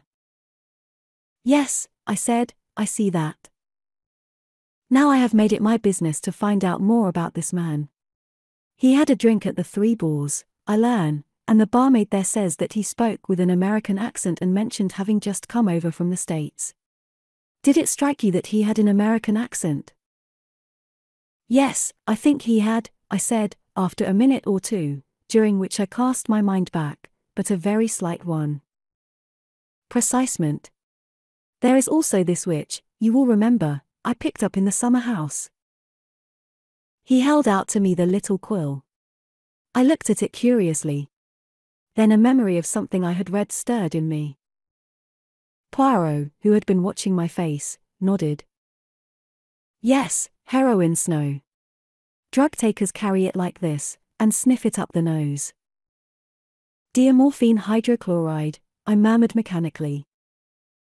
This method of taking the drug is very common on the other side. Another proof, if we wanted one, that the man came from Canada or the States. What first attracted your attention to that summer house? I asked curiously. My friend the inspector took it for granted that anyone using that path did so as a shortcut to the house, but as soon as I saw the summer house, I realized that the same path would be taken by anyone using the summer house as a rendezvous. Now it seems fairly certain that the stranger came neither to the front nor to the back door. Then did someone from the house go out and meet him?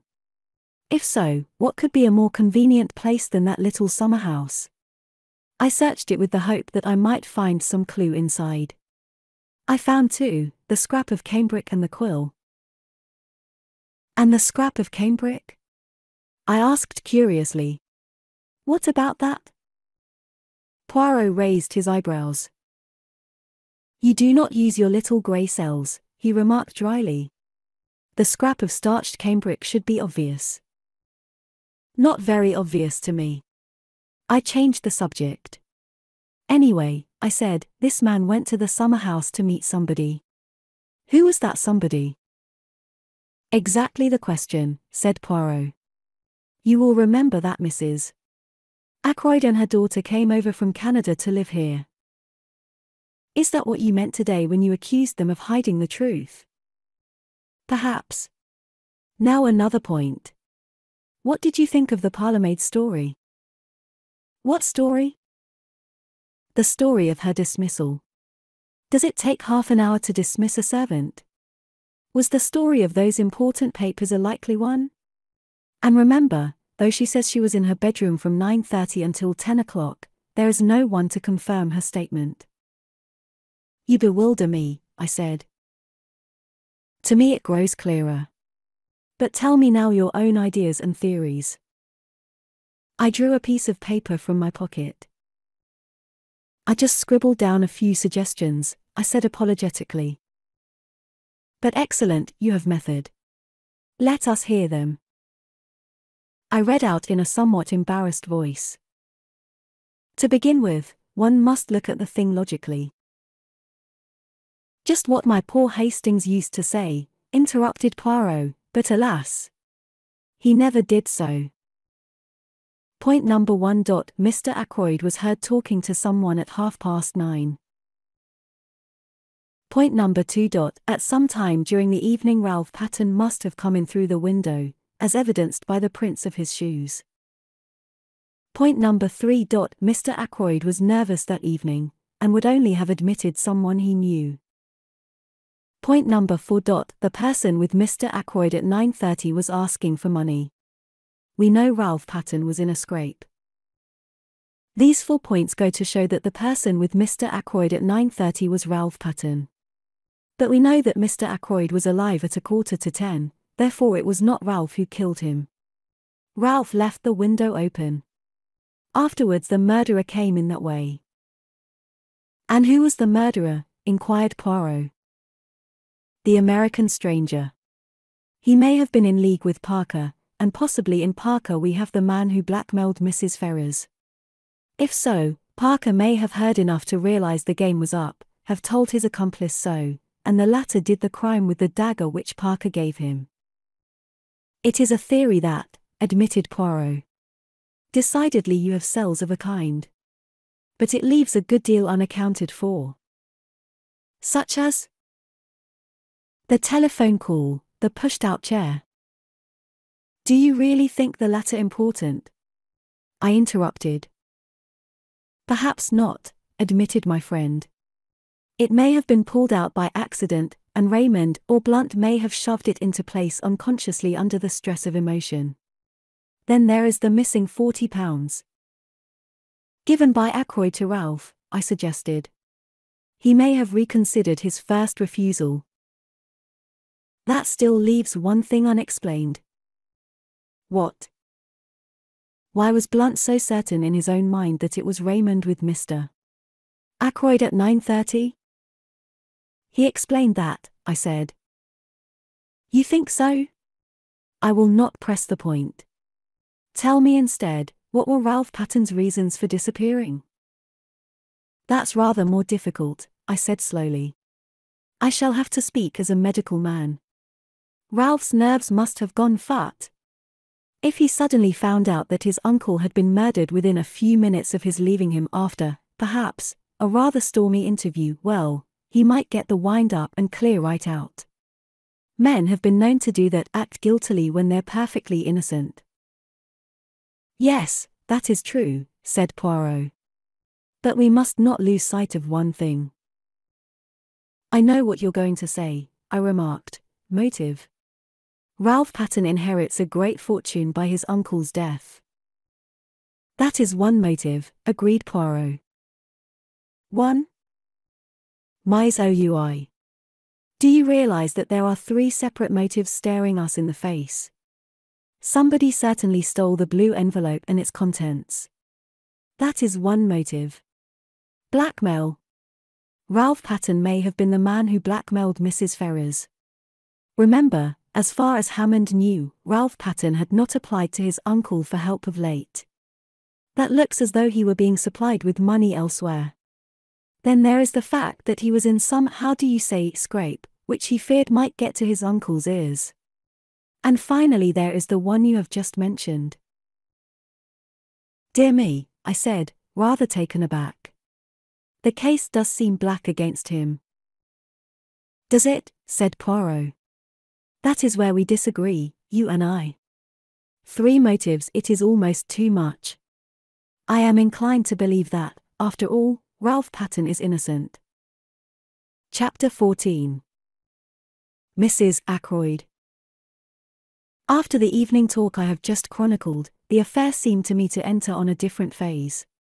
The whole thing can be divided into two parts, each clear and distinct from the other.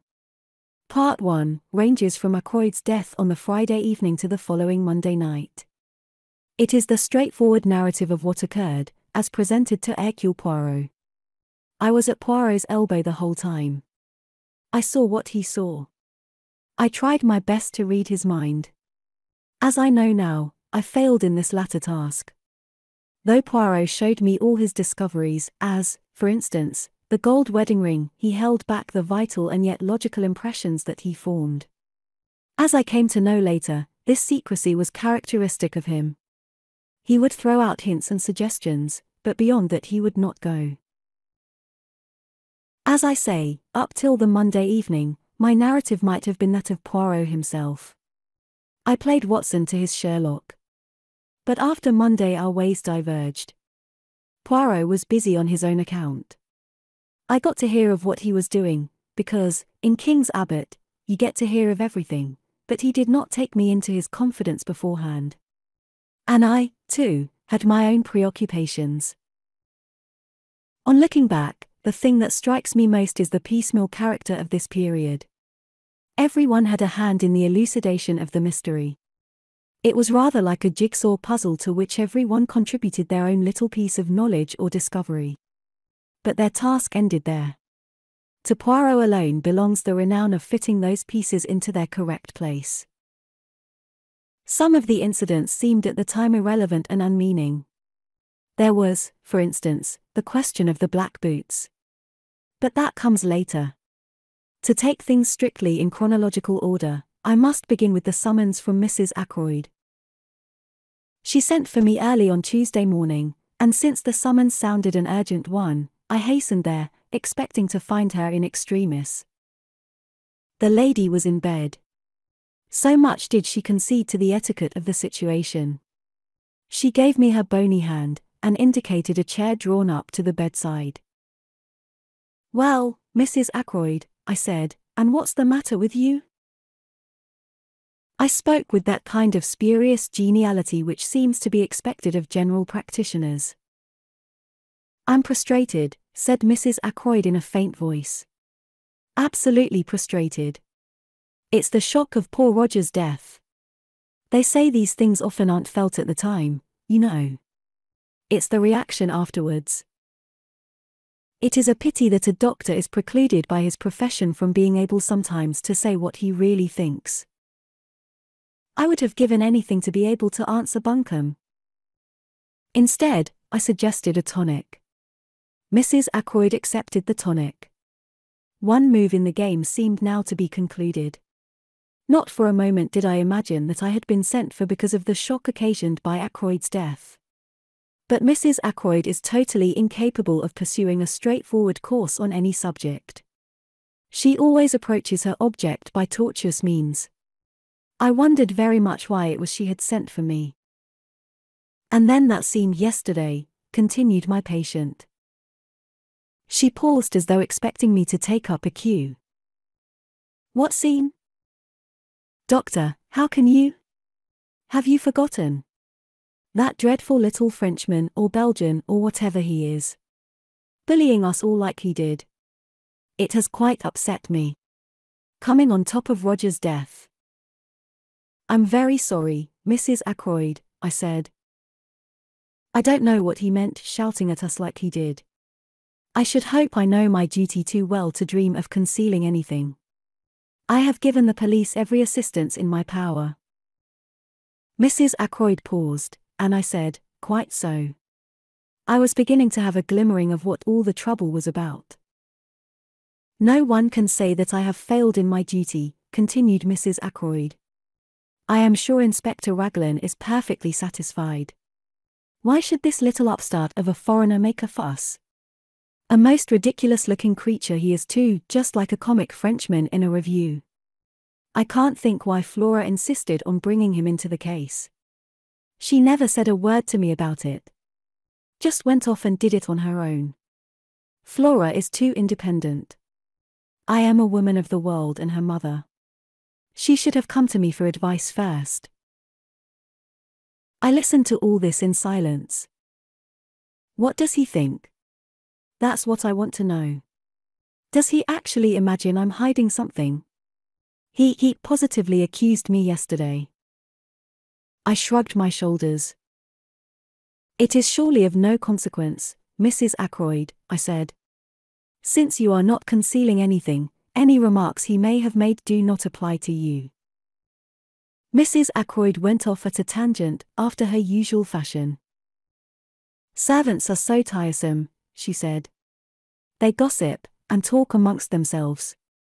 And then it gets round, and all the time there's probably nothing in it at all. Have the servants been talking? I asked. What about? Mrs. Ackroyd cast a very shrewd glance at me. It quite threw me off my balance. I was sure you'd know, Doctor, if anyone did. You were with Poirot all the time, weren't you? I was. Then of course you know. It was that girl, Ursula Bourne, wasn't it? Naturally, she's leaving.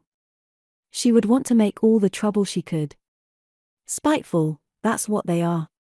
They're all alike. Now, you being there, Doctor, you must know exactly what she did say. I'm most anxious that no wrong impression should get about. After all, you don't repeat every little detail to the police, do you? There are family matters sometimes, nothing to do with the question of the murder. But if the girl was spiteful, she may have made out all sorts of things. I was shrewd enough to see that a very real anxiety lay behind these outpourings. Poirot had been justified in his premises. Of the 6 people round the table yesterday, Mrs. Ackroyd at least had had something to hide.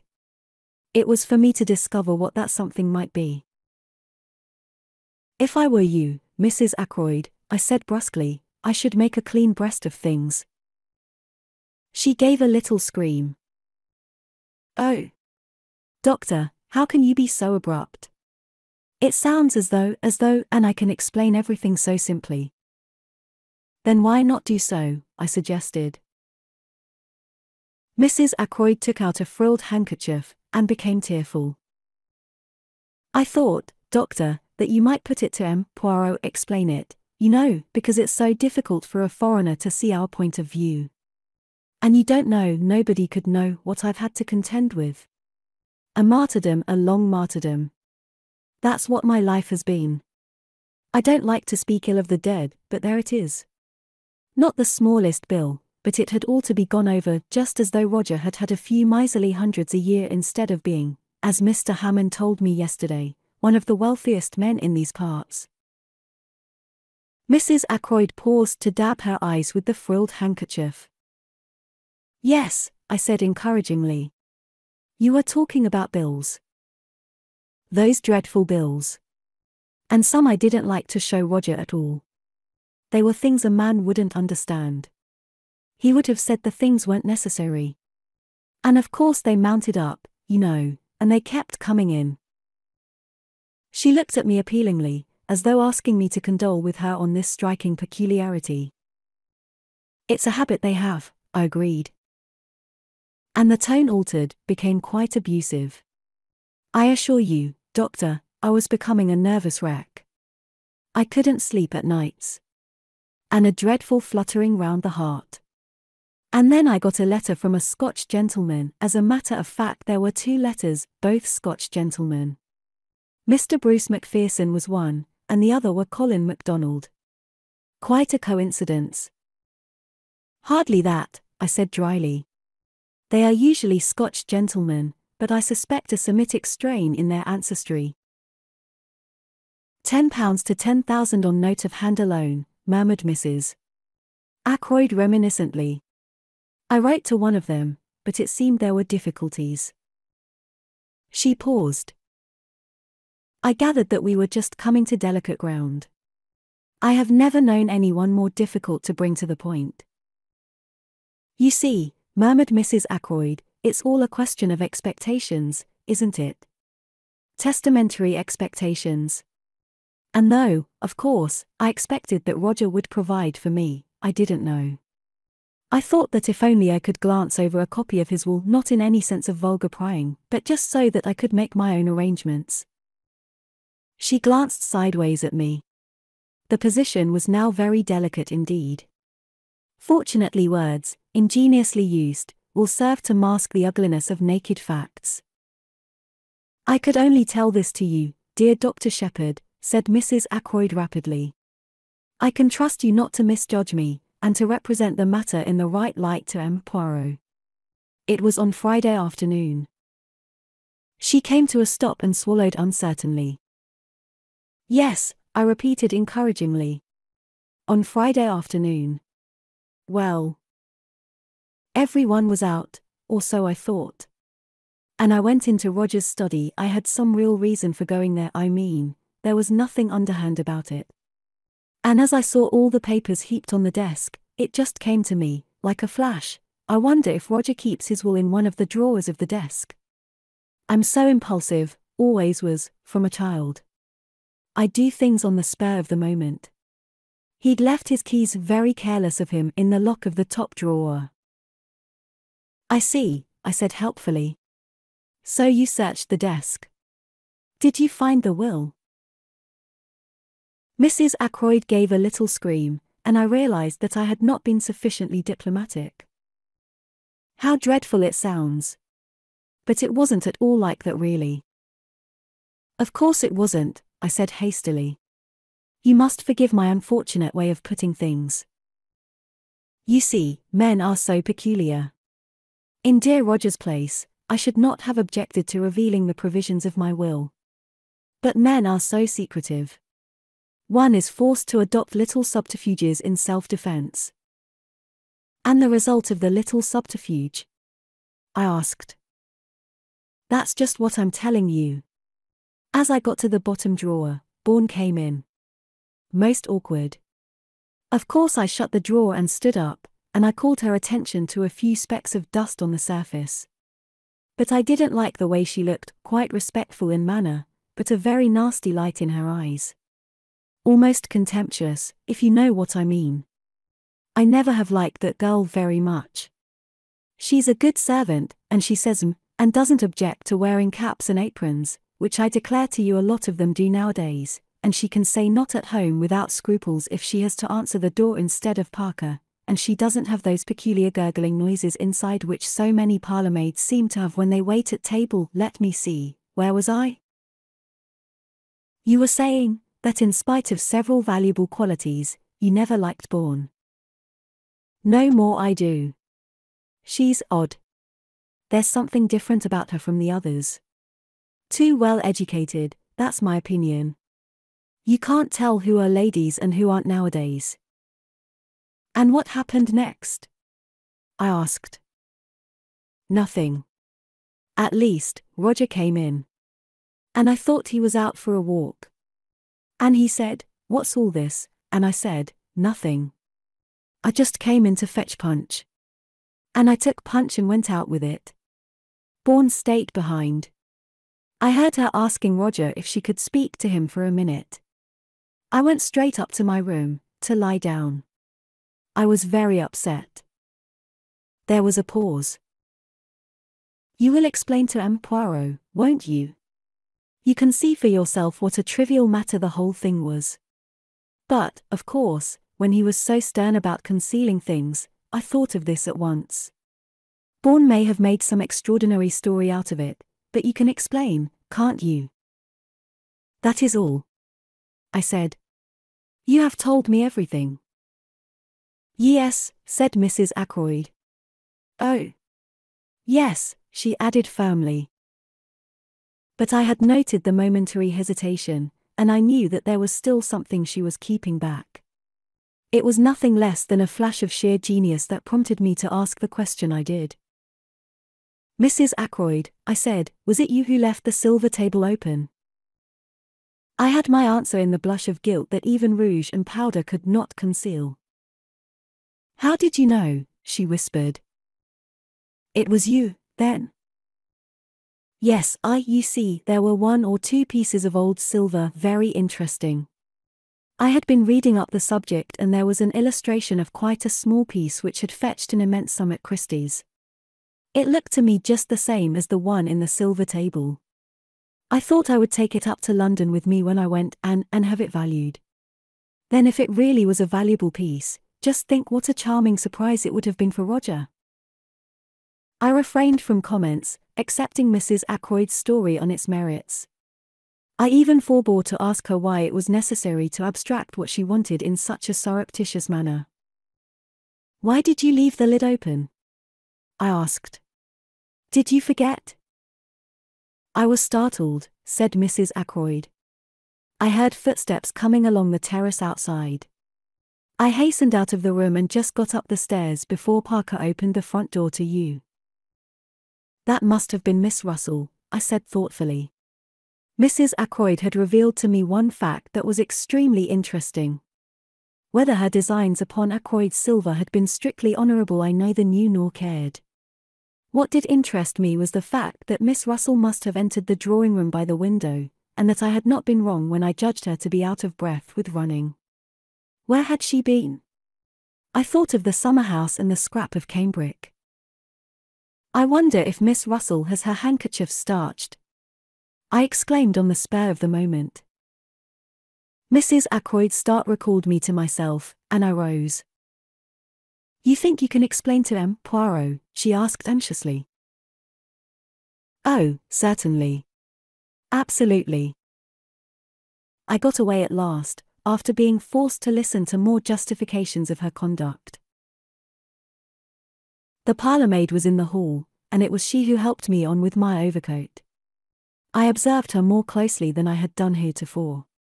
It was clear that she had been crying. How is it, I asked, that you told us that Mr. Ackroyd sent for you on Friday to his study? I hear now that it was you who asked to speak to him.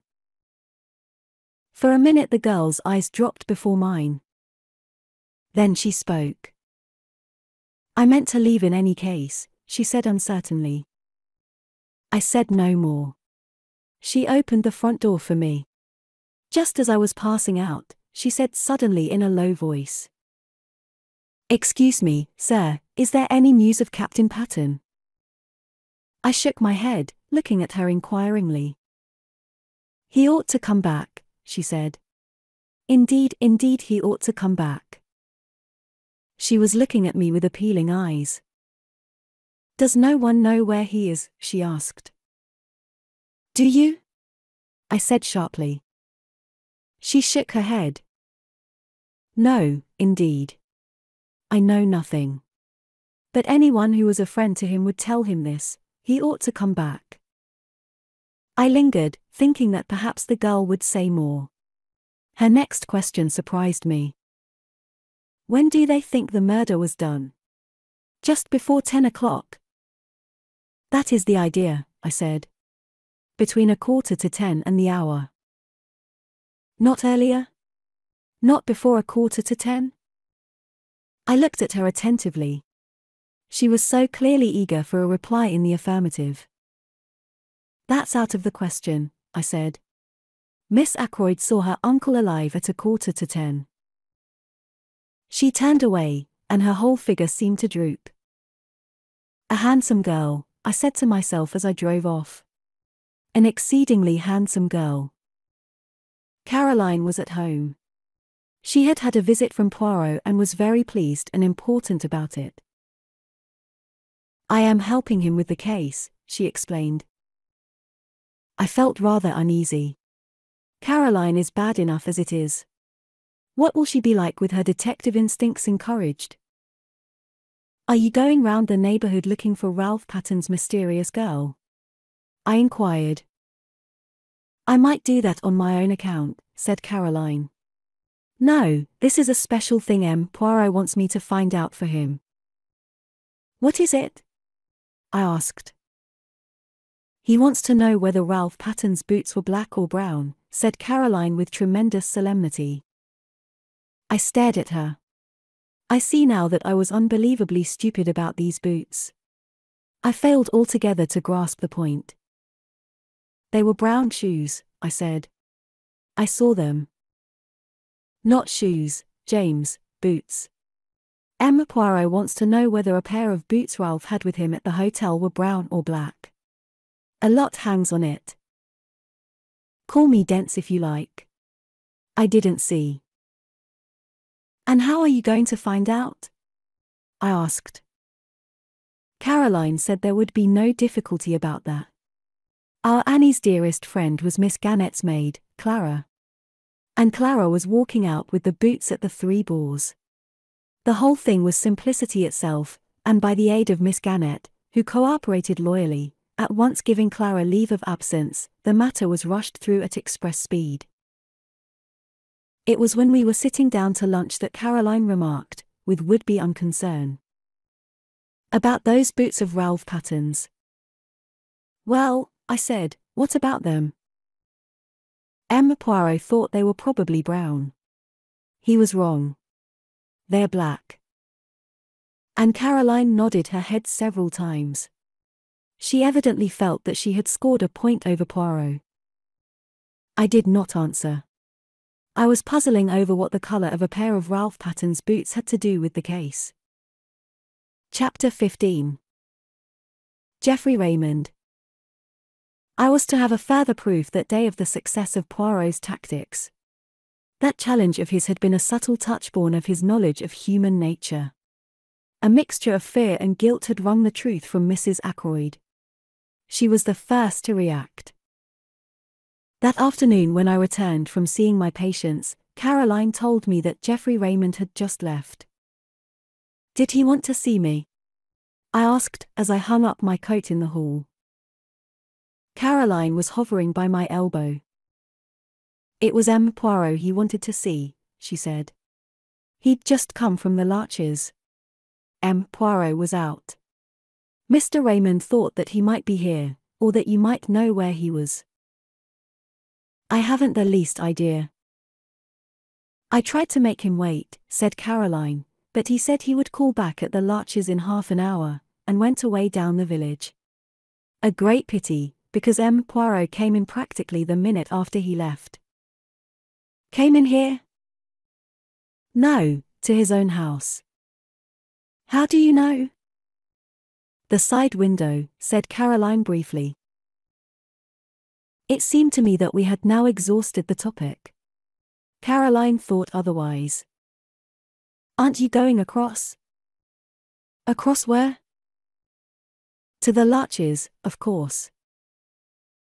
My dear Caroline, I said, what for?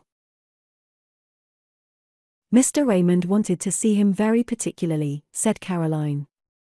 You might hear what it's all about. I raised my eyebrows. Curiosity is not my besetting sin, I remarked coldly. I can exist comfortably without knowing exactly what my neighbors are doing and thinking. Stuff and nonsense, James, said my sister. You want to know just as much as I do. You're not so honest, that's all. You always have to pretend. Really, Caroline, I said, and retired into my surgery. 10 minutes later Caroline tapped at the door and entered. In her hand she held what seemed to be a pot of jam. I wonder, James, she said, if you would mind taking this pot of medlar jelly across to Poirot. I promised it to him. He has never tasted any homemade medlar jelly. Why can't Annie go? I asked coldly. She's doing some mending. I can't spare her. Caroline and I looked at each other. Very well, I said, rising. But if I take the beastly thing, I shall just leave it at the door. You understand that? My sister raised her eyebrows. Naturally, she said. Who suggested you should do anything else? The honors were with Caroline. If you do happen to see Poirot, she said, as I opened the front door, you might tell him about the boots. It was a most subtle parting shot. I wanted dreadfully to understand the enigma of the boots. When the old lady with the Breton cap opened the door to me, I found myself asking if Poirot was in, quite automatically. Poirot sprang up to meet me, with every appearance of pleasure. Sit down, my good friend, he said. The big chair? This small one? The room is not too hot, no. I thought it was stifling, but refrained from saying so. The windows were closed, and a large fire burned in the grate. The English people, they have a mania for the fresh air, declared Poirot. The big air, it is all very well outside, where it belongs. Why admit it to the house? But let us not discuss such banalities. You have something for me, yes. 2 things, I said. First, this, from my sister. I handed over the pot of medlar jelly. How kind of Mademoiselle Caroline. She has remembered her promise. And the second thing? Information of a kind. And I told him of my interview with Mrs. Ackroyd. He listened with interest, but not much excitement. It clears the ground, he said thoughtfully. And it has a certain value as confirming the evidence of the housekeeper. She said, you remember, that she found the silver table lid open and closed it down in passing. What about her statement that she went into the drawing room to see if the flowers were fresh?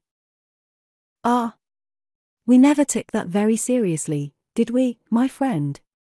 It was patently an excuse, trumped up in a hurry, by a woman who felt it urgent to explain her presence, which, by the way, you would probably never have thought of questioning. I considered it possible that her agitation might arise from the fact that she had been tampering with the silver table, but I think now that we must look for another cause. Yes, I said. Whom did she go out to meet? And why? You think she went to meet someone? I do. Poirot nodded. So do I, he said thoughtfully. There was a pause. By the way, I said, I've got a message for you from my sister. Ralph Patton's boots were black, not brown. I was watching him closely as I gave the message, and I fancied that I saw a momentary flicker of discomposure. If so, it passed almost immediately. She is absolutely positive they are not brown. Absolutely. Ah, said Poirot regretfully. That is a pity. And he seemed quite crestfallen. He entered into no explanations, but at once started a new subject of conversation. The housekeeper, Miss Russell, who came to consult you on that Friday morning, is it indiscreet to ask what passed at the interview apart from the medical details, I mean? Not at all, I said. When the professional part of the conversation was over, we talked for a few minutes about poisons, and the ease or difficulty of detecting them, and about drug taking and drug takers. With special reference to cocaine, asked Poirot. How did you know? I asked, somewhat surprised. For answer, the little man rose and crossed the room to where newspapers were filed. He brought me a copy of the Daily Budget, dated Friday, the 16th of September, and showed me an article dealing with the smuggling of cocaine. It was a somewhat lurid article, written with an eye to picturesque effect. That is what put cocaine into her head, my friend, he said. I would have catechized him further, for I did not quite understand his meaning, but at that moment the door opened and Geoffrey Raymond was announced. He came in fresh and debonair as ever, and greeted us both. How are you, Doctor? Poirot, this is the second time I've been here this morning. I was anxious to catch you. Perhaps I'd better be off, I suggested rather awkwardly. Not on my account, Doctor. No, it's just this, he went on, seating himself at a wave of invitation from Poirot. I've got a confession to make. En verite, said Poirot, with an air of polite interest.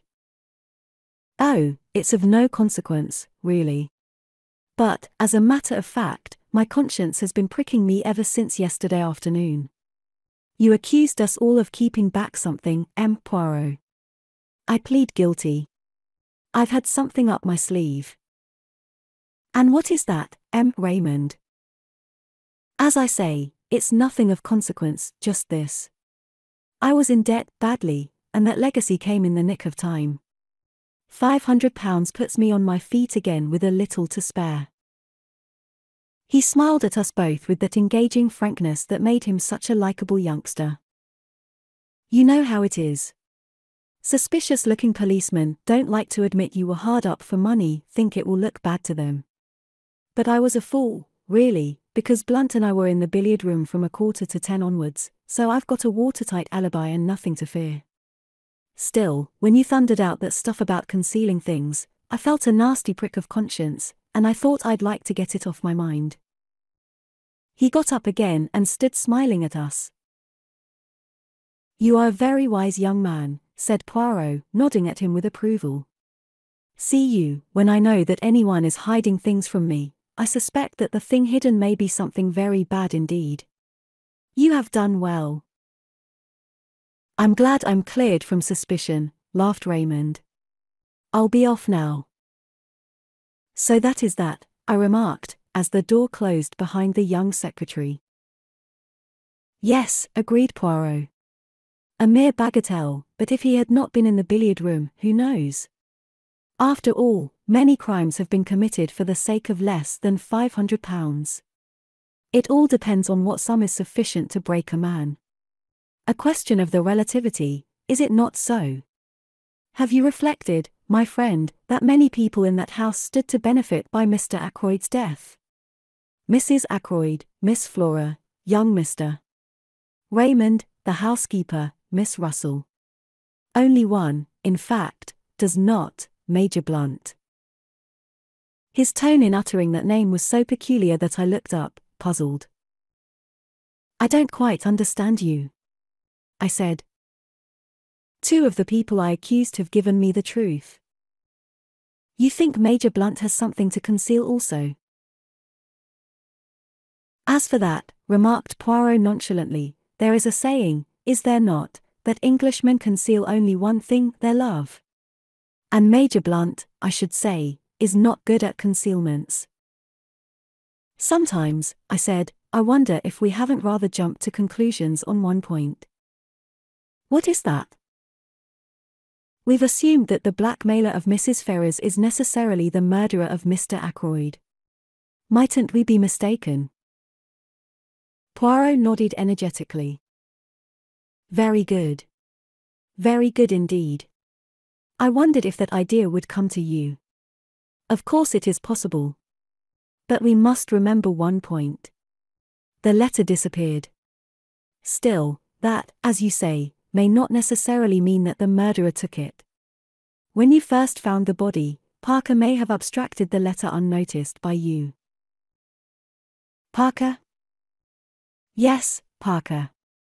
I always come back to Parker, not as the murderer, no, he did not commit the murder, but who is more suitable than he as the mysterious scoundrel who terrorized Mrs. Ferrars. He may have got his information about Mr. Ferrars's death from one of the king's paddock servants. At any rate, he is more likely to have come upon it than a casual guest such as Blunt, for instance. Parker might have taken the letter, I admitted. It wasn't till later that I noticed it was gone. How much later? After Blunt and Raymond were in the room, or before? I can't remember, I said slowly. I think it was before, no, afterwards. Yes, I'm almost sure it was afterwards. That widens the field to 3, said Poirot thoughtfully. But Parker is the most likely. It is in my mind to try a little experiment with Parker. How say you, my friend, will you accompany me to Fernley? I acquiesced, and we set out at once. Poirot asked to see Miss Ackroyd, and presently Flora came to us. Mademoiselle Flora, said Poirot, I have to confide in you a little secret. I am not yet satisfied of the innocence of Parker. I propose to make a little experiment with your assistance.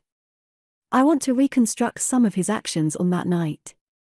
But we must think of something to tell him. I have it. I wish to satisfy myself as to whether voices in the little lobby could have been heard outside on the terrace. Now, ring for Parker, if you will be so good. I did so, and presently the butler appeared, suave as ever. You rang, sir? Yes, my good Parker. I have in mind a little experiment. I have placed Major Blunt on the terrace outside the study window. I want to see if anyone there could have heard the voices of Miss Ackroyd and yourself in the lobby that night. I want to enact that little scene over again. Perhaps you would fetch the tray or whatever it was you were carrying. Parker vanished, and we repaired to the lobby outside the study door.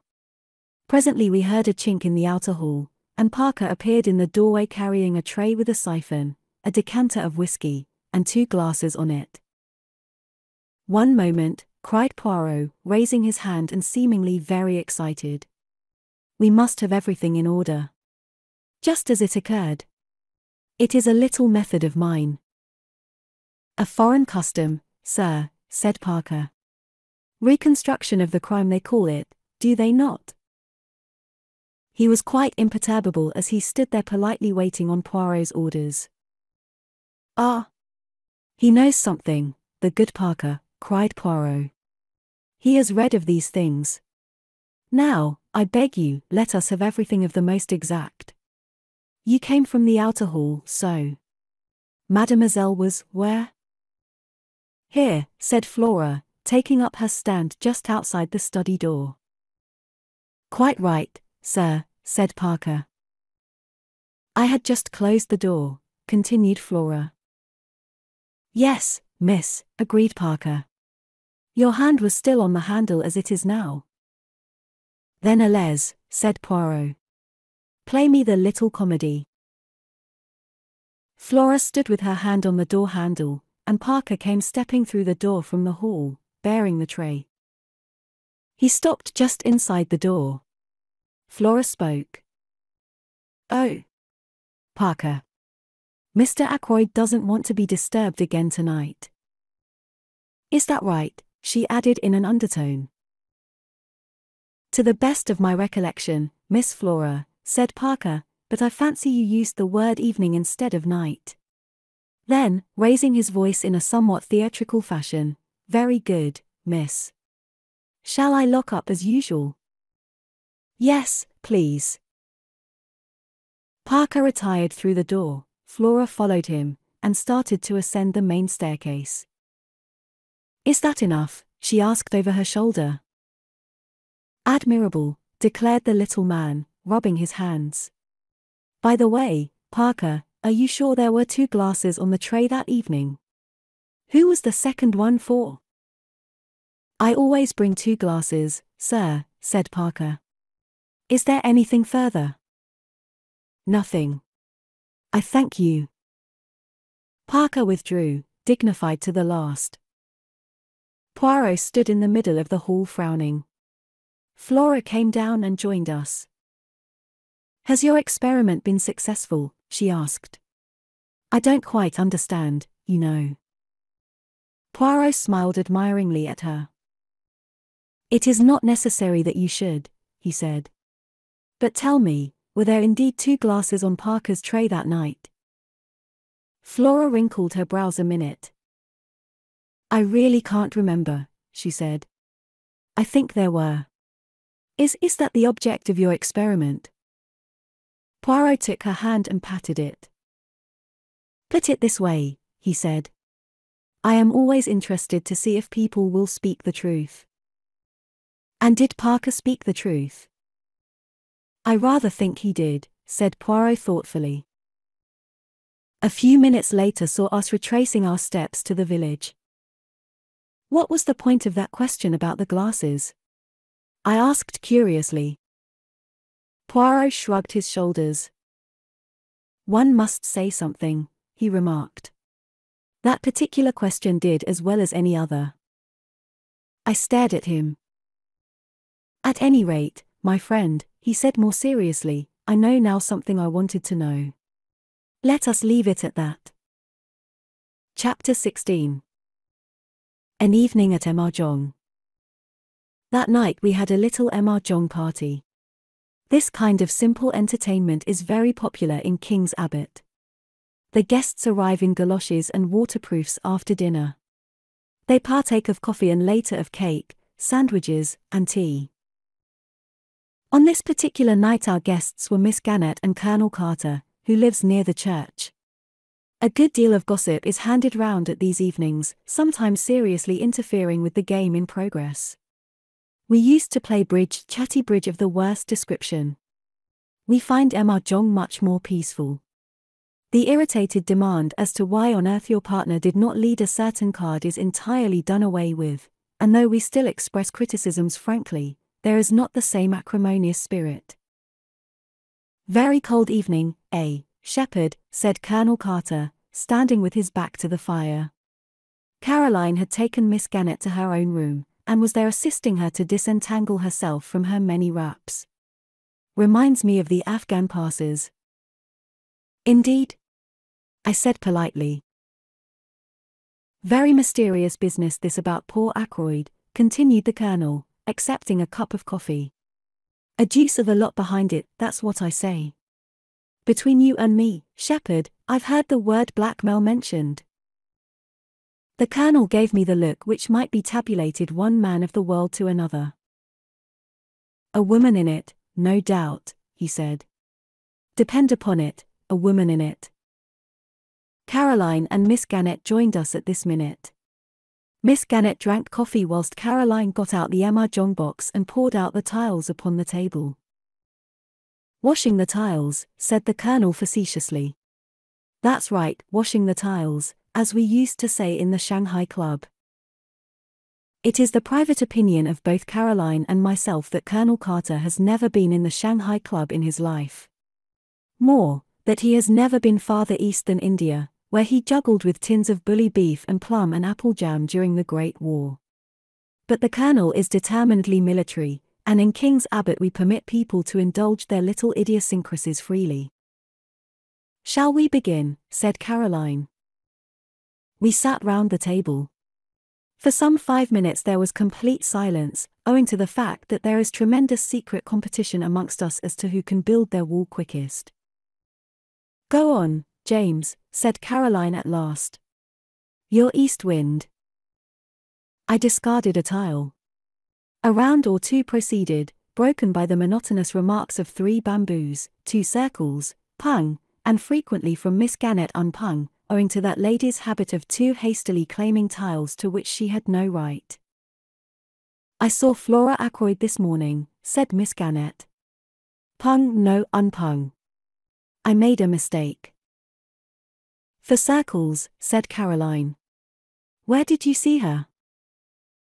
She didn't see me, said Miss Gannett, with that tremendous significance only to be met with in small villages.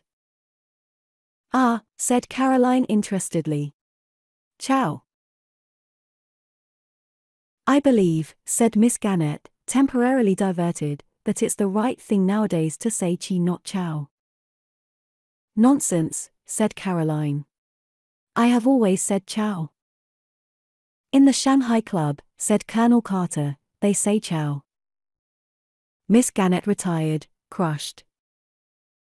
What were you saying about Flora Ackroyd? Asked Caroline, after a moment or two devoted to the game. Was she with anyone? Very much so, said Miss Gannett. The eyes of the two ladies met, and seemed to exchange information. Really, said Caroline interestedly. Is that it? Well, it doesn't surprise me in the least. We're waiting for you to discard, Miss Caroline, said the Colonel. He sometimes affects the pose of the bluff male, intent on the game and indifferent to gossip. But nobody is deceived. If you ask me, said Miss Gannett. Was that a bamboo you discarded, dear? Oh.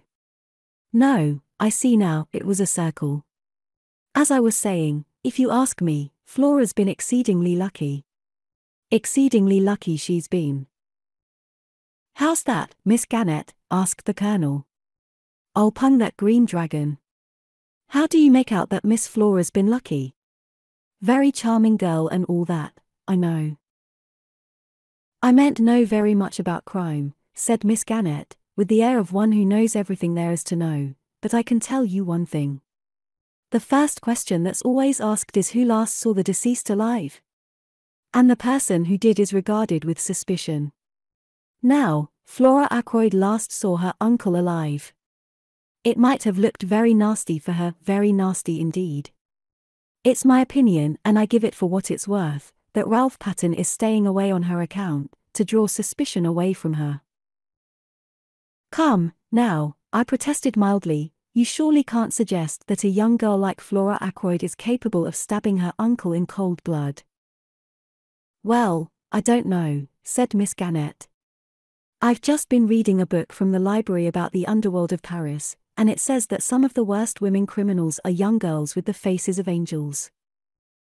That's in France, said Caroline instantly. Just so, said the Colonel. Now, I'll tell you a very curious thing, a story that was going round the bazaars in India. The Colonel's story was one of interminable length, and of curiously little interest. A thing that happened in India many years ago cannot compare for a moment with an event that took place in King's Abbot the day before yesterday. It was Caroline who brought the Colonel's story to a close by fortunately going mahjong. After the slight unpleasantness always occasioned by my corrections of Caroline's somewhat faulty arithmetic, we started a new hand. East wind passes, said Caroline. I've got an idea of my own about Ralph Patten. 3 characters. But I'm keeping it to myself for the present. Are you, dear? Said Miss Gannett. Chow, I mean pung. Yes, said Caroline firmly. Was it all right about the boots? Asked Miss Gannett. Their being black, I mean? Quite all right, said Caroline. What was the point, do you think? Asked Miss Gannett. Caroline pursed up her lips, and shook her head with an air of knowing all about it. Pung, said Miss Gannett. No, unpung. I suppose that now the doctor's in with him, Poirot, he knows all the secrets. Far from it, I said. James is so modest, said Caroline. Ah. A concealed Kong. The Colonel gave vent to a whistle. For the moment gossip was forgotten. Your own wind, too, he said. And you've got 2 pungs of dragons. We must be careful. Miss Caroline's out for a big hand. We played for some minutes with no irrelevant conversation. This Poirot now, said Colonel Carter, is he really such a great detective? The greatest the world has ever known, said Caroline solemnly. He had to come here incognito to avoid publicity. Ciao, said Miss Gannett. Quite wonderful for our little village, I'm sure. By the way, Clara, my maid, you know, is great friends with Elsie, the housemaid at Fernley, and what do you think Elsie told her? That there's been a lot of money stolen, and it's her opinion, Elsie's, I mean, that the parlourmaid had something to do with it. She's leaving at the month, and she's crying a good deal at night. If you ask me, the girl is very likely in league with a gang. She's always been a queer girl, she's not friends with any of the girls round here. She goes off by herself on her days out, very unnatural, I call it, and most suspicious. I asked her once to come to our girls' friendly evenings, but she refused, and then I asked her a few questions about her home and her family, all that sort of thing, and I'm bound to say I considered her manner most impertinent. Outwardly very respectful, but she shut me up in the most barefaced way. Miss Gannett stopped for breath, and the Colonel, who was totally uninterested in the servant question, remarked that in the Shanghai Club brisk play was the invariable rule. We had a round of brisk play. That Miss Russell, said Caroline. She came here pretending to consult James on Friday morning. It's my opinion she wanted to see where the poisons were kept. 5 characters. Ciao, said Miss Gannett. What an extraordinary idea. I wonder if you can be right. Talking of poisons, said the Colonel. What? Haven't I discarded? Oh. 8 bamboos. Mahjong, said Miss Gannett. Caroline was very much annoyed. 1 red dragon, she said regretfully, and I should have had a hand of 3 doubles. I've had 2 red dragons all the time, I mentioned. So exactly like you, James, said Caroline reproachfully. You've no conception of the spirit of the game. I myself thought I had played rather cleverly. I should have had to pay Caroline an enormous amount if she had gone mahjong. Miss Gannett's mahjong was of the poorest variety possible, as Caroline did not fail to point out to her. East wind passed, and we started a new hand in silence. What I was going to tell you just now was this, said Caroline. Yes, said Miss Gannett encouragingly. My idea about Ralph Pattern, I mean. Yes, dear, said Miss Gannett, still more encouragingly. Ciao. It's a sign of weakness to chow so early, said Caroline severely. You should go for a big hand. I know, said Miss Gannett. You were saying about Ralph Pattern, you know? Yes. Well, I've a pretty shrewd idea where he is. We all stopped to stare at her. This is very interesting, Miss Caroline, said Colonel Carter. All your own idea, eh? Well, not exactly. I'll tell you about it. You know that big map of the county we have in the hall? We all said yes. As Poirot was going out the other day, he stopped and looked at it, and he made some remark, I can't remember exactly what it was. Something about Cranchester being the only big town anywhere near us, which is true, of course. But after he had gone, it came to me suddenly. What came to you? His meaning. Of course Ralph is in Cranchester. It was at that moment that I knocked down the rack that held my pieces. My sister immediately reproved me for clumsiness, but half-heartedly. She was intent on her theory. Cranchester, Miss Caroline, said Colonel Carter. Surely not Cranchester. It's so near. That's exactly it, cried Caroline triumphantly. It seems quite clear by now that he didn't get away from here by train. He must simply have walked into Cranchester. And I believe he's there still. No one would dream of his being so near at hand. I pointed out several objections to the theory, but when once Caroline has got something firmly into her head, nothing dislodges it. And you think M. Poirot has the same idea, said Miss Gannett thoughtfully. It's a curious coincidence, but I was out for a walk this afternoon on the Cranchester Road, and he passed me in a car coming from that direction. We all looked at each other. Why, dear me, said Miss Gannett suddenly, I'm mahjong all the time, and I never noticed it. Caroline's attention was distracted from her own inventive exercises. She pointed out to Miss Gannett that a hand consisting of mixed suits and too many chows was hardly worth going mahjong on. Miss Gannett listened imperturbably and collected her counters. Yes, dear, I know what you mean, she said. But it rather depends on what kind of a hand you have to start with, doesn't it? You'll never get the big hands if you don't go for them, urged Caroline. Well, we must all play our own way, mustn't we, said Miss Gannett. She looked down at her counters. After all, I'm up, so far. Caroline, who was considerably down, said nothing. East wind passed, and we set to once more. Annie brought in the tea things. Caroline and Miss Gannett were both slightly ruffled, as is often the case during one of these festive evenings. If you would only play a little quicker, dear, said Caroline, as Miss Gannett hesitated over her discard. The Chinese put down the tiles so quickly it sounds like little birds pattering. For some few minutes we played like the Chinese. You haven't contributed much to the sum of information, Shepherd, said Colonel Carter genially. You're a sly dog. Hand in glove with the great detective, and not a hint as to the way things are going. James is an extraordinary creature, said Caroline. He cannot bring himself to part with information. She looked at me with some disfavor. I assure you, I said, that I don't know anything. Poirot keeps his own counsel. Wise man, said the Colonel with a chuckle. He doesn't give himself away. But they are wonderful fellows, these foreign detectives. Up to all sorts of dodges, I believe.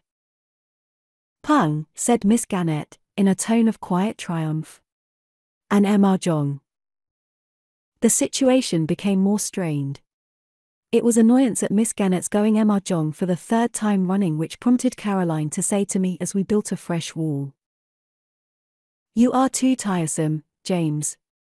You sit there like a deadhead, and say nothing at all. But, my dear, I protested, I have really nothing to say, that is, of the kind you mean. Nonsense, said Caroline, as she sorted her hand. You must know something interesting. I did not answer for a moment. I was overwhelmed and intoxicated. I had read of there being such a thing as the perfect winning, going mahjong on one's original hand. I had never hoped to hold the hand myself. With suppressed triumph I laid my hand face upwards on the table. As they say in the Shanghai Club, I remarked, Tin Ho, the perfect winning. The Colonel's eyes nearly bulged out of his head. Upon my soul, he said. What an extraordinary thing.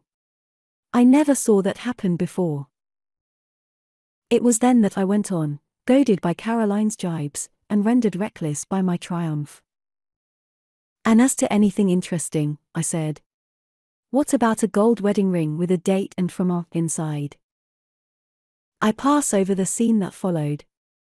I was made to say exactly where this treasure was found. I was made to reveal the date. March 13th, said Caroline. Just 6 months ago. Ah. Out of the babel of excited suggestions and suppositions 3 theories were evolved. 1, that of Colonel Carter, that Ralph was secretly married to Flora. The first or most simple solution. 2, that of Miss Gannett, that Roger Ackroyd had been secretly married to Mrs. Ferrars. 3, that of my sister, that Roger Ackroyd had married his housekeeper, Miss Russell. A 4th or super theory was propounded by Caroline later as we went up to bed. Mark my words, she said suddenly, I shouldn't be at all surprised if Geoffrey Raymond and Flora weren't married. Surely it would be from G, not from R then, I suggested. You never know. Some girls call men by their surnames. And you heard what Miss Gannett said this evening about Flora's carryings on. Strictly speaking, I had not heard Miss Gannett say anything of the kind, but I respected Caroline's knowledge of innuendos. How about Hector Blunt? I hinted. If it's anybody. Nonsense, said Caroline. I dare say he admires her, may even be in love with her. But depend upon it, a girl isn't going to fall in love with a man old enough to be her father when there's a good-looking young secretary about. She may encourage Major Blunt just as a blind. Girls are very artful. But there's one thing I do tell you, James Shepherd. Flora Ackroyd does not care a penny piece for Ralph Pattern, and never has. You can take it from me. I took it from her meekly. Chapter 17. Parker. It occurred to me the next morning that under the exhilaration produced by Tin Ho, or the perfect winning, I might have been slightly indiscreet. True, Poirot had not asked me to keep the discovery of the ring to myself. On the other hand, he had said nothing about it whilst at Fernley, and as far as I knew, I was the only person aware that it had been found. I felt distinctly guilty. The fact was by now spreading through King's Abbot like wildfire. I was expecting wholesale reproaches from Poirot any minute. The joint funeral of Mrs. Ferrers and Roger Ackroyd was fixed for 11 o'clock. It was a melancholy and impressive ceremony. All the party from Fernley were there. After it was over, Poirot, who had also been present, took me by the arm, and invited me to accompany him back to the Larches. He was looking very grave, and I feared that my indiscretion of the night before had got round to his ears. But it soon transpired that his thoughts were occupied by something of a totally different nature. "See you," he said. "We must act. With your help I propose to examine a witness. We will question him, we will put such fear into him that the truth is bound to come out." "What witness are you talking of?" I asked, very much surprised. "Parker," said Poirot. "I asked him to be at my house this morning at 12 o'clock. He should await us there at this very minute." "What do you think?" I ventured, glancing sideways at his face. "I know this, that I am not satisfied." "You think that it was he who blackmailed Mrs. Ferrers?" "Either that, or—" "Well," I said, after waiting a minute or two. "My friend, I will say this to you, I hope it was he." The gravity of his manner, and something indefinable that tinged it, reduced me to silence. On arrival at the Larches, we were informed that Parker was already there awaiting our return. As we entered the room, the butler rose respectfully. "Good morning, Parker," said Poirot pleasantly. "One instant, I pray of you." He removed his overcoat and gloves. "Allow me, sir," said Parker, and sprang forward to assist him. He deposited the articles neatly on a chair by the door. Poirot watched him with approval.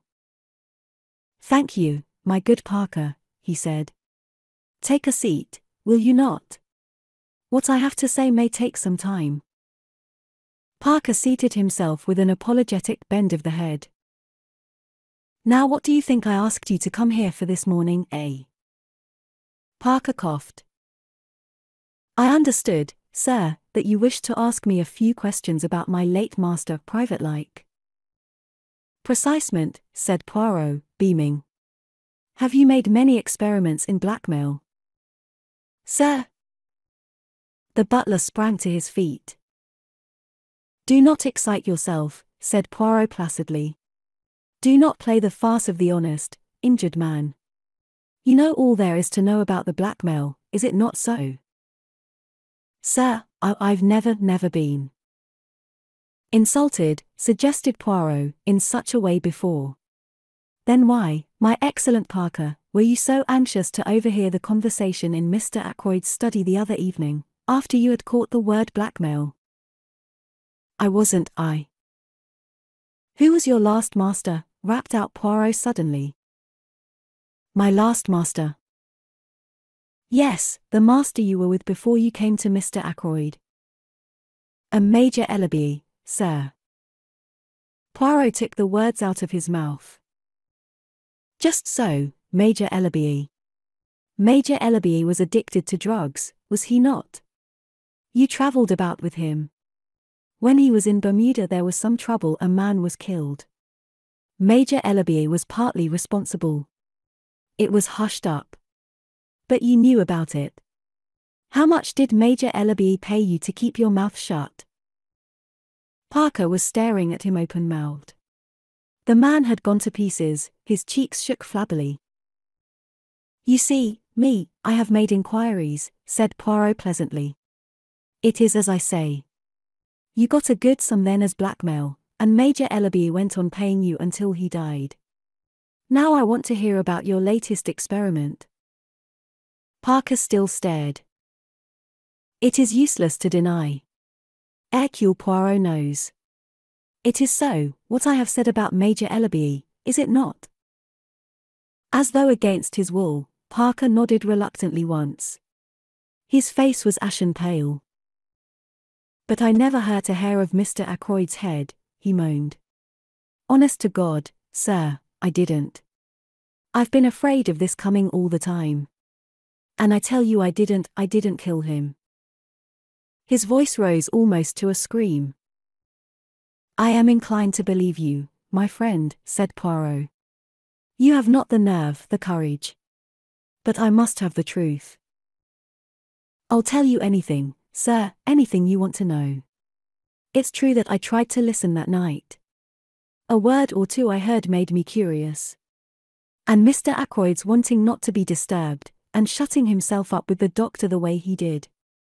It's God's own truth what I told the police. I heard the word blackmail, sir, and well. He paused. You thought there might be something in it for you, suggested Poirot smoothly. Well, yes, I did, sir. I thought that if Mr. Ackroyd was being blackmailed, why shouldn't I have a share of the pickings? A very curious expression passed over Poirot's face. He leaned forward. Had you any reason to suppose before that night that Mr. Ackroyd was being blackmailed? No, indeed, sir. It was a great surprise to me. Such a regular gentleman in all his habits. How much did you overhear? Not very much, sir. There seemed what I might call a spite against me. Of course I had to attend to my duties in the pantry. And when I did creep along once or twice to the study it was no use. The first time Dr. Shepherd came out and almost caught me in the act, and another time Mr. Raymond passed me in the big hall and went that way, so I knew it was no use, and when I went with the tray, Miss Flora headed me off. Poirot stared for a long time at the man, as if to test his sincerity. Parker returned his gaze earnestly. I hope you believe me, sir. I've been afraid all along the police would rake up that old business with Major Ellaby and be suspicious of me in consequence. Eh bien, said Poirot at last. I am disposed to believe you. But there is one thing I must request of you, to show me your bank book. You have a bank book, I presume? Yes, sir, as a matter of fact, I have it with me now. With no sign of confusion, he produced it from his pocket. Poirot took the slim, green-covered book and perused the entries. Ah! I perceive you have purchased £500 of National Savings Certificates this year. Yes, sir. I have already over £1,000 saved, the result of my connection with my late master, Major Ellaby. And I have had quite a little flutter on some horses this year, very successful. If you remember, sir, a rank outsider won the Jubilee. I was fortunate enough to back it, £20. Poirot handed him back the book. I will wish you good morning. I believe that you have told me the truth. If you have not, so much the worse for you, my friend. When Parker had departed, Poirot picked up his overcoat once more. Going out again? I asked. Yes, we will pay a little visit to the good M. Hammond. You believe Parker's story? It is credible enough on the face of it. It seems clear that unless he is a very good actor indeed, he genuinely believes it was Ackroyd himself who was the victim of blackmail. If so, he knows nothing at all about the Mrs. Ferrars business. Then in that case, who? Precisement. Who? But our visit to M. Hammond will accomplish one purpose. It will either clear Parker completely or else. Well, I fall into the bad habit of leaving my sentences unfinished this morning, said Poirot apologetically. You must bear with me. By the way, I said, rather sheepishly, I've got a confession to make. I'm afraid I have inadvertently let out something about that ring. What ring? The ring you found in the goldfish pond. Ah. Yes, said Poirot, smiling broadly. I hope you're not annoyed. It was very careless of me. But not at all, my good friend, not at all. I laid no commands upon you. You were at liberty to speak of it if you so wished. She was interested, your sister. She was indeed. It created a sensation. All sorts of theories are flying about. Ah. And yet it is so simple. The true explanation leapt to the eye, did it not? Did it? I said dryly. Poirot laughed. The wise man does not commit himself, he observed. Is not that so? But here we are at Mr. Hammond's. The lawyer was in his office, and we were ushered in without any delay. He rose and greeted us in his dry, precise manner. Poirot came at once to the point. Monsieur, I desire from you certain information, that is, if you will be so good as to give it to me. You acted, I understand, for the late Mrs. Ferrars of King's Paddock. I noticed the swift gleam of surprise which showed in the lawyer's eyes, before his professional reserve came down once more like a mask over his face. Certainly. All her affairs passed through our hands. Very good. Now, before I ask you to tell me anything, I should like you to listen to the story Dr. Shepherd will relate to you. You have no objection, have you, my friend, to repeating the conversation you had with Mr. Ackroyd last Friday night? Not in the least, I said, and straightway began the recital of that strange evening. Hammond listened with close attention. That is all, I said, when I had finished. Blackmail, said the lawyer thoughtfully. You are surprised? Asked Poirot. The lawyer took off his pince-nez and polished them with his handkerchief. No, he replied, I can hardly say that I am surprised. I have suspected something of the kind for some time. That brings us, said Poirot, to the information for which I am asking. If anyone can give us an idea of the actual sums paid, you are the man, monsieur. I see no object in withholding the information, said Hammond, after a moment or two. During the past year, Mrs. Ferrars has sold out certain securities, and the money for them was paid into her account and not reinvested. As her income was a large one, and she lived very quietly after her husband's death, it seems certain that these sums of money were paid away for some special purpose. I once sounded her on the subject, and she said that she was obliged to support several of her husband's poor relations. I let the matter drop, of course. Until now, I have always imagined that the money was paid to some woman who had a claim on Ashley Ferrars. I never dreamed that Mrs. Ferrars herself was involved. And the amount? Asked Poirot. In all, I should say the various sums totaled at least £20,000. £20,000? I exclaimed. In 1 year? Mrs. Ferrars was a very wealthy woman, said Poirot dryly. And the penalty for murder is not a pleasant one. Is there anything else that I can tell you? Inquired Mr. Hammond. I thank you, no, said Poirot, rising. All my excuses for having deranged you. Not at all, not at all. The word derange, I remarked, when we were outside again, is applicable to mental disorder only. Ah, cried Poirot, never will my English be quite perfect. A curious language. I should then have said disarranged, n'est-ce pas? Disturbed is the word you had in mind. I thank you, my friend. The word exact, you are zealous for it. Eh bien, what about our friend Parker now? With £20,000 in hand, would he have continued being a butler?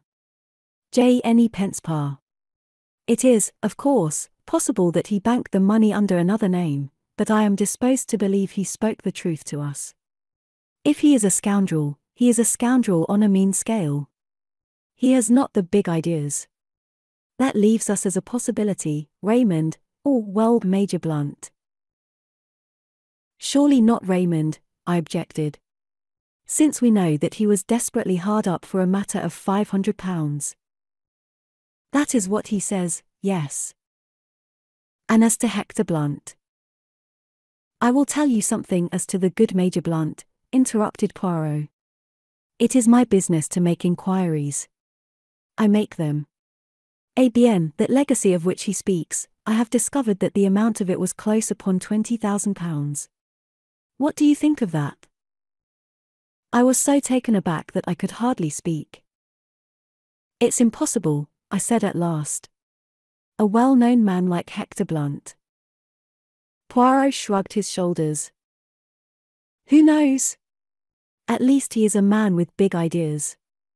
I confess that I hardly see him as a blackmailer, but there is another possibility that you have not even considered. What is that? The fire, my friend. Ackroyd himself may have destroyed that letter, blue envelope and all, after you left him. I hardly think that likely, I said slowly. And yet, of course, it may be so. He might have changed his mind. We had just arrived at my house, and on the spur of the moment I invited Poirot to come in and take potluck. I thought Caroline would be pleased with me, but it is hard to satisfy one's womenfolk. It appears that we were eating chops for lunch, the kitchen staff being regaled on tripe and onions. And 2 chops set before 3 people are productive of embarrassment. But Caroline is seldom daunted for long. With magnificent mendacity, she explained to Poirot that although James laughed at her for doing so, she adhered strictly to a vegetarian diet. She descanted ecstatically on the delights of nut cutlets, which I am quite sure she has never tasted, and ate a Welsh rabbit with gusto and frequent cutting remarks as to the dangers of flesh foods. Afterwards, when we were sitting in front of the fire and smoking, Caroline attacked Poirot directly. Not found Ralph Patten yet? She asked. Where should I find him, mademoiselle? I thought, perhaps, you'd found him in Cranchester, said Caroline, with intense meaning in her tone. Poirot looked merely bewildered. In Cranchester? But why in Cranchester? I enlightened him with a touch of malice. One of our ample staff of private detectives happened to see you in a car on the Cranchester Road yesterday, I explained. Poirot's bewilderment vanished. He laughed heartily. Ah, that. A simple visit to the dentist, sate out. My tooth, it aches. I go there. My tooth, it is at once better. I think to return quickly. The dentist, he says no. Better to have it out. I argue. He insists. He has his way. That particular tooth, it will never ache again. Caroline collapsed rather like a pricked balloon. We fell to discussing Ralph Patten. A weak nature, I insisted. But not a vicious one. Ah, said Poirot. But weakness, where does it end? Exactly, said Caroline. Take James here, weak as water, if I weren't about to look after him. My dear Caroline, I said irritably, Can't you talk without dragging in personalities? You are weak, James, said Caroline, quite unmoved. I'm 8 years older than you are. Oh. I don't mind Poirot knowing that. I should never have guessed it, mademoiselle, said Poirot, with a gallant little bow. 8 years older. But I've always considered it my duty to look after you. With a bad bringing up, heaven knows what mischief you might have got into by now. I might have married a beautiful adventuress, I murmured, gazing at the ceiling, and blowing smoke rings. Adventuress, said Caroline, with a snort. If we're talking of adventuresses. She left the sentence unfinished. Well, I said, with some curiosity. Nothing. But I can think of someone not 100 miles away. Then she turned to Poirot suddenly. James sticks to it that you believe someone in the house committed the murder. All I can say is, you're wrong. I should not like to be wrong, said Poirot. It is not, how do you say, my métier. I've got the facts pretty clearly, continued Caroline, taking no notice of Poirot's remark, from James and others. As far as I can see, of the people in the house, only 2 could have had the chance of doing it. Ralph Patten and Flora Ackroyd. My dear Caroline. Now, James, don't interrupt me. I know what I'm talking about. Parker met her outside the door, didn't he? He didn't hear her uncle saying good night to her. She could have killed him then and there. Caroline. I'm not saying she did, James. I'm saying she could have done. As a matter of fact, though Flora is like all these young girls nowadays, with no veneration for their betters and thinking they know best on every subject under the sun, I don't for a minute believe she'd kill even a chicken. But there it is. Mr. Raymond and Major Blunt have alibis. Mrs. Ackroyd's got an alibi. Even that Russell woman seems to have won, and a good job for her it is she has. Who is left? Only Ralph and Flora. And say what you will, I don't believe Ralph Patten is a murderer. A boy we've known all our lives. Poirot was silent for a minute, watching the curling smoke rise from his cigarette. When at last he spoke, it was in a gentle faraway voice that produced a curious impression. It was totally unlike his usual manner. Let us take a man, a very ordinary man. A man with no idea of murder in his heart. There is in him somewhere a strain of weakness, deep down. It has so far never been called into play. Perhaps it never will be, and if so he will go to his grave honored and respected by everyone. But let us suppose that something occurs. He is in difficulties, or perhaps not that even. He may stumble by accident on a secret involving life or death to someone. And his first impulse will be to speak out, to do his duty as an honest citizen. And then the strain of weakness tells. Here is a chance of money, a great amount of money. He wants money, he desires it, and it is so easy. He has to do nothing for it, just keep silence. That is the beginning. The desire for money grows. He must have more and more. He is intoxicated by the gold mine which has opened at his feet. He becomes greedy. And in his greed he overreaches himself. One can press a man as far as one likes, but with a woman one must not press too far. For a woman has at heart a great desire to speak the truth. How many husbands who have deceived their wives go comfortably to their graves, carrying their secret with them? How many wives who have deceived their husbands wreck their lives by throwing the fact in those same husbands' teeth? They have been pressed too far. In a reckless moment, which they will afterwards regret, bien entendu, they fling safety to the winds and turn at bay, proclaiming the truth with great momentary satisfaction to themselves. So it was, I think, in this case. The strain was too great. And so there came your proverb, the death of the goose that laid the golden eggs. But that is not the end. Exposure faced the man of whom we are speaking. And he is not the same man he was, say, a year ago. His moral fiber is blunted. He is desperate. He is fighting a losing battle, and he is prepared to take any means that come to his hand, for exposure means ruin to him. And so the dagger strikes. He was silent for a moment. It was as though he had laid a spell upon the room. I cannot try to describe the impression his words produced.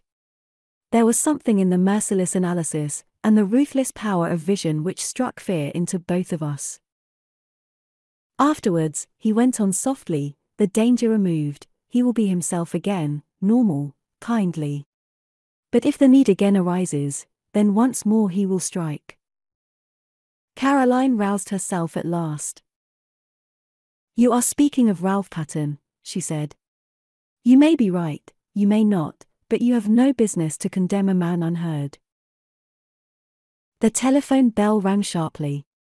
I went out into the hall, and took off the receiver. What? I said. Yes. Dr. Shepherd speaking. I listened for a minute or two, then replied briefly. Replacing the receiver, I went back into the drawing room. Poirot, I said, they have detained a man at Liverpool.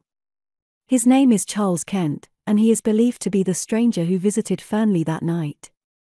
They want me to go to Liverpool at once and identify him. Chapter 18. Charles Kent. Half an hour later saw Poirot, myself, and Inspector Raglan in the train on the way to Liverpool. The inspector was clearly very excited. We may get a line on the blackmailing part of the business, if on nothing else, he declared jubilantly. He's a rough customer, this fellow, by what I heard over the phone. Takes dope, too. We ought to find it easy to get what we want out of him. If there was the shadow of a motive, nothing's more likely than that he killed Mr. Ackroyd. But in that case, why is young Patten keeping out of the way? The whole thing's a muddle, that's what it is. By the way, Poirot, you were quite right about those fingerprints. They were Mr. Ackroyd's own. I had rather the same idea myself, but I dismissed it as hardly feasible. I smiled to myself. Inspector Raglan was so very plainly saving his face. As regards this man, said Poirot, he is not yet arrested, eh? No, detained under suspicion. And what account does he give of himself? Precious little, said the inspector, with a grin. He's a wary bird, I gather. A lot of abuse, but very little more. On arrival at Liverpool I was surprised to find that Poirot was welcomed with acclamation.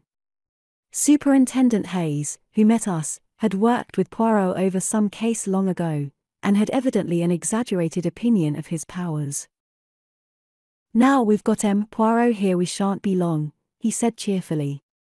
I thought you'd retired, Monsieur? So I had, my good Hayes, so I had.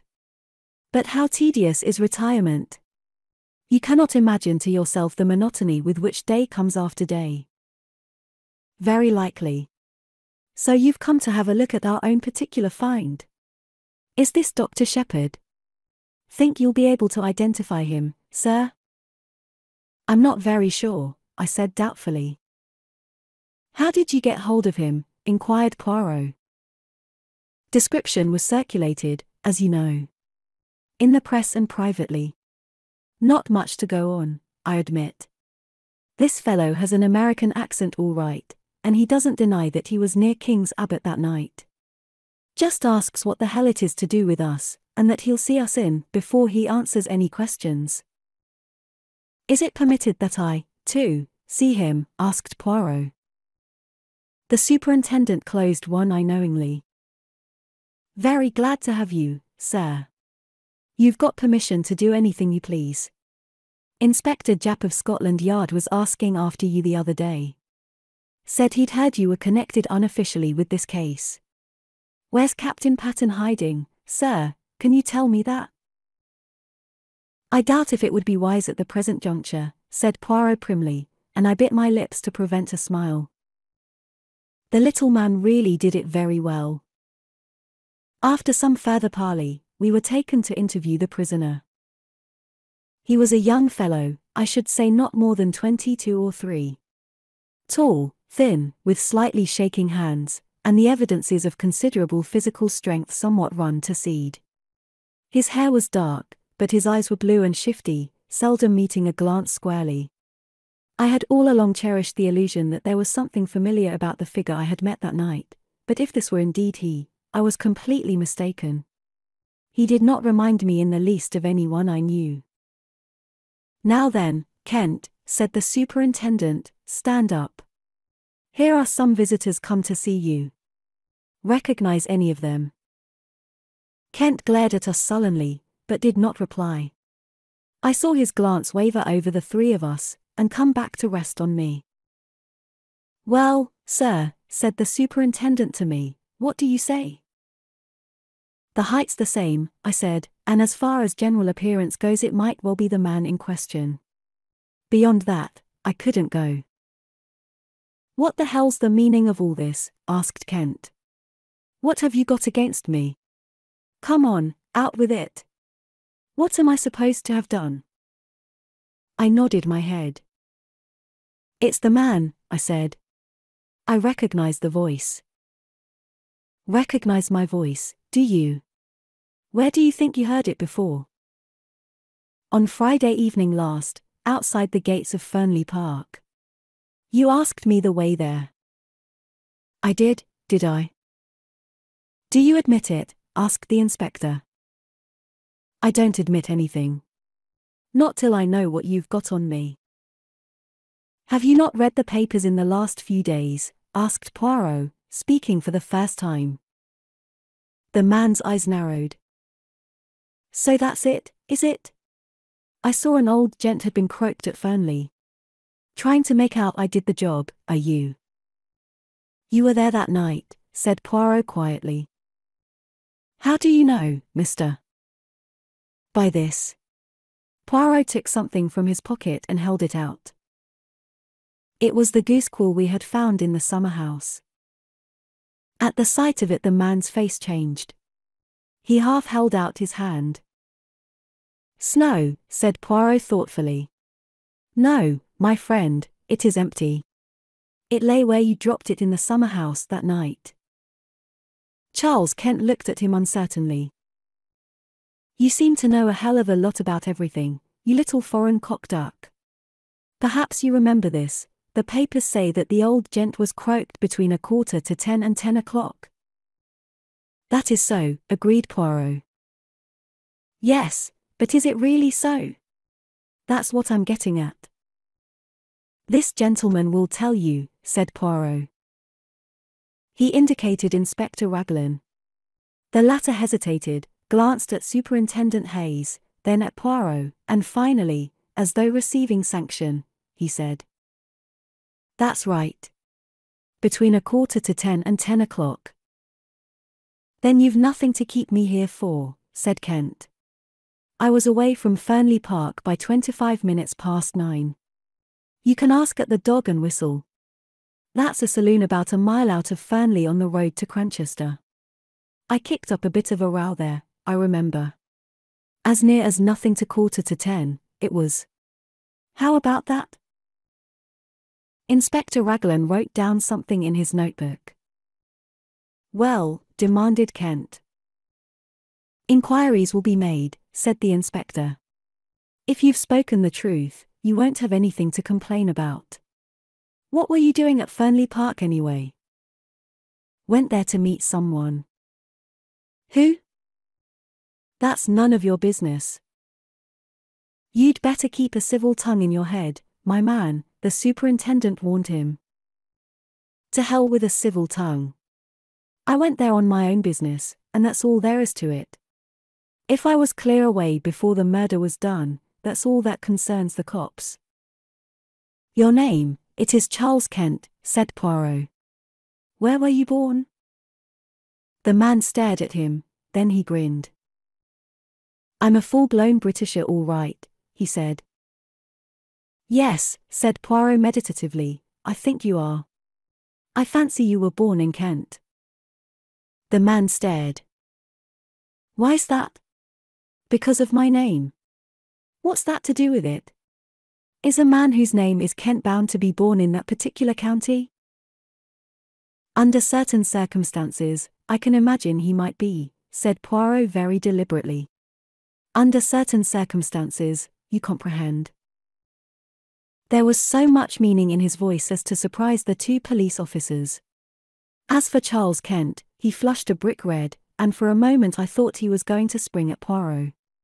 He thought better of it, however, and turned away with a kind of laugh. Poirot nodded as though satisfied, and made his way out through the door. He was joined presently by the two officers. "We'll verify that statement," remarked Raglan. "I don't think he's lying, though.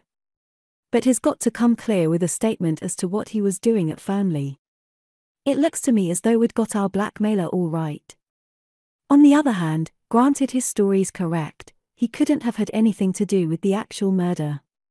He'd got £10 on him when he was arrested, rather a large sum. I fancy that £40 went to him. The numbers of the notes didn't correspond, but of course he'd have changed them first thing. Mr. Ackroyd must have given him the money, and he made off with it as fast as possible. What was that about Kent being his birthplace? What's that got to do with it?" "Nothing whatever," said Poirot mildly. "A little idea of mine, that was all. I am famous for my little ideas." "Are you really?" said Raglan, studying him with a puzzled expression. The superintendent went into a roar of laughter. "Menace the time I've heard Inspector Japp say that. Poirot and his little ideas. Too fanciful for me, he'd say, but always something in them." "You mock yourself at me," said Poirot, smiling, "but never mind. The old ones, they laugh last sometimes, when the young, clever ones do not laugh at all." And nodding his head at them in a sage manner, he walked out into the street. He and I lunched together at an hotel. I know now that the whole thing lay clearly unraveled before him. He had got the last thread he needed to lead him to the truth. But at the time I had no suspicion of the fact. I overestimated his general self-confidence, and I took it for granted that the things which puzzled me must be equally puzzling to him. My chief puzzle was what the man Charles Kent could have been doing at Fernley. Again and again I put the question to myself and could get no satisfactory reply. At last I ventured a tentative query to Poirot. His reply was immediate. "Mon ami, I do not think I know." "Really?" I said incredulously. "Yes, indeed. I suppose now that to you it would not make sense if I said that he went to Fernley that night because he was born in Kent." I stared at him. "It certainly doesn't seem to make sense to me," I said dryly. "Ah," said Poirot pityingly. "Well, no matter. I have still my little idea." Chapter 19. Flora Ackroyd. As I was returning from my round the following morning, I was hailed by Inspector Raglan. I pulled up, and the inspector mounted on the step. "Good morning, Dr. Shepherd," he said. "Well, that alibi is all right enough." Charles Kent's. The barmaid at the Dog and Whistle, Sally Jones, she remembers him perfectly. Picked out his photograph from among 5 others. It was just 9:45 when he came into the bar, and the Dog and Whistle is well over a mile from Fernley Park. The girl mentions that he had a lot of money on him. She saw him take a handful of notes out of his pocket. Rather surprised her, it did, seeing the class of fellow he was, with a pair of boots clean dropping off him. That's where that £40 went right enough. The man still refuses to give an account of his visit to Fernley? Obstinate as a mule he is. I had a chat with Hayes at Liverpool over the wire this morning. Hercule Poirot says he knows the reason the man went there that night, I observed. "Does he?" cried the inspector eagerly. "Yes," I said maliciously. "He says he went there because he was born in Kent." I felt a distinct pleasure in passing on my own discomfiture. Raglan stared at me for a moment or two uncomprehendingly. Then a grin overspread his weaselly countenance and he tapped his forehead significantly. "Bit gone here," he said. "I've thought so for some time. Poor old chap, so that's why he had to give up and come down here. In the family, very likely. He's got a nephew who's quite off his crumpet." "Poirot has?" I said, very surprised. "Yes. Hasn't he ever mentioned him to you? Quite docile, I believe, and all that, but mad as a hatter, poor lad." "Who told you that?" Again a grin showed itself on Inspector Raglan's face.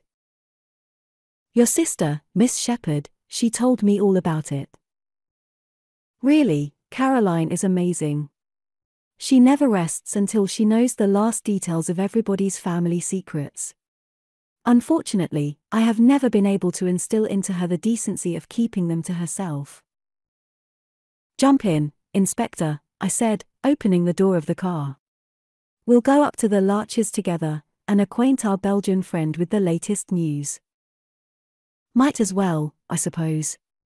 After all, even if he is a bit balmy, it was a useful tip he gave me about those fingerprints. He's got a bee in his bonnet about the man Kent, but who knows, there may be something useful behind it." Poirot received us with his usual smiling courtesy. He listened to the information we had brought him, nodding his head now and then. "Seems quite okay, doesn't it?" said the inspector rather gloomily.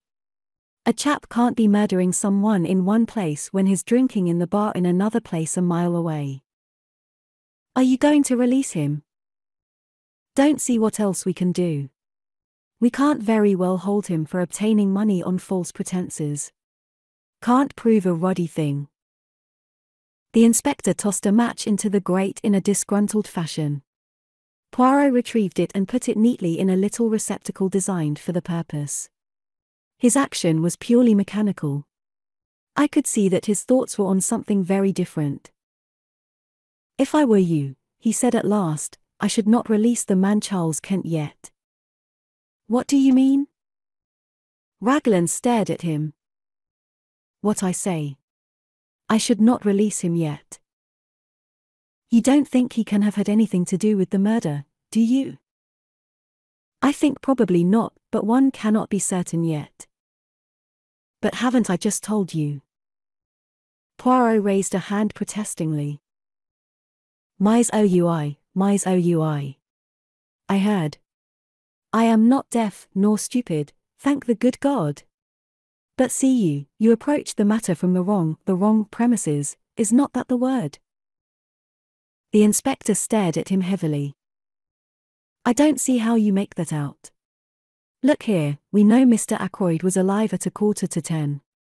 You admit that, don't you?"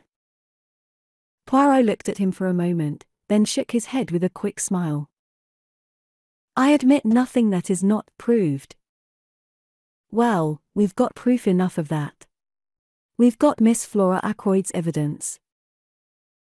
That she said goodnight to her uncle. But me, I do not always believe what a young lady tells me, no, not even when she is charming and beautiful. But hang it all, man, Parker saw her coming out of the door." "No." Poirot's voice rang out with sudden sharpness. "That is just what he did not see. I satisfied myself of that by a little experiment the other day, you remember, Doctor. Parker saw her outside the door, with her hand on the handle. He did not see her come out of the room." "But where else could she have been?" "Perhaps on the stairs." "The stairs?" "That is my little idea, yes. But those stairs only lead to Mr. Ackroyd's bedroom." "Precisely." And still the inspector stared. "You think she'd been up to her uncle's bedroom? Well, why not? Why should she lie about it?" "Ah. That is just the question. It depends on what she was doing there, does it not?" "You mean the money? Hang it all, you don't suggest that it was Miss Ackroyd who took that £40? "I suggest nothing," said Poirot. But I will remind you of this. Life was not very easy for that mother and daughter. There were bills, there was constant trouble over small sums of money. Roger Ackroyd was a peculiar man over money matters. The girl might be at her wit's end for a comparatively small sum. Figure to yourself then what happens. She has taken the money, she descends the little staircase. When she is halfway down, she hears the chink of glass from the hall. She has not a doubt of what it is, Parker coming to the study. At all costs she must not be found on the stairs. Parker will not forget it, he will think it odd. If the money is missed, Parker is sure to remember having seen her come down those stairs. She has just time to rush down to the study door with her hand on the handle to show that she has just come out, when Parker appears in the doorway. She says the first thing that comes into her head, a repetition of Roger Ackroyd's orders earlier in the evening, and then goes upstairs to her own room. Yes, but later, persisted the inspector, she must have realized the vital importance of speaking the truth. Why, the whole case hinges on it. Afterwards, said Poirot dryly, it was a little difficult for Mademoiselle Flora. She is told simply that the police are here and that there has been a robbery. Naturally she jumps to the conclusion that the theft of the money has been discovered. Her one idea is to stick to her story. When she learns that her uncle is dead, she is panic-stricken. Young women do not faint nowadays, monsieur, without considerable provocation. ABN. There it is. She is bound to stick to her story, or else confess everything. And a young and pretty girl does not like to admit that she is a thief, especially before those whose esteem she is anxious to retain. Raglan brought his fist down with a thump on the table. I'll not believe it, he said. It's not credible. And you've known this all along? The possibility has been in my mind from the first, admitted Poirot. I was always convinced that Mademoiselle Flora was hiding something from us. To satisfy myself, I made the little experiment I told you of. Dr. Shepherd accompanied me. A test for Parker, you said it was, I remarked bitterly. Mon ami, said Poirot apologetically, as I told you at the time, one must say something. The inspector rose. There's only one thing for it, he declared. We must tackle the young lady right away. You'll come up to Fernley with me, M. Poirot? Certainly. Dr. Shepherd will drive us up in his car. I acquiesced willingly. On inquiry for Miss Ackroyd, we were shown into the billiard room. Flora and Major Hector Blunt were sitting on the long window seat. Good morning, Miss Ackroyd, said the inspector. Can we have a word or two alone with you? Blunt got up at once and moved to the door. What is it? Asked Flora nervously. Don't go, Major Blunt. He can stay, can't he? She asked, turning to the inspector. That's as you like, said the inspector dryly. There's a question or two it's my duty to put to you, miss, but I'd prefer to do so privately, and I dare say you'd prefer it also. Flora looked keenly at him. I saw her face grow whiter. Then she turned and spoke to Blunt. I want you to stay, please. Yes, I mean it. Whatever the inspector has to say to me, I'd rather you heard it. Raglan shrugged his shoulders. Well, if you will have it so, that's all there is to it. Now, Miss Ackroyd, M. Poirot here has made a certain suggestion to me. He suggests that you weren't in the study at all last Friday night, that you never saw Mr. Ackroyd to say good night to him, that instead of being in the study you were on the stairs leading down from your uncle's bedroom when you heard Parker coming across the hall. Flora's gaze shifted to Poirot. He nodded back at her. Mademoiselle, the other day, when we sat round the table, I implored you to be frank with me.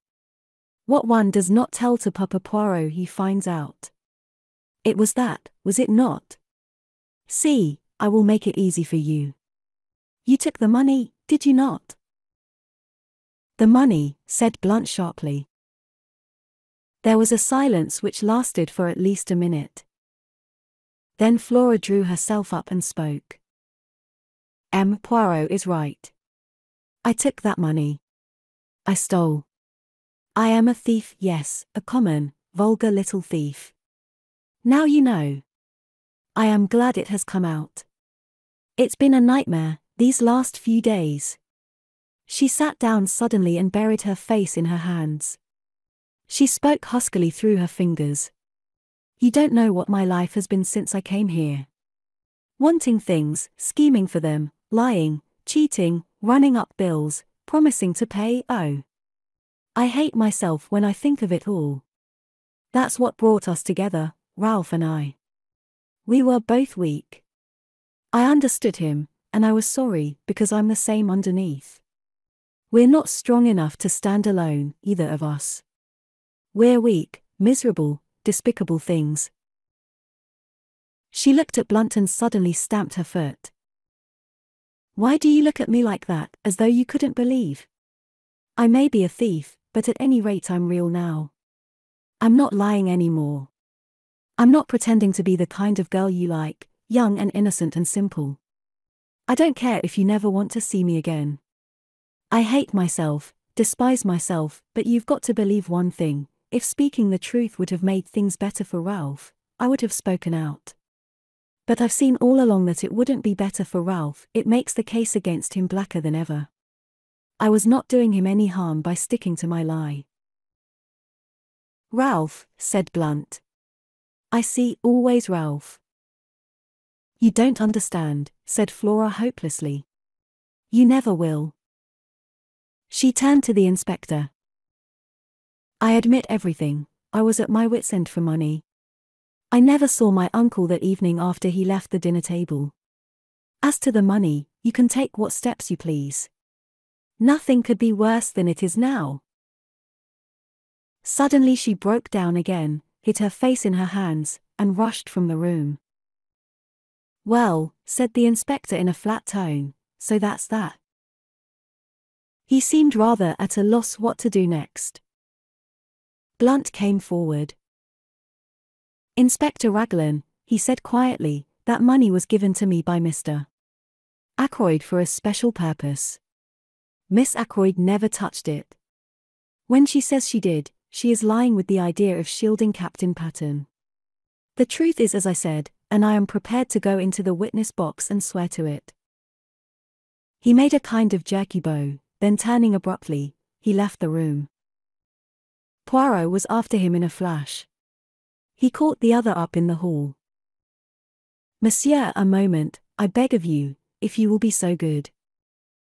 Well, sir? Blunt was obviously impatient.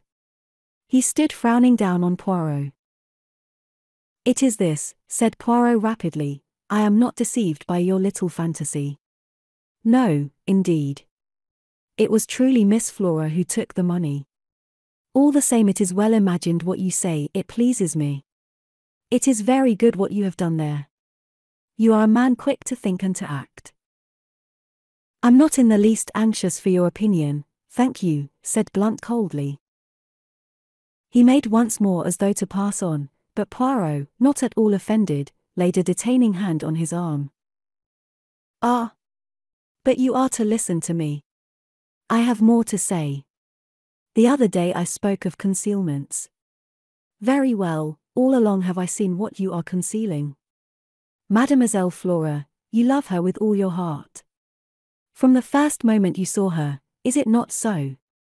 Oh! Let us not mind saying these things. Why must one in England think it necessary to mention love as though it was some disgraceful secret? You love Mademoiselle Flora. You seek to conceal that fact from all the world. That is very good, that is as it should be. But take the advice of Hercule Poirot, do not conceal it from Mademoiselle herself. Blunt had shown several signs of restlessness whilst Poirot was speaking, but the closing words seemed to rivet his attention. What do you mean by that? He said sharply. You think that she loves the Captain Ralph Patten, but I, Hercule Poirot, tell you that that is not so. Mademoiselle Flora accepted Captain Patten to please her uncle, and because she saw in the marriage a way of escape from her life here which was becoming frankly insupportable to her. She liked him, and there was much sympathy and understanding between them. But love, no. It is not Captain Patten Mademoiselle Flora loves. What the devil do you mean? Asked Blunt. I saw the dark flush under his tan. You have been blind, monsieur. Blind? She is loyal, the little one. Ralph Patten is under a cloud, she is bound in honor to stick by him. I felt it was time I put in a word to help on the good work. My sister told me the other night, I said encouragingly, that Flora had never cared a penny piece for Ralph Patten, and never would. My sister is always right about these things. Blunt ignored my well-meant efforts. He spoke to Poirot.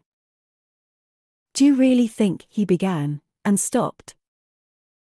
He is one of those inarticulate men who find it hard to put things into words.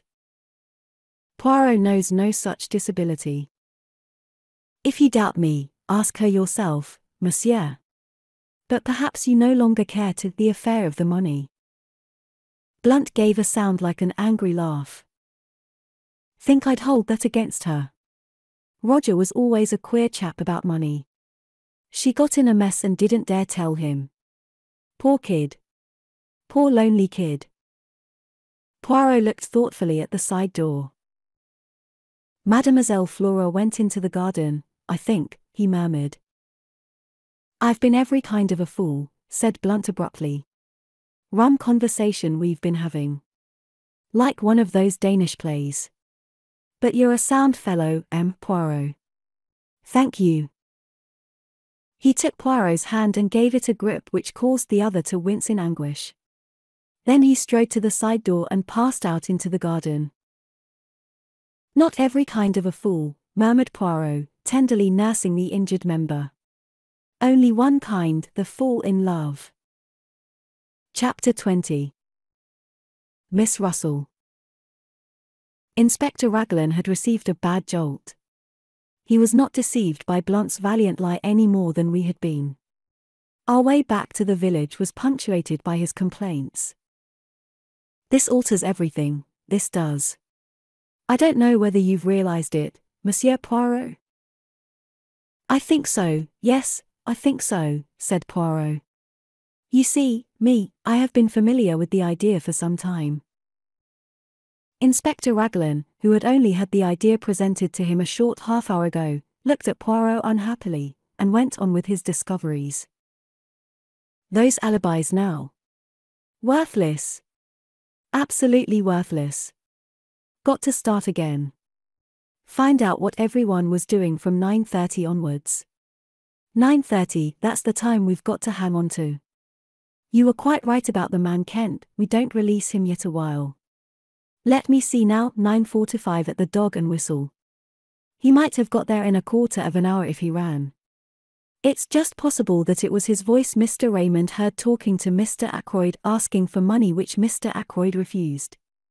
But one thing's clear, it wasn't he who sent the telephone message. The station is half a mile in the other direction, over a mile and a half from the Dog and Whistle, and he was at the Dog and Whistle until about 10 minutes past 10. Dang that telephone call. We always come up against it. We do indeed, agreed Poirot. It is curious.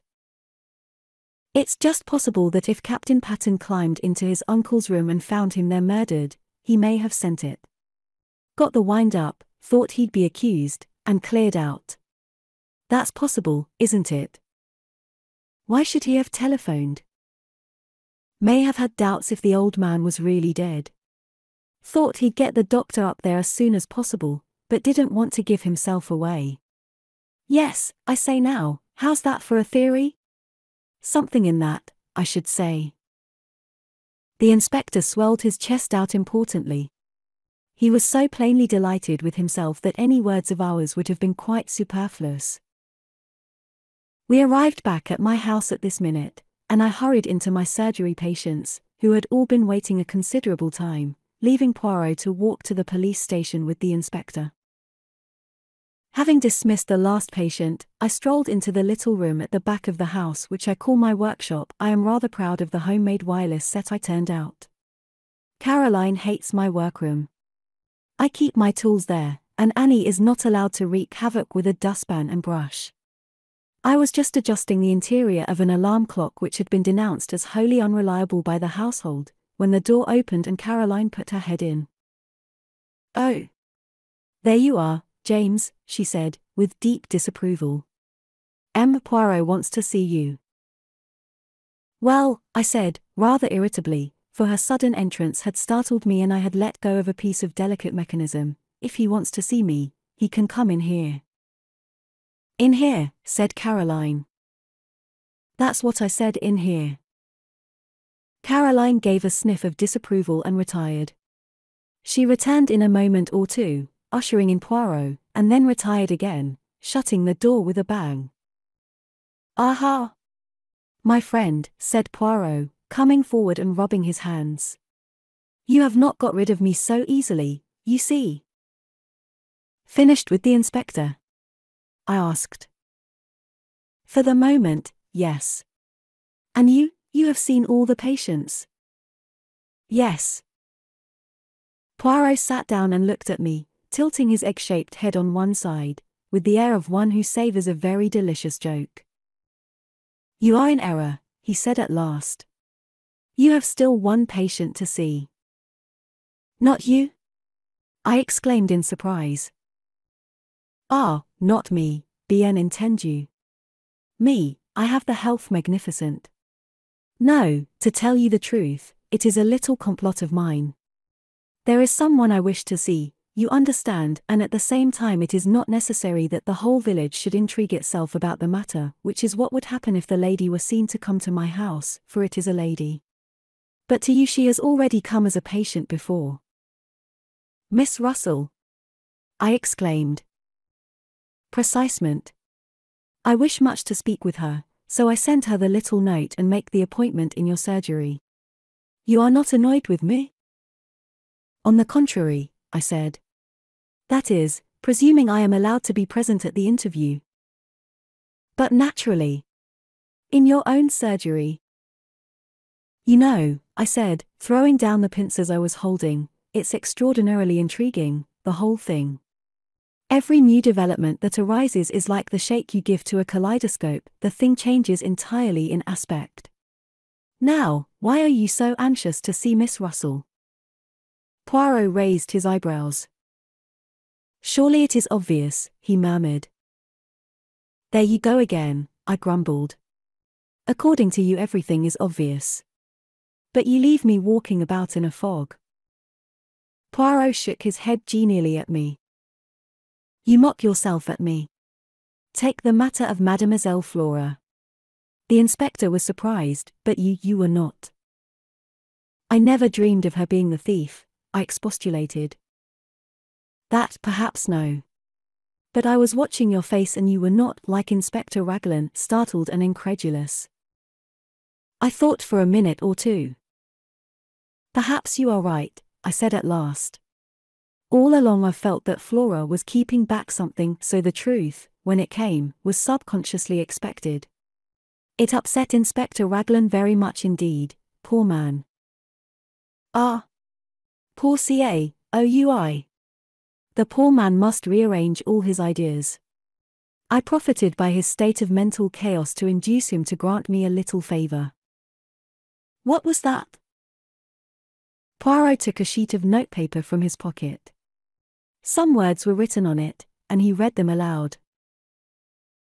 "The police have, for some days, been seeking for Captain Ralph Patten, the nephew of Mr. Ackroyd of Fernley Park, whose death occurred under such tragic circumstances last Friday.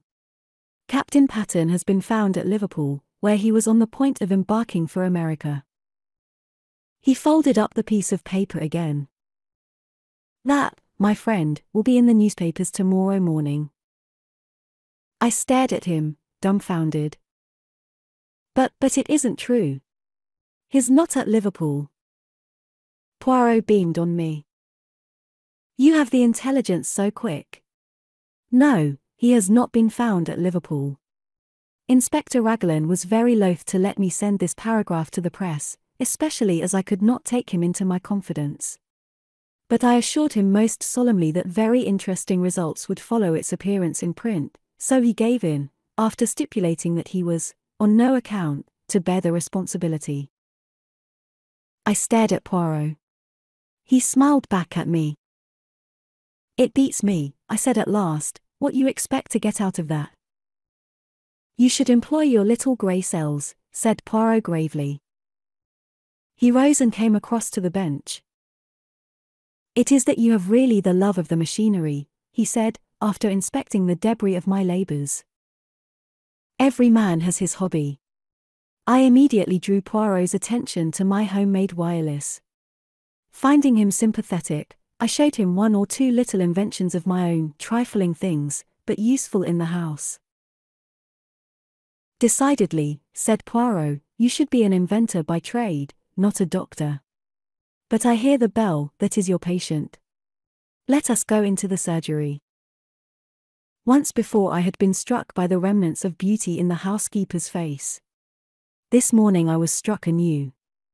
Very simply dressed in black, tall, upright and independent as ever, with her big dark eyes and an unwonted flush of colour in her usually pale cheeks, I realized that as a girl she must have been startlingly handsome. "Good morning, mademoiselle," said Poirot. "Will you be seated? Dr. Shepherd is so kind as to permit me the use of his surgery for a little conversation I am anxious to have with you." Miss Russell sat down with her usual composure. If she felt any inward agitation, it did not display itself in any outward manifestation. "It seems a queer way of doing things, if you'll allow me to say so," she remarked. "Miss Russell, I have news to give you." "Indeed?" "Charles Kent has been arrested at Liverpool." Not a muscle of her face moved. She merely opened her eyes a trifle wider, and asked, with a tinge of defiance, "Well, what of it?" But at that moment it came to me the resemblance that had haunted me all along, something familiar in the defiance of Charles Kent's manner. The two voices, one rough and coarse, the other painfully ladylike, were strangely the same in timbre. It was of Miss Russell that I had been reminded that night outside the gates of Fernley Park. I looked at Poirot, full of my discovery, and he gave me an imperceptible nod. In answer to Miss Russell's question, he threw out his hands in a thoroughly French gesture. "I thought you might be interested, that is all," he said mildly. "Well, I'm not particularly," said Miss Russell. "Who is this Charles Kent anyway?" "He is a man, mademoiselle, who was at Fernley on the night of the murder." "Really?" "Fortunately for him, he has an alibi. At 9:45 he was at a public house a mile from here." "Lucky for him," commented Miss Russell. "But we still do not know what he was doing at Fernley, who it was he went to meet, for instance." "I'm afraid I can't help you at all," said the housekeeper politely. "Nothing came to my ears. If that is all." She made a tentative movement as though to rise. Poirot stopped her. "It is not quite all," he said smoothly. "This morning fresh developments have arisen. It seems now that Mr. Ackroyd was murdered, not at 9:45, but before. Between 9:10, when Dr. Shepherd left, and 9:45. I saw the colour drain from the housekeeper's face, leaving it dead white. She leaned forward, her figure swaying. "But Miss Ackroyd said. Miss Ackroyd has admitted that she was lying. She was never in the study at all that evening." Then it would seem that in this Charles Kent we have the man we are looking for. He came to Fernley, can give no account of what he was doing there. I can tell you what he was doing there. He never touched a hair of old Ackroyd's head, he never went near the study. He didn't do it, I tell you." She was leaning forward. That iron self-control was broken through at last. Terror and desperation were in her face. "Poirot. Poirot. Oh, do believe me. Poirot got up and came to her. He patted her reassuringly on the shoulder. But yes, I will believe. I had to make you speak, you know. For an instant suspicion flared up in her. Is what you said true? That Charles Kent is suspected of the crime? Yes, that is true. You alone can save him, by telling the reason for his being at Fernley. He came to see me. She spoke in a low, hurried voice. I went out to meet him. In the summer house, yes, I know. How do you know? Mademoiselle, it is the business of Hercule Poirot to know things. I know that you went out earlier in the evening, that you left a message in the summer house to say what time you would be there. Yes, I did. I had heard from him saying he was coming. I dared not let him come to the house. I wrote to the address he gave me and said I would meet him in the summer house, and described it to him so that he would be able to find it. Then I was afraid he might not wait there patiently, and I ran out and left a piece of paper to say I would be there about 10 minutes past 9. I didn't want the servants to see me, so I slipped out through the drawing-room window. As I came back, I met Dr. Shepherd, and I fancied that he would think it queer. I was out of breath, for I had been running. I had no idea that he was expected to dinner that night. She paused. Go on, said Poirot.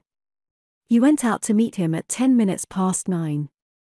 What did you say to each other? It's difficult. You see. Mademoiselle, said Poirot, interrupting her, in this matter I must have the whole truth. What you tell us need never go beyond these 4 walls.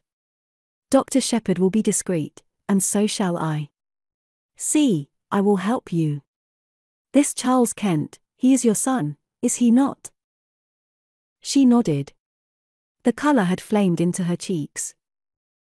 No one has ever known. It was long ago, down in Kent. I was not married. So you took the name of the county as a surname for him. I understand. I got work. I managed to pay for his board and lodging. I never told him that I was his mother. But he turned out badly, he drank, then took to drugs. I managed to pay his passage out to Canada. I didn't hear of him for a year or 2. Then, somehow or other, he found out that I was his mother.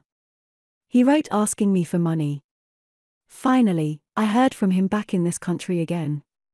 He was coming to see me at Fernley, he said. I dared not let him come to the house. I have always been considered so very respectable.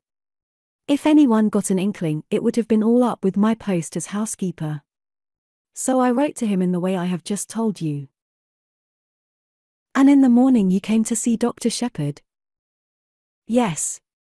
I wondered if something could be done. He was not a bad boy before he took to drugs.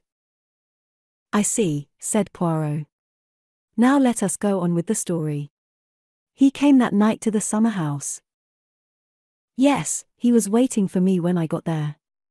He was very rough and abusive. I had brought with me all the money I had, and I gave it to him. We talked a little, and then he went away. What time was that? It must have been between 20 and 25 minutes past 9. It was not yet past when I got back to the house. Which way did he go? Straight out the same way he came, by the path that joined the drive just inside the lodge gates. Poirot nodded. And you, what did you do? I went back to the house. Major Blunt was walking up and down the terrace smoking, so I made a detour to get round to the side door. It was then just on 9:30, as I tell you. Poirot nodded again. He made a note or 2 in a microscopic pocketbook. I think that is all, he said thoughtfully. Ought I? She hesitated. Ought I to tell all this to Inspector Raglan? It may come to that. But let us not be in a hurry. Let us proceed slowly, with due order and method. Charles Kent is not yet formally charged with murder. Circumstances may arise which will render your story unnecessary. Miss Russell rose. "Thank you very much, M. Poirot," she said. "You have been very kind indeed. You do believe me, don't you? That Charles had nothing to do with this wicked murder?" "There seems no doubt that the man who was talking to Mr. Ackroyd in the library at 9:30 could not possibly have been your son. Be of good courage, mademoiselle. All will yet be well." Miss Russell departed. Poirot and I were left together. "So that's that," I said. "Every time we come back to Ralph Pattern. How did you manage to spot Miss Russell as the person Charles Kent came to meet? Did you notice the resemblance?" I had connected her with the unknown man long before we actually came face to face with him. As soon as we found that quill. The quill suggested dope, and I remembered your account of Miss Russell's visit to you. Then I found the article on cocaine in that morning's paper. It all seemed very clear. She had heard from someone that morning, someone addicted to drugs. She read the article in the paper, and she came to you to ask a few tentative questions. She mentioned cocaine, since the article in question was on cocaine. Then, when you seemed too interested, she switched hurriedly to the subject of detective stories and untraceable poisons. I suspected a son or a brother, or some other undesirable male relation. Ah! But I must go. It is the time of the lunch. "Stay and lunch with us," I suggested. Poirot shook his head. A faint twinkle came into his eye. "Not again today. I should not like to force Mademoiselle Caroline to adopt a vegetarian diet 2 days in succession." It occurred to me that there was not much which escaped Hercule Poirot. Chapter 21. The paragraph in the paper. Caroline, of course, had not failed to see Miss Russell come to the surgery door. I had anticipated this, and had ready an elaborate account of the lady's bad knee. But Caroline was not in a cross-questioning mood. Her point of view was that she knew what Miss Russell had really come for and that I didn't. "Pumping you, James," said Caroline. "Pumping you in the most shameless manner, I've not a doubt. It's no good interrupting. I dare say you hadn't the least idea she was doing it even. Men are so simple. She knows that you are in M. Poirot's confidence, and she wants to find out things. Do you know what I think, James? I couldn't begin to imagine. You think so many extraordinary things. It's no good being sarcastic. I think Miss Russell knows more about Mr. Ackroyd's death than she is prepared to admit." Caroline leaned back triumphantly in her chair. "Do you really think so?" I said absently. "You are very dull today, James. No animation about you. It's that liver of yours." Our conversation then dealt with purely personal matters. The paragraph inspired by Poirot duly appeared in our daily paper the next morning. I was in the dark as to its purpose, but its effect on Caroline was immense. She began by stating, most untruly, that she had said as much all along. I raised my eyebrows, but did not argue. Caroline, however, must have felt a prick of conscience, for she went on. "I meant to have actually mentioned Liverpool, but I knew he'd try to get away to America. That's what Crippen did." Without much success, I reminded her. "Poor boy, and so they've caught him. I consider, James, that it's your duty to see that he isn't hung." "What do you expect me to do?" "Why, you're a medical man, aren't you? You've known him from a boy upwards. Not mentally responsible. That's the line to take, clearly. I read only the other day that they're very happy in Broadmoor. It's quite like a high-class club." But Caroline's words had reminded me of something. "I never knew that Poirot had an imbecile nephew," I said curiously. "Didn't you?" "Oh, he told me all about it. Poor lad. It's a great grief to all the family. They've kept him at home so far, but it's getting to such a pitch that they're afraid he'll have to go into some kind of institution. I suppose you know pretty well everything there is to know about Poirot's family by this time, I said, exasperated. Pretty well, said Caroline complacently. It's a great relief to people to be able to tell all their troubles to someone. It might be, I said, if they were ever allowed to do so spontaneously. Whether they enjoy having confidences screwed out of them by force is another matter.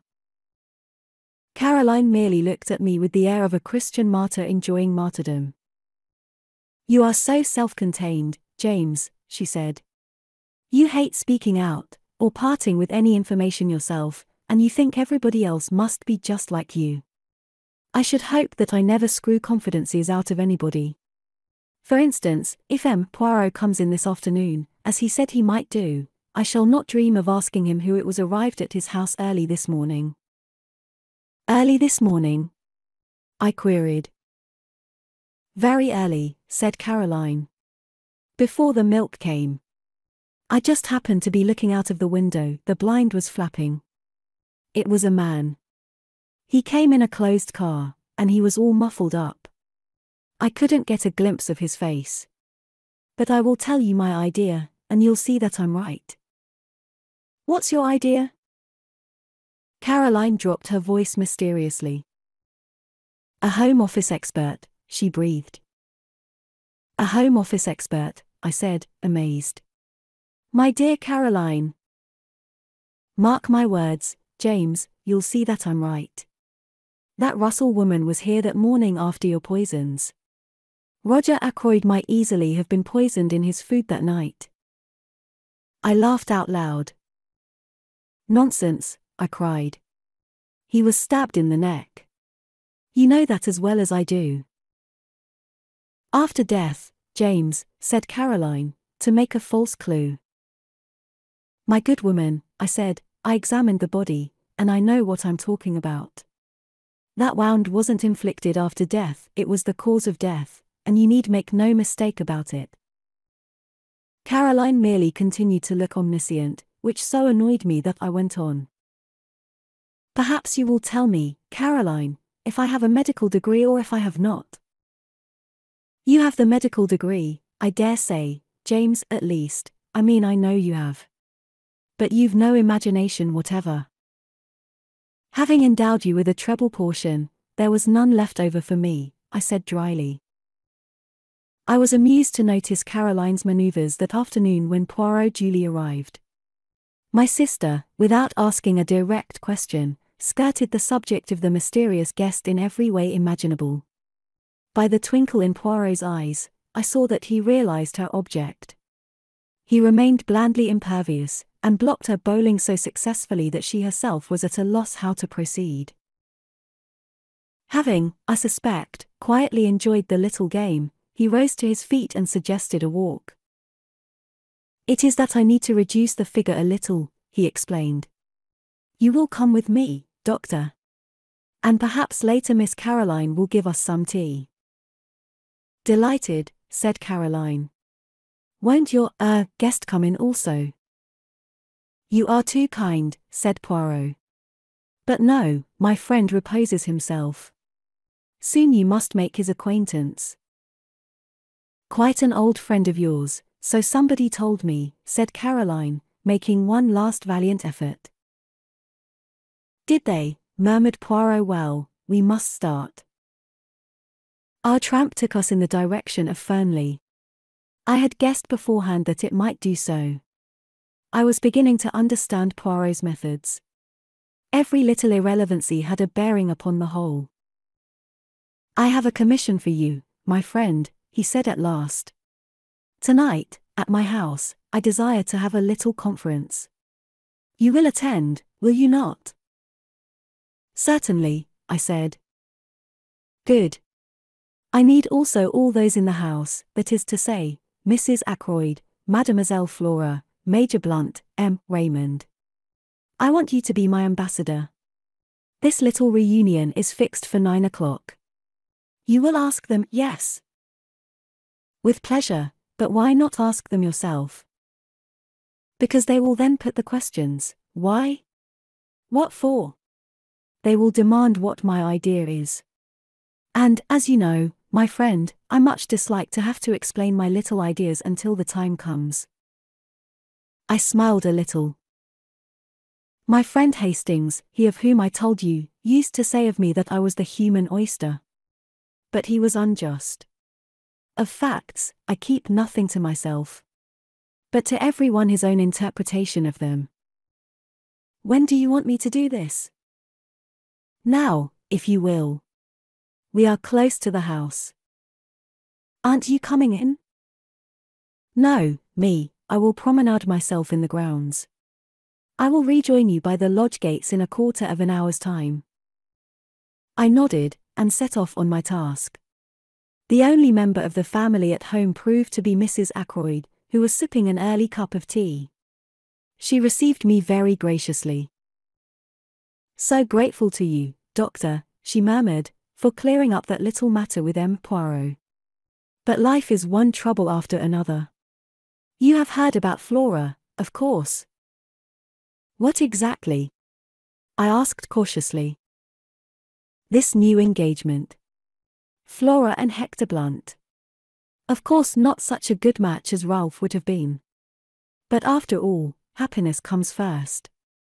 What dear Flora needs is an older man, someone steady and reliable, and then Hector is really a very distinguished man in his way. You saw the news of Ralph's arrest in the paper this morning? Yes, I said, I did. Horrible. Mrs. Ackroyd closed her eyes and shuddered. Geoffrey Raymond was in a terrible way. Ran up Liverpool. But they wouldn't tell him anything at the police station there. In fact, they said they hadn't arrested Ralph at all. Mr. Raymond insists that it's all a mistake, a what do they call it, canard of the newspapers. I've forbidden it to be mentioned before the servants. Such a terrible disgrace. Fancy if Flora had actually been married to him. Mrs. Ackroyd shut her eyes in anguish. I began to wonder how soon I should be able to deliver Poirot's invitation. Before I had time to speak, Mrs. Ackroyd was off again. You were here yesterday, weren't you, with that dreadful Inspector Raglan?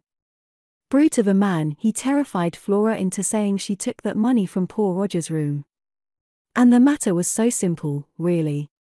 The dear child wanted to borrow a few pounds, didn't like to disturb her uncle since he'd given strict orders against it, but knowing where he kept his notes she went there and took what she needed. Is that Flora's account of the matter? I asked. My dear doctor, you know what girls are nowadays. So easily acted on by suggestion. You, of course, know all about hypnosis and that sort of thing. The inspector shouts at her, says the word steal over and over again, until the poor child gets an inhibition, or is it a complex? I always mix up those two words, and actually thinks herself that she has stolen the money. I saw at once how it was. But I can't be too thankful for the whole misunderstanding in one way, it seems to have brought those two together, Hector and Flora, I mean. And I assure you that I have been very much worried about Flora in the past. Why, at one time I actually thought there was going to be some kind of understanding between her and young Raymond. Just think of it. Mrs. Ackroyd's voice rose in shrill horror. A private secretary, with practically no means of his own. It would have been a severe blow to you, I said. Now, Mrs. Ackroyd, I've got a message for you from Hercule Poirot. For me? Mrs. Ackroyd looked quite alarmed. I hastened to reassure her, and I explained what Poirot wanted. Certainly, said Mrs. Ackroyd rather doubtfully, I suppose we must come if Poirot says so. But what is it all about? I like to know beforehand. I assured the lady truthfully that I myself did not know any more than she did. Very well, said Mrs. Ackroyd at last, rather grudgingly, I will tell the others, and we will be there at 9 o'clock. Thereupon I took my leave, and joined Poirot at the agreed meeting place. I've been longer than a quarter of an hour, I'm afraid, I remarked. But once that good lady starts talking, it's a matter of the utmost difficulty to get a word in edgeways. It is of no matter, said Poirot. I have been well amused. This park is magnificent. We set off homewards. When we arrived, to our great surprise, Caroline, who had evidently been watching for us, herself opened the door. She put her fingers to her lips. Her face was full of importance and excitement. Ursula Bourne, she said, the parlour-maid from Fernley. She's here. I've put her in the dining room. She's in a terrible way, poor thing. Says she must see Poirot at once. I've done all I could. Taken her a cup of hot tea. It really goes to one's heart to see anyone in such a state.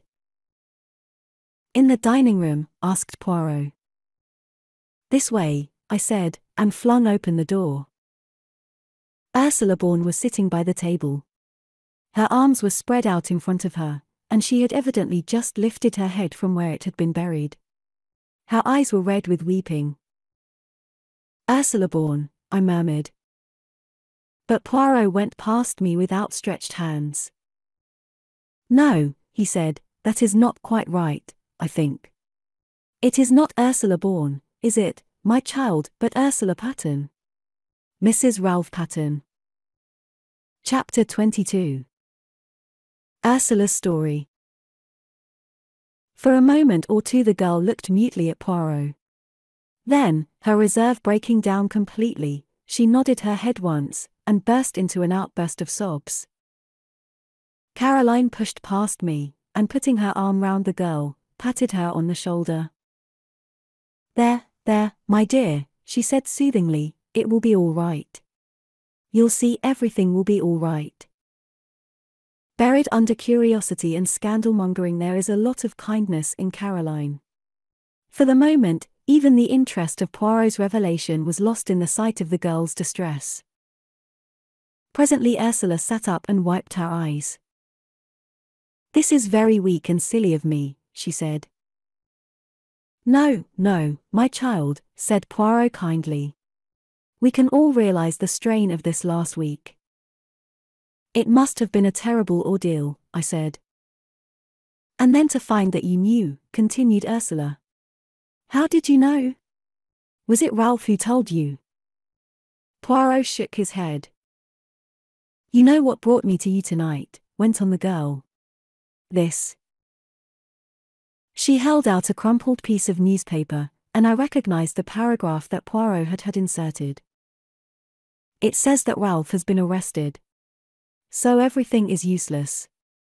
I need not pretend any longer. Newspaper paragraphs are not always true, mademoiselle, murmured Poirot, having the grace to look ashamed of himself. All the same, I think you will do well to make a clean breast of things. The truth is what we need now. The girl hesitated, looking at him doubtfully. You do not trust me, said Poirot gently. Yet all the same you came here to find me, did you not? Why was that? Because I don't believe that Ralph did it, said the girl in a very low voice. And I think that you are clever, and will find out the truth. And also. Yes. I think you are kind. Poirot nodded his head several times. It is very good that yes, it is very good. Listen, I do in verity believe that this husband of yours is innocent, but the affair marches badly. If I am to save him, I must know all there is to know, even if it should seem to make the case against him blacker than before. How well you understand, said Ursula. So you will tell me the whole story, will you not? From the beginning. You're not going to send me away, I hope, said Caroline, settling herself comfortably in an armchair. What I want to know, she continued, is why this child was masquerading as a parlour-maid. Masquerading? I queried. That's what I said. Why did you do it, child? For a wager? For a living, said Ursula dryly. And encouraged, she began the story which I reproduce here in my own words. Ursula born, it seemed, was one of a family of 7 impoverished Irish gentlefolk. On the death of her father, most of the girls were cast out into the world to earn their own living. Ursula's eldest sister was married to Captain Folliot. It was she whom I had seen that Sunday, and the cause of her embarrassment was clear enough now. Determined to earn her living and not attracted to the idea of being a nursery governess, the one profession open to an untrained girl, Ursula preferred the job of parlour-maid. She scorned to label herself a lady parlour-maid. She would be the real thing, her reference being supplied by her sister. At Fernley, despite an aloofness which, as has been seen, caused some comment, she was a success at her job, quick, competent, and thorough. I enjoyed the work, she explained. And I had plenty of time to myself. And then came her meeting with Ralph Pattern, and the love affair which culminated in a secret marriage. Ralph had persuaded her into that, somewhat against her will. He had declared that his stepfather would not hear of his marrying a penniless girl. Better to be married secretly, and break the news to him at some later and more favourable minute. And so the deed was done, and Ursula born became Ursula Pattern. Ralph had declared that he meant to pay off his debts, find a job, and then, when he was in a position to support her, and independent of his adopted father, they would break the news to him. But to people like Ralph Pattern, turning over a new leaf is easier in theory than in practice. He hoped that his stepfather, whilst still in ignorance of the marriage, might be persuaded to pay his debts and put him on his feet again.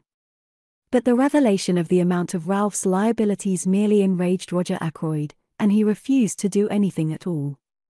Some months passed, and then Ralph was bidden once more to Fernley. Roger Ackroyd did not beat about the bush. It was the desire of his heart that Ralph should marry Flora, and he put the matter plainly before the young man. And here it was that the innate weakness of Ralph Pattern showed itself. As always, he grasped at the easy, the immediate solution. As far as I could make out, neither Flora nor Ralph made any pretense of love. It was, on both sides, a business arrangement. Roger Ackroyd dictated his wishes, they agreed to them. Flora accepted a chance of liberty, money, and an enlarged horizon. Ralph, of course, was playing a different game. But he was in a very awkward hole financially. He seized at the chance. His debts would be paid. He could start again with a clean sheet. His was not a nature to envisage the future, but I gather that he saw vaguely the engagement with Flora being broken off after a decent interval had elapsed. Both Flora and he stipulated that it should be kept a secret for the present. He was anxious to conceal it from Ursula. He felt instinctively that her nature, strong and resolute, with an inherent distaste for duplicity, was not one to welcome such a course. Then came the crucial moment when Roger Ackroyd, always high-handed, decided to announce the engagement. He said no word of his intention to Ralph, only to Flora, and Flora, apathetic, raised no objection. On Ursula, the news fell like a bombshell. Summoned by her, Ralph came hurriedly down from town. They met in the wood, where part of their conversation was overheard by my sister. Ralph implored her to keep silent for a little while longer. Ursula was equally determined to have done with concealments. She would tell Mr. Ackroyd the truth without any further delay. Husband and wife parted acrimoniously. Ursula, steadfast in her purpose, sought an interview with Roger Ackroyd that very afternoon, and revealed the truth to him. Their interview was a stormy one. It might have been even more stormy had not Roger Ackroyd been already obsessed with his own troubles. It was bad enough, however. Ackroyd was not the kind of man to forgive the deceit that had been practiced upon him. His rancour was mainly directed to Ralph, but Ursula came in for her share, since he regarded her as a girl who had deliberately tried to entrap the adopted son of a very wealthy man. Unforgivable things were said on both sides. That same evening Ursula met Ralph by appointment in the small summer house, stealing out from the house by the side door in order to do so. Their interview was made up of reproaches on both sides. Ralph charged Ursula with having irretrievably ruined his prospects by her ill-timed revelation. Ursula reproached Ralph with his duplicity. They parted at last. A little over half an hour later came the discovery of Roger Ackroyd's body. Since that night Ursula had neither seen nor heard from Ralph. As the story unfolded itself, I realized more and more what a damning series of facts it was. Alive, Ackroyd could hardly have failed to alter his will. I knew him well enough to realize that to do so would be his first thought. His death came in the nick of time for Ralph and Ursula Patton. Small wonder the girl had held her tongue, and played her part so consistently. My meditations were interrupted. It was Poirot's voice speaking, and I knew from the gravity of his tone that he, too, was fully alive to the implications of the position. Mademoiselle, I must ask you one question, and you must answer it truthfully, for on it everything may hang. What time was it when you parted from Captain Ralph Patton in the summer house? Now, take a little minute so that your answer may be very exact.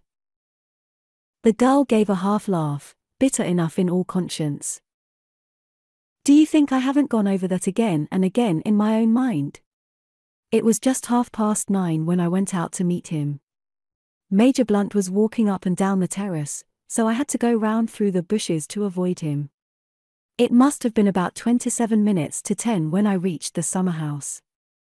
Ralph was waiting for me. I was with him 10 minutes, not longer, for it was just 9:45 when I got back to the house.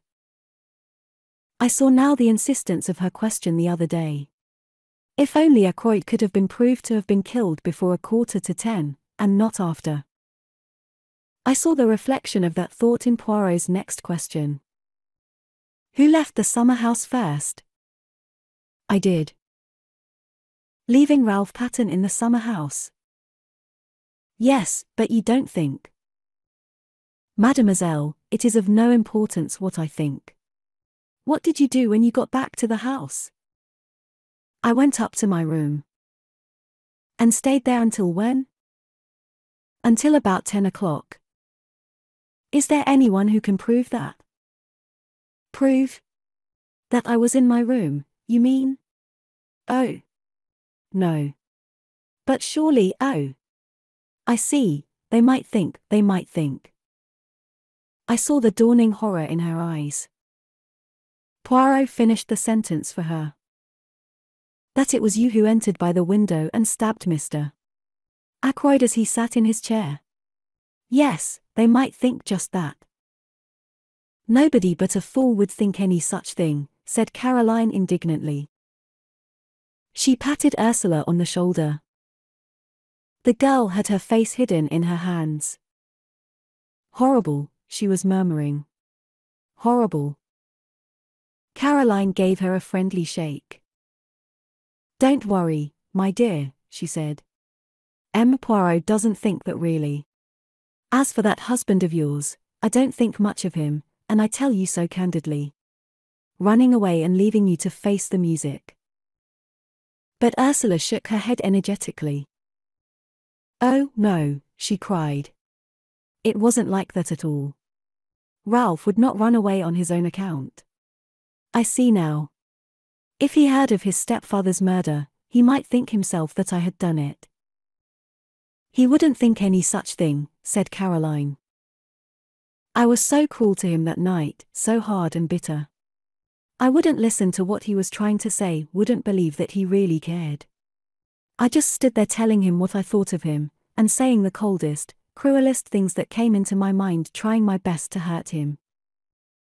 Do him no harm, said Caroline. Never worry about what you say to a man. They're so conceited that they never believe you mean it if it's unflattering. Ursula went on, nervously twisting and untwisting her hands. When the murder was discovered and he didn't come forward, I was terribly upset. Just for a moment I wondered, but then I knew he couldn't. But I wished he would come forward and say openly that he'd had nothing to do with it. I knew that he was very fond of Dr. Shepherd, and I fancied that perhaps Dr. Shepherd might know where he was hiding. She turned to me. That's why I said what I did to you that day.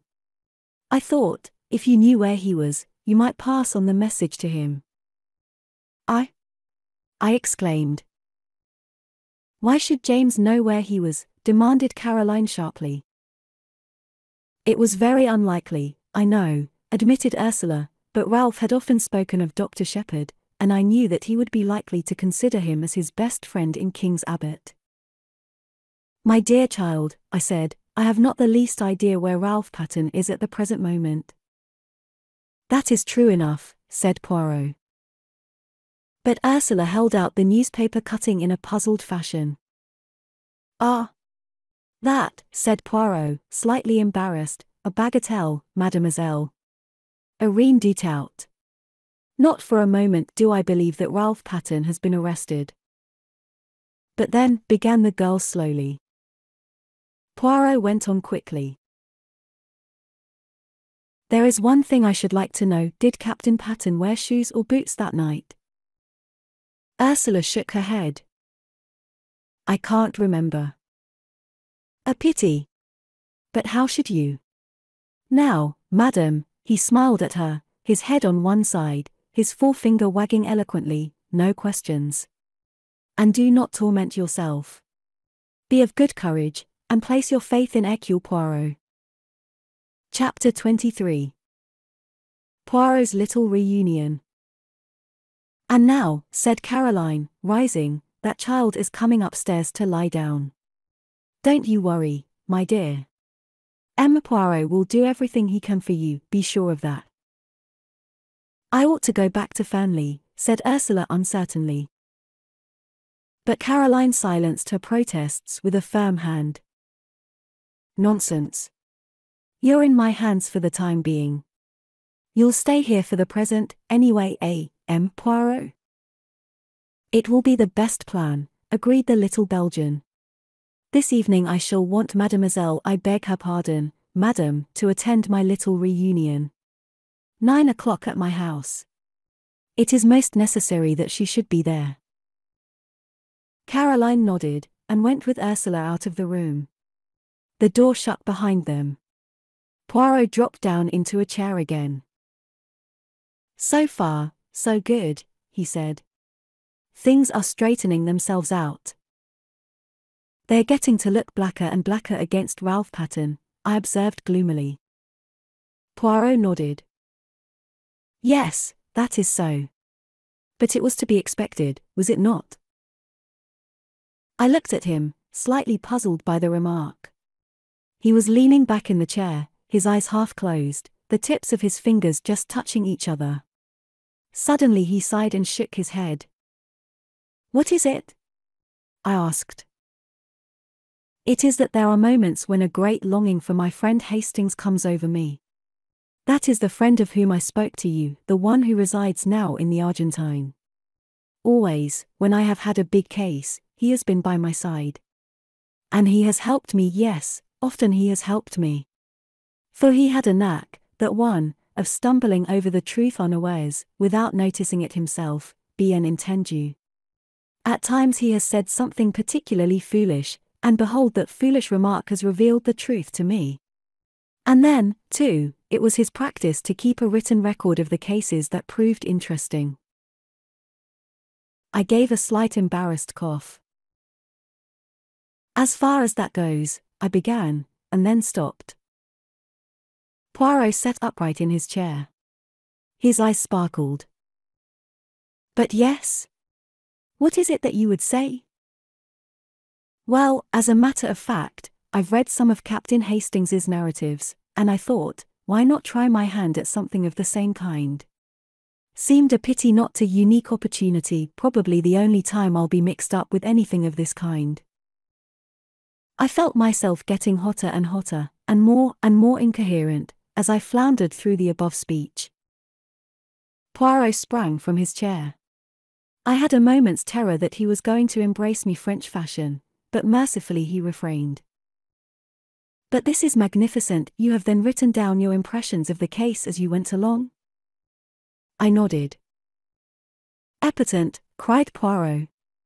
Let me see them, this instant. I was not quite prepared for such a sudden demand.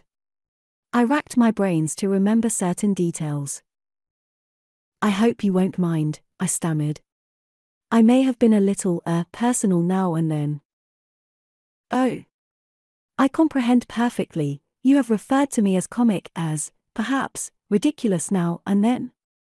It matters not at all." Hastings, he also was not always polite. Me, I have the mind above such trivialities. Still somewhat doubtful, I rummaged in the drawers of my desk and produced an untidy pile of manuscript which I handed over to him. With an eye on possible publication in the future, I had divided the work into chapters, and the night before I had brought it up to date with an account of Miss Russell's visit. Poirot had therefore 20 chapters. I left him with them. I was obliged to go out to a case at some distance away, and it was past 8 o'clock when I got back, to be greeted with a plate of hot dinner on a tray, and the announcement that Poirot and my sister had supped together at 7:30, and that the former had then gone to my workshop to finish his reading of the manuscript. "I hope, James," said my sister, "that you've been careful in what you say about me in it." My jaw dropped. I had not been careful at all. "Not that it matters very much," said Caroline, reading my expression correctly. Poirot will know what to think. He understands me much better than you do." I went into the workshop. Poirot was sitting by the window. The manuscript lay neatly piled on a chair beside him. He laid his hand on it and spoke. "Eh bien," he said, "I congratulate you on your modesty." "Oh," I said, rather taken aback. "And on your reticence," he added. I said "oh" again. "Not so did Hastings write," continued my friend. "On every page, many, many times was the word I, what he thought, what he did. But you have kept your personality in the background. Only once or twice does it obtrude in scenes of home life, shall we say." I blushed a little before the twinkle in his eye. "What do you really think of the stuff?" I asked nervously. "You want my candid opinion?"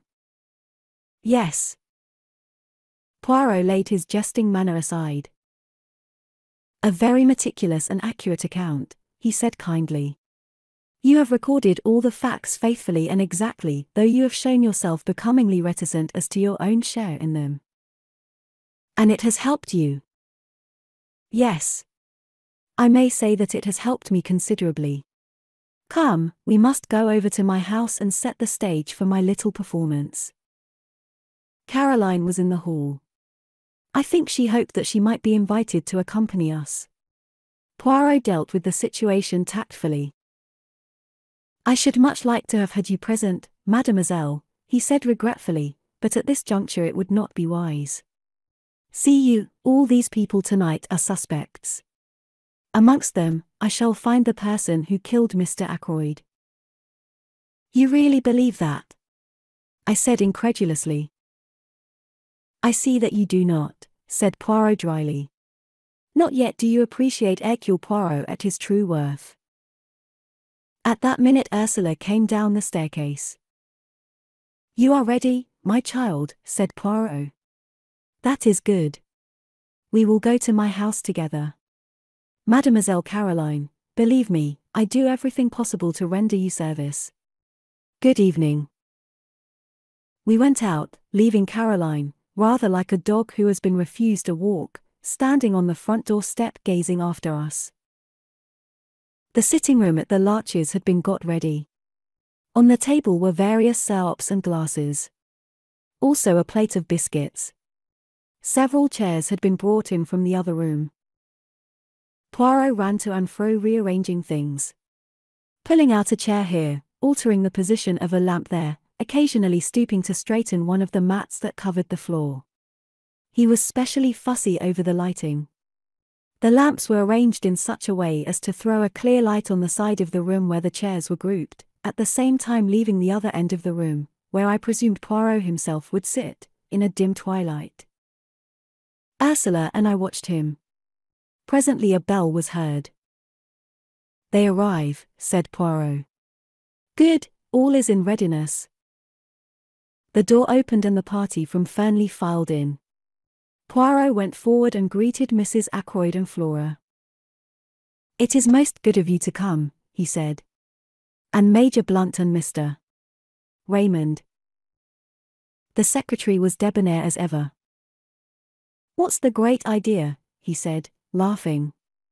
"Some scientific machine? Do we have bands round our wrists which register guilty heartbeats?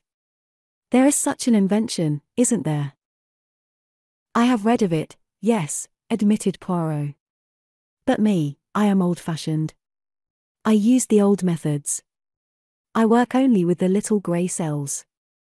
Now let us begin, but first I have an announcement to make to you all." He took Ursula's hand and drew her forward. "This lady is Mrs. Ralph Patten. She was married to Captain Patten last March."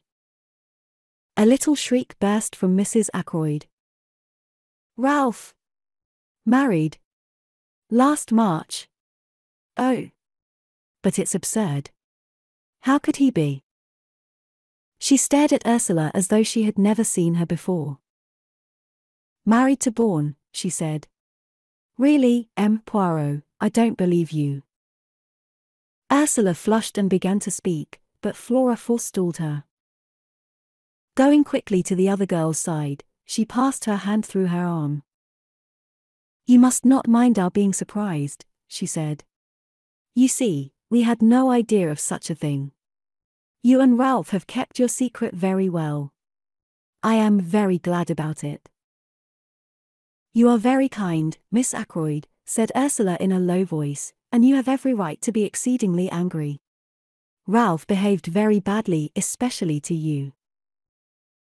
"You needn't worry about that," said Flora, giving her arm a consoling little pat. "Ralph was in a corner and took the only way out. I should probably have done the same in his place. I do think he might have trusted me with the secret, though. I wouldn't have let him down." Poirot rapped gently on a table and cleared his throat significantly. "The board meeting's going to begin," said Flora. "M. Poirot hints that we mustn't talk. But just tell me one thing. Where is Ralph? You must know if anyone does." "But I don't," cried Ursula, almost in a wail. "That's just it, I don't." "Isn't he detained at Liverpool?" asked Raymond. "It said so in the paper." "He is not at Liverpool," said Poirot shortly. "In fact," I remarked, "no one knows where he is." "Excepting Hercule Poirot, eh?" said Raymond. Poirot replied seriously to the other's banter. "Me, I know everything. Remember that." Geoffrey Raymond lifted his eyebrows. "Everything?" He whistled. "Phew! That's a tall order. Do you mean to say you can really guess where Ralph Patten is hiding?" I asked incredulously. "You call it guessing. I call it knowing, my friend." "In Cranchester?" I hazarded. "No," replied Poirot gravely, "not in Cranchester." He said no more, but at a gesture from him the assembled party took their seats. As they did so, the door opened once more and two other people came in and sat down near the door. They were Parker and the housekeeper. "The number is complete," said Poirot. "Everyone is here." There was a ring of satisfaction in his tone. And with the sound of it I saw a ripple of something like uneasiness pass over all those faces grouped at the other end of the room. There was a suggestion in all this as of a trap that had closed. Poirot read from a list in an important manner. Mrs. Ackroyd, Miss Flora Ackroyd, Major Blunt, Mr. Geoffrey Raymond, Mrs. Ralph Patten, John Parker, Elizabeth Russell. He laid the paper down on the table. "What's the meaning of all this?" began Raymond. "The list I have just read," said Poirot, "is a list of suspected persons. Every one of you present had the opportunity to kill Mr. Ackroyd." With a cry Mrs. Ackroyd sprang up, her throat working. I don't like it, she wailed. I don't like it. I would much prefer to go home. You cannot go home, madam, said Poirot sternly, until you have heard what I have to say. He paused a moment, then cleared his throat. I will start at the beginning. When Miss Ackroyd asked me to investigate the case, I went up to Fernley Park with the good Dr. Shepherd. I walked with him along the terrace, where I was shown the footprints on the windowsill. From there Inspector Raglan took me along the path which leads to the drive. My eye was caught by a little summer house, and I searched it thoroughly. I found two things: a scrap of starched cambric and an empty goose quill. The scrap of cambric immediately suggested to me a maid's apron. When Inspector Raglan showed me his list of the people in the house, I noticed at once that one of the maids, Ursula Bourne, the parlour maid, had no real alibi. According to her own story, she was in her bedroom from 9:30 until 10. But supposing that instead she was in the summer house? If so, she must have gone there to meet someone. Now we know from Dr. Shepherd that someone from outside did come to the house that night, the stranger whom he met just by the gate. At a first glance, it would seem that our problem was solved, and that the stranger went to the summer house to meet Ursula Bourne. It was fairly certain that he did go to the summer house because of the goose quill. That suggested at once to my mind a taker of drugs, and one who had acquired the habit on the other side of the Atlantic, where sniffing snow is more common than in this country. The man whom Dr. Shepherd met had an American accent, which fitted in with that supposition. But I was held up by one point. The times did not fit. Ursula Bourne could certainly not have gone to the summer house before 9:30, whereas the man must have got there by a few minutes past 9. I could, of course, assume that he waited there for half an hour. The only alternative supposition was that there had been two separate meetings in the summer house that night. ABN. As soon as I went into that alternative, I found several significant facts. I discovered that Miss Russell, the housekeeper, had visited Dr. Shepherd that morning, and had displayed a good deal of interest in cures for victims of the drug habit. Taking that in conjunction with the goose quill, I assumed that the man in question came to Fernley to meet the housekeeper, and not Ursula Bourne. Who, then, did Ursula Bourne come to the rendezvous to meet? I was not long in doubt. First I found a ring, a wedding ring, with from our and a date inside it. Then I learnt that Ralph Patten had been seen coming up the path which led to the summer house at 25 minutes past 9, and I also heard of a certain conversation which had taken place in the wood near the village that very afternoon, a conversation between Ralph Patten and some unknown girl. So I had my facts succeeding each other in a neat and orderly manner. A secret marriage, an engagement announced on the day of the tragedy, the stormy interview in the wood, and the meeting arranged for the summer house that night. Incidentally, this proved to me one thing, that both Ralph Patten and Ursula Bourne, or Patten, had the strongest motives for wishing Mr. Ackroyd out of the way. And it also made one other point unexpectedly clear. It could not have been Ralph Patten who was with Mr. Ackroyd in the study at 9:30. So we come to another and most interesting aspect of the crime. Who was it in the room with Mr. Ackroyd at 9:30? Not Ralph Patten, who was in the summer house with his wife. Not Charles Kent, who had already left. Who, then? I posed my cleverest, my most audacious question: was anyone with him? Poirot leaned forward and shot the last words triumphantly at us, drawing back afterwards with the air of one who has made a decided hit. Raymond, however, did not seem impressed, and lodged a mild protest. I don't know if you're trying to make me out a liar, Poirot, but the matter does not rest on my evidence alone, except perhaps as to the exact words used.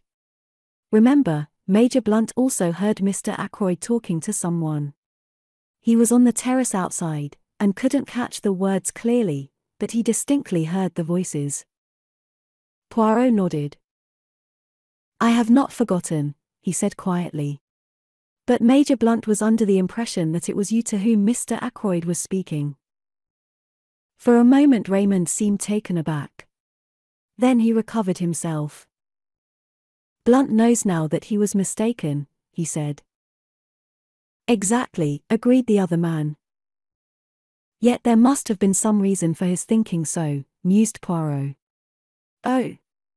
No, he held up his hand in protest. I know the reason you will give, but it is not enough. We must seek elsewhere. I will put it this way. From the beginning of the case I have been struck by one thing, the nature of those words which Mr. Raymond overheard. It has been amazing to me that no one has commented on them, has seen anything odd about them. He paused a minute, and then quoted softly. The calls on my purse have been so frequent of late that I fear it is impossible for me to accede to your request. Does nothing strike you as odd about that? I don't think so, said Raymond. He has frequently dictated letters to me, using almost exactly those same words.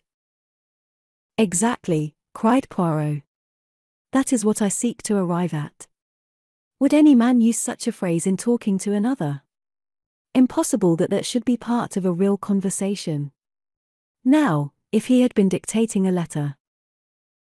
You mean he was reading a letter aloud, said Raymond slowly. Even so, he must have been reading to someone. But why? We have no evidence that there was anyone else in the room. No other voice but Mr. Ackroyd's was heard, remember. Surely a man wouldn't read letters of that type aloud to himself, not unless he was, well, going balmy. You have all forgotten one thing, said Poirot softly, the stranger who called at the house the preceding Wednesday. They all stared at him. But yes, said Poirot, nodding encouragingly, on Wednesday. The young man was not of himself important. But the firm he represented interested me very much. The dictaphone company, gasped Raymond. I see it now. A dictaphone. That's what you think? Poirot nodded. Mr. Ackroyd had promised to invest in a dictaphone, you remember. I had the curiosity to inquire of the company in question. Their reply is that Mr. Ackroyd did purchase a dictaphone from their representative. Why he concealed the matter from you, I do not know. He must have meant to surprise me with it, murmured Raymond. He had quite a childish love of surprising people. Meant to keep it up his sleeve for a day or so. Probably was playing with it like a new toy. Yes, it fits in. You're quite right, no one would use quite those words in casual conversation. It explains, too, said Poirot, why Major Blunt thought it was you who were in the study. Such scraps as came to him were fragments of dictation, and so his subconscious mind deduced that you were with him. His conscious mind was occupied with something quite different, the white figure he had caught a glimpse of. He fancied it was Miss Ackroyd.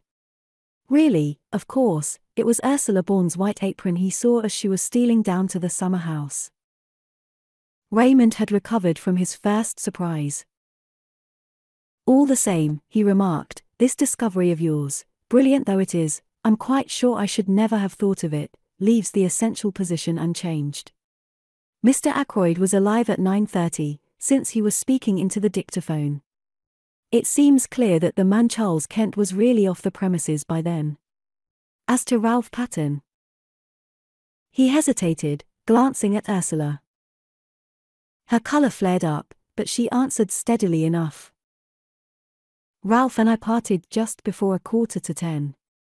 He never went near the house, I am sure of that. He had no intention of doing so. The last thing on earth he wanted was to face his stepfather. He would have funked it badly. It isn't that I doubt your story for a moment, explained Raymond. I've always been quite sure Captain Patten was innocent. But one has to think of a court of law and the questions that would be asked. He is in a most unfortunate position, but if he were to come forward. Poirot interrupted. That is your advice, yes? That he should come forward? Certainly. If you know where he is. I perceive that you do not believe that I do know. And yet I have told you just now that I know everything. The truth of the telephone call, of the footprints on the windowsill, of the hiding place of Ralph Patten. "Where is he?" said Blunt sharply. "Not very far away," said Poirot, smiling. "In Cranchester?" I asked. Poirot turned towards me. "Always you ask me that. The idea of Cranchester it is with you an idée fixe." "No, he is not in Cranchester. He is there." He pointed a dramatic forefinger. Everyone's head turned. Ralph Patten was standing in the doorway. Chapter 24. Ralph Patten's story. It was a very uncomfortable minute for me. I hardly took in what happened next, but there were exclamations and cries of surprise. When I was sufficiently master of myself to be able to realize what was going on, Ralph Patten was standing by his wife, her hand in his, and he was smiling across the room at me. Poirot, too, was smiling, and at the same time shaking an eloquent finger at me. "Have I not told you at least 36 times that it is useless to conceal things from Hercule Poirot?" he demanded. "That in such a case he finds out." He turned to the others. "One day, you remember, we held a little séance about a table, just the 6 of us. I accused the other 5 persons present of concealing something from me.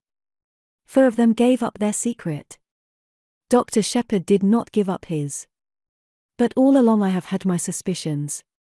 Dr. Shepherd went to the 3 Boars that night hoping to find Ralph. He did not find him there, but supposing, I said to myself, that he met him in the street on his way home. Dr. Shepherd was a friend of Captain Patten's, and he had come straight from the scene of the crime.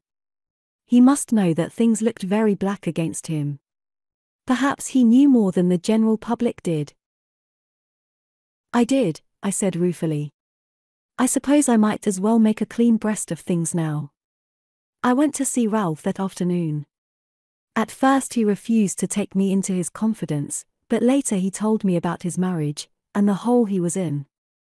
As soon as the murder was discovered, I realized that once the facts were known, suspicion could not fail to attach to Ralph or, if not to him, to the girl he loved. That night I put the facts plainly before him. The thought of having possibly to give evidence which might incriminate his wife made him resolve at all costs to. I hesitated, and Ralph filled up the gap.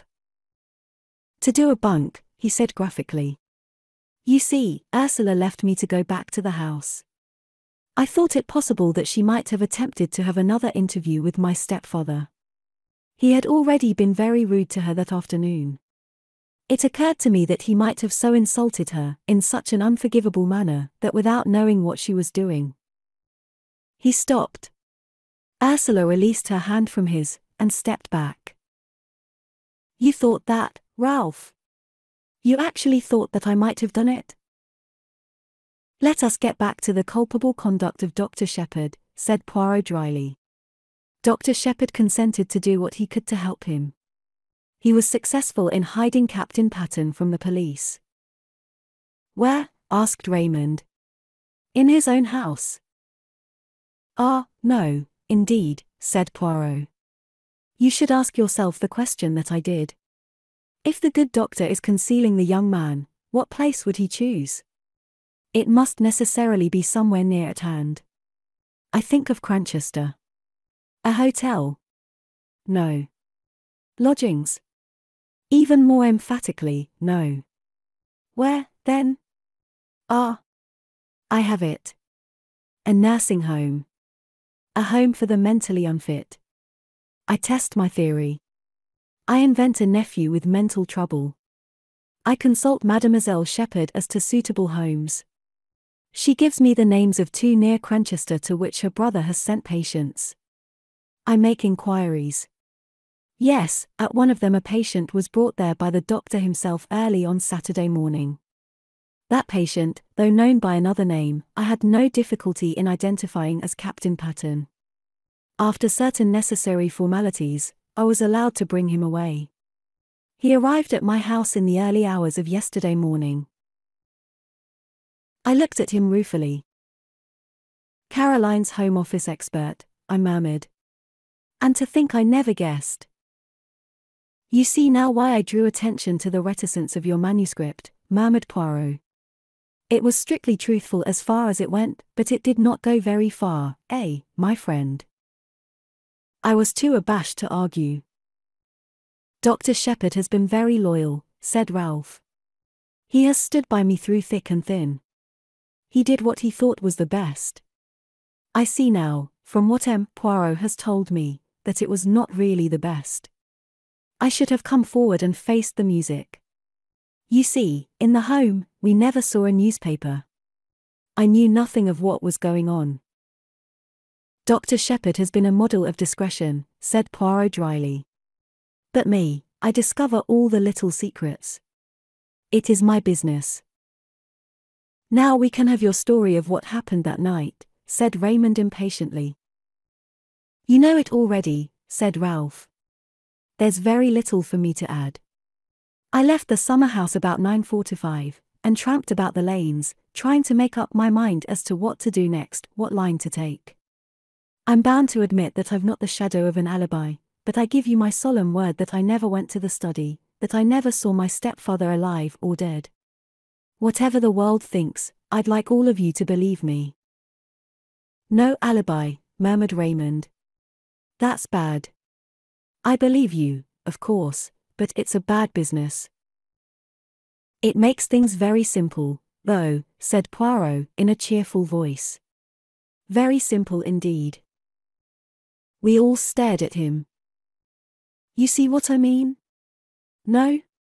Just this, to save Captain Patten the real criminal must confess. He beamed round at us all.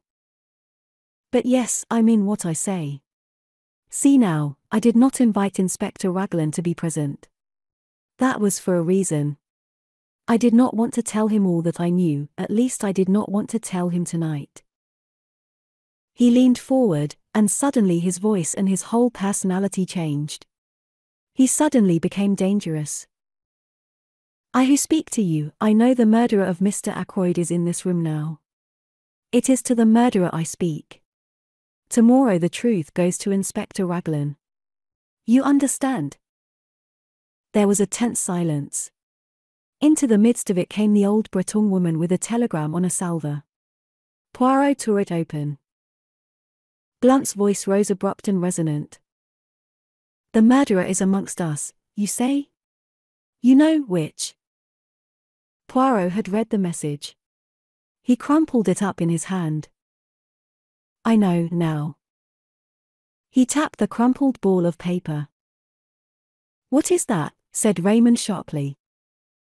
A wireless message from a steamer now on her way to the United States. There was a dead silence.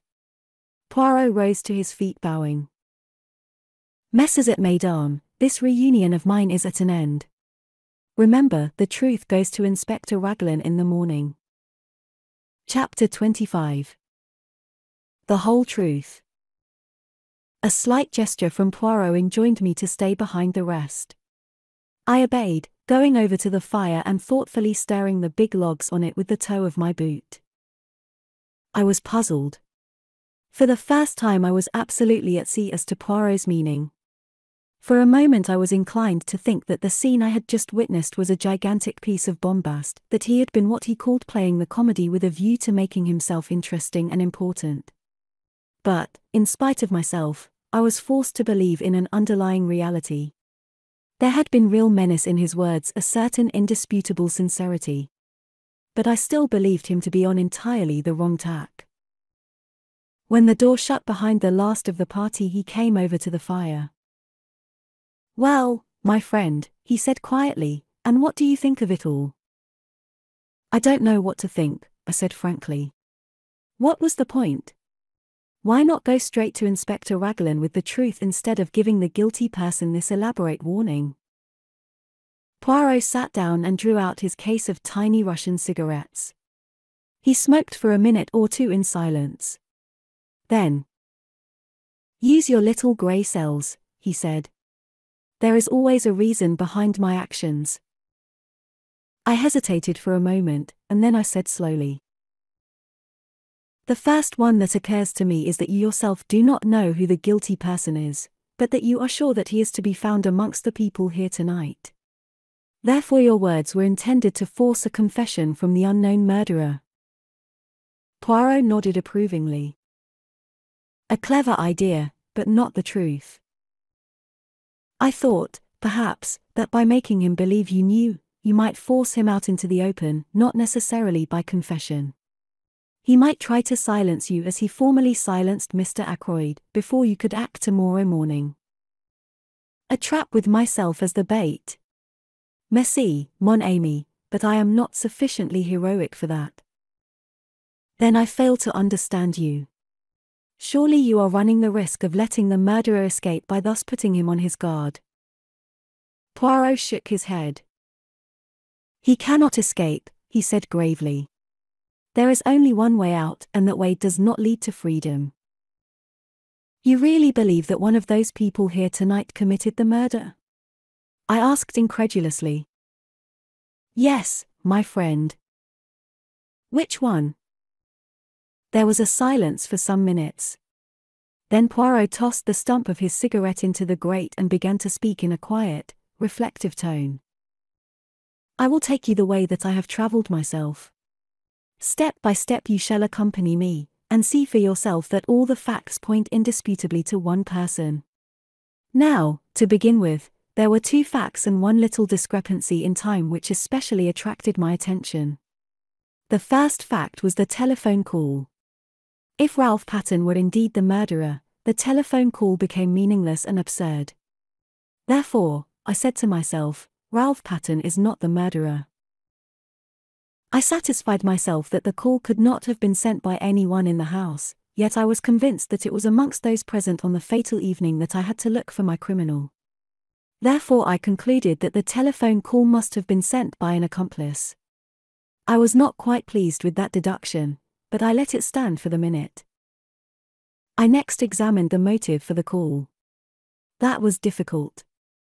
I could only get at it by judging its result, which was that the murder was discovered that night instead of, in all probability, the following morning. You agree with that? Yes, I admitted. Yes. As you say, Mr. Ackroyd, having given orders that he was not to be disturbed, nobody would have been likely to go to the study that night. Très bien. The affair marches, does it not? But matters were still obscure. What was the advantage of having the crime discovered that night in preference to the following morning? The only idea I could get hold of was that the murderer, knowing the crime was to be discovered at a certain time, could make sure of being present when the door was broken in or at any rate immediately afterwards. And now we come to the second fact, the chair pulled out from the wall. Inspector Raglan dismissed that as of no importance. I, on the contrary, have always regarded it as of supreme importance.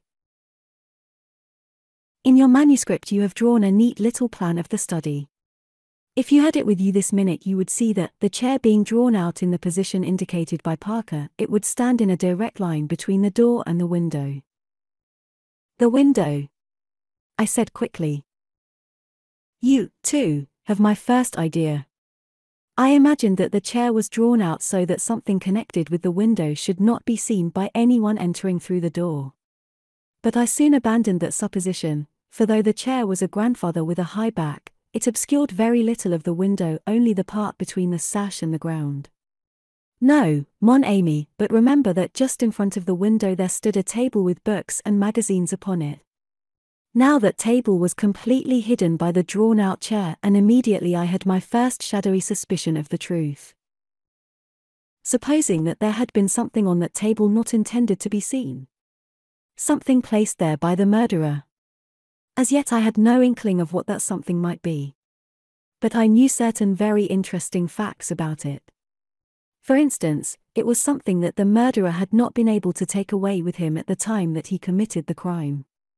At the same time it was vital that it should be removed as soon as possible after the crime had been discovered.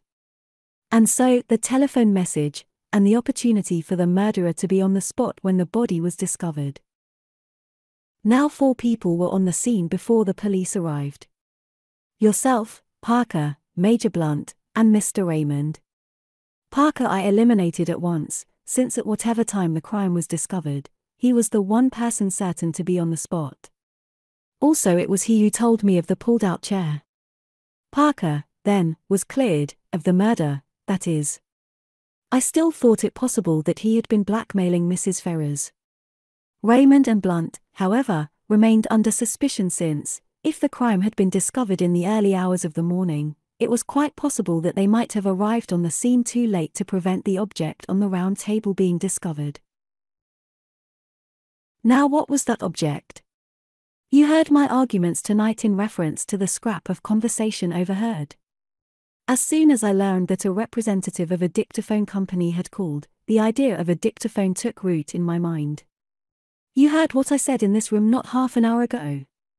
They all agreed with my theory, but one vital fact seems to have escaped them. Granted that a dictaphone was being used by Mr. Ackroyd that night, why was no dictaphone found? I never thought of that, I said. We know that a dictaphone was supplied to Mr. Ackroyd. But no dictaphone has been found amongst his effects.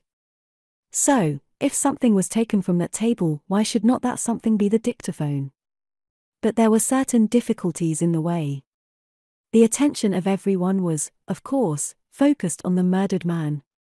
I think anyone could have gone to the table unnoticed by the other people in the room. But a dictaphone has a certain bulk, it cannot be slipped casually into a pocket. There must have been a receptacle of some kind capable of holding it. You see where I am arriving? The figure of the murderer is taking shape. A person who was on the scene straightway, but who might not have been if the crime had been discovered the following morning. A person carrying a receptacle into which the dictaphone might be fitted. I interrupted. But why remove the dictaphone? What was the point? You are like Mr. Raymond. You take it for granted that what was heard at 9:30 was Mr. Ackroyd's voice speaking into a dictaphone. But consider this useful invention for a little minute. You dictate into it, do you not? And at some later time a secretary or a typist turns it on, and the voice speaks again. You mean, I gasped. Poirot nodded. Yes, I mean that. At 9:30 Mr. Ackroyd was already dead. It was the dictaphone speaking, not the man. And the murderer switched it on. Then he must have been in the room at that minute? Possibly. But we must not exclude the likelihood of some mechanical device having been applied, something after the nature of a time lock, or even of a simple alarm clock. But in that case we must add two qualifications to our imaginary portrait of the murderer. It must be someone who knew of Mr. Ackroyd's purchase of the dictaphone and also someone with the necessary mechanical knowledge. I had got thus far in my own mind when we came to the footprints on the window ledge. Here there were three conclusions open to me. 1. They might really have been made by Ralph Patten. He had been at Fernley that night, and might have climbed into the study and found his uncle dead there. That was one hypothesis. 2. There was the possibility that the footmarks might have been made by somebody else who happened to have the same kind of studs in his shoes. But the inmates of the house had shoes soled with crepe rubber, and I declined to believe in the coincidence of someone from outside having the same kind of shoes as Ralph Patten wore.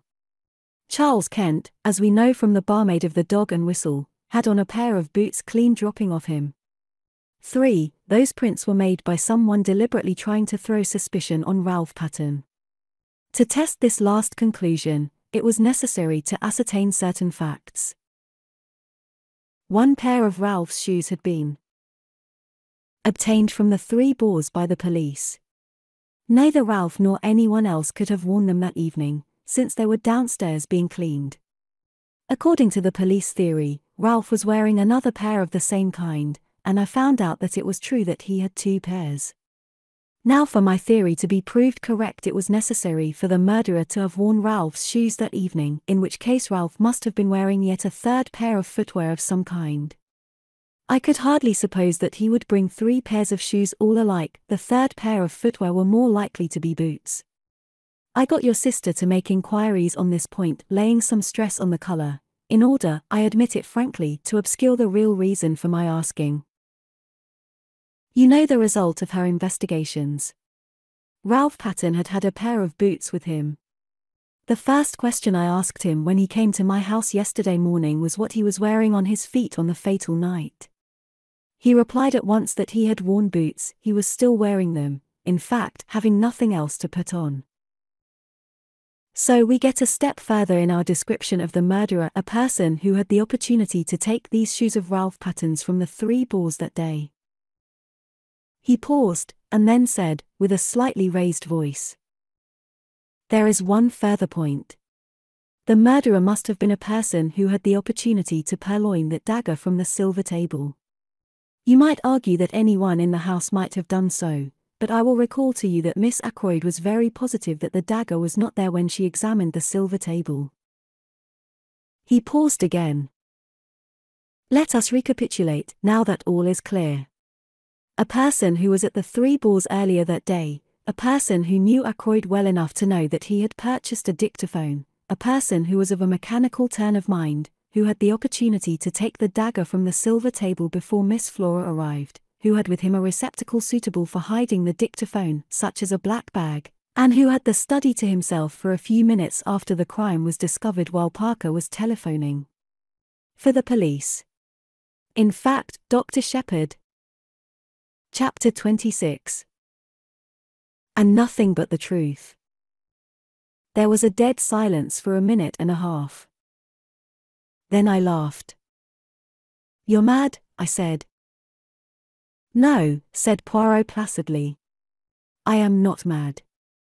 It was the little discrepancy in time that first drew my attention to you right at the beginning." "Discrepancy in time?" I queried, puzzled. "But yes. You will remember that everyone agreed, you yourself included, that it took 5 minutes to walk from the lodge to the house, less if you took the short cut to the terrace. But you left the house at 10 minutes to 9, both by your own statement and that of Parker, and yet it was 9 o'clock as you passed through the lodge gates. It was a chilly night, not an evening a man would be inclined to dawdle. Why had you taken 10 minutes to do a 5 minutes walk? All along I realized that we had only your statement for it that the study window was ever fastened. Ackroyd asked you if you had done so, he never looked to see. Supposing, then, that the study window was unfastened. Would there be time in that 10 minutes for you to run round the outside of the house, change your shoes, climb in through the window, kill Ackroyd, and get to the gate by 9 o'clock? I decided against that theory since in all probability a man as nervous as Ackroyd was that night would hear you climbing in, and then there would have been a struggle. But supposing that you killed Ackroyd before you left, as you were standing beside his chair. Then you go out of the front door, run round to the summer house, take Ralph Patten's shoes out of the bag you brought up with you that night, slip them on, walk through the mud in them, and leave prints on the window ledge. You climb in, lock the study door on the inside, run back to the summer house, change back into your own shoes, and race down to the gate. I went through similar actions the other day. When you were with Mrs. Ackroyd it took 10 minutes exactly. Then home and an alibi since you had timed the dictaphone for 9:30. "My dear Poirot," I said in a voice that sounded strange and forced to my own ears, "you've been brooding over this case too long. What on earth had I to gain by murdering Ackroyd?" "Safety. It was you who blackmailed Mrs. Ferrars. Who could have had a better knowledge of what killed Mr. Ferrars than the doctor who was attending him? When you spoke to me that first day in the garden, you mentioned a legacy received about a year ago. I have been unable to discover any trace of a legacy. You had to invent some way of accounting for Mrs. Ferrars's £20,000. It has not done you much good. You lost most of it in speculation, then you put the screw on too hard, and Mrs. Ferrars took a way out that you had not expected. If Ackroyd had learnt the truth he would have had no mercy on you, you were ruined forever." "And the telephone call?" I asked, trying to rally. "You have a plausible explanation of that also, I suppose?" "I will confess to you that it was my greatest stumbling block when I found that a call had actually been put through to you from King's Abbot Station. I at first believed that you had simply invented the story. It was a very clever touch, that. You must have some excuse for arriving at Fernley, finding the body, and so getting the chance to remove the dictaphone on which your alibi depended. I had a very vague notion of how it was worked when I came to see your sister that first day and inquired as to what patients you had seen on Friday morning. I had no thought of Miss Russell in my mind at that time. Her visit was a lucky coincidence, since it distracted your mind from the real object of my questions. I found what I was looking for. Among your patients that morning was the steward of an American liner. Who more suitable than he to be leaving for Liverpool by the train that evening?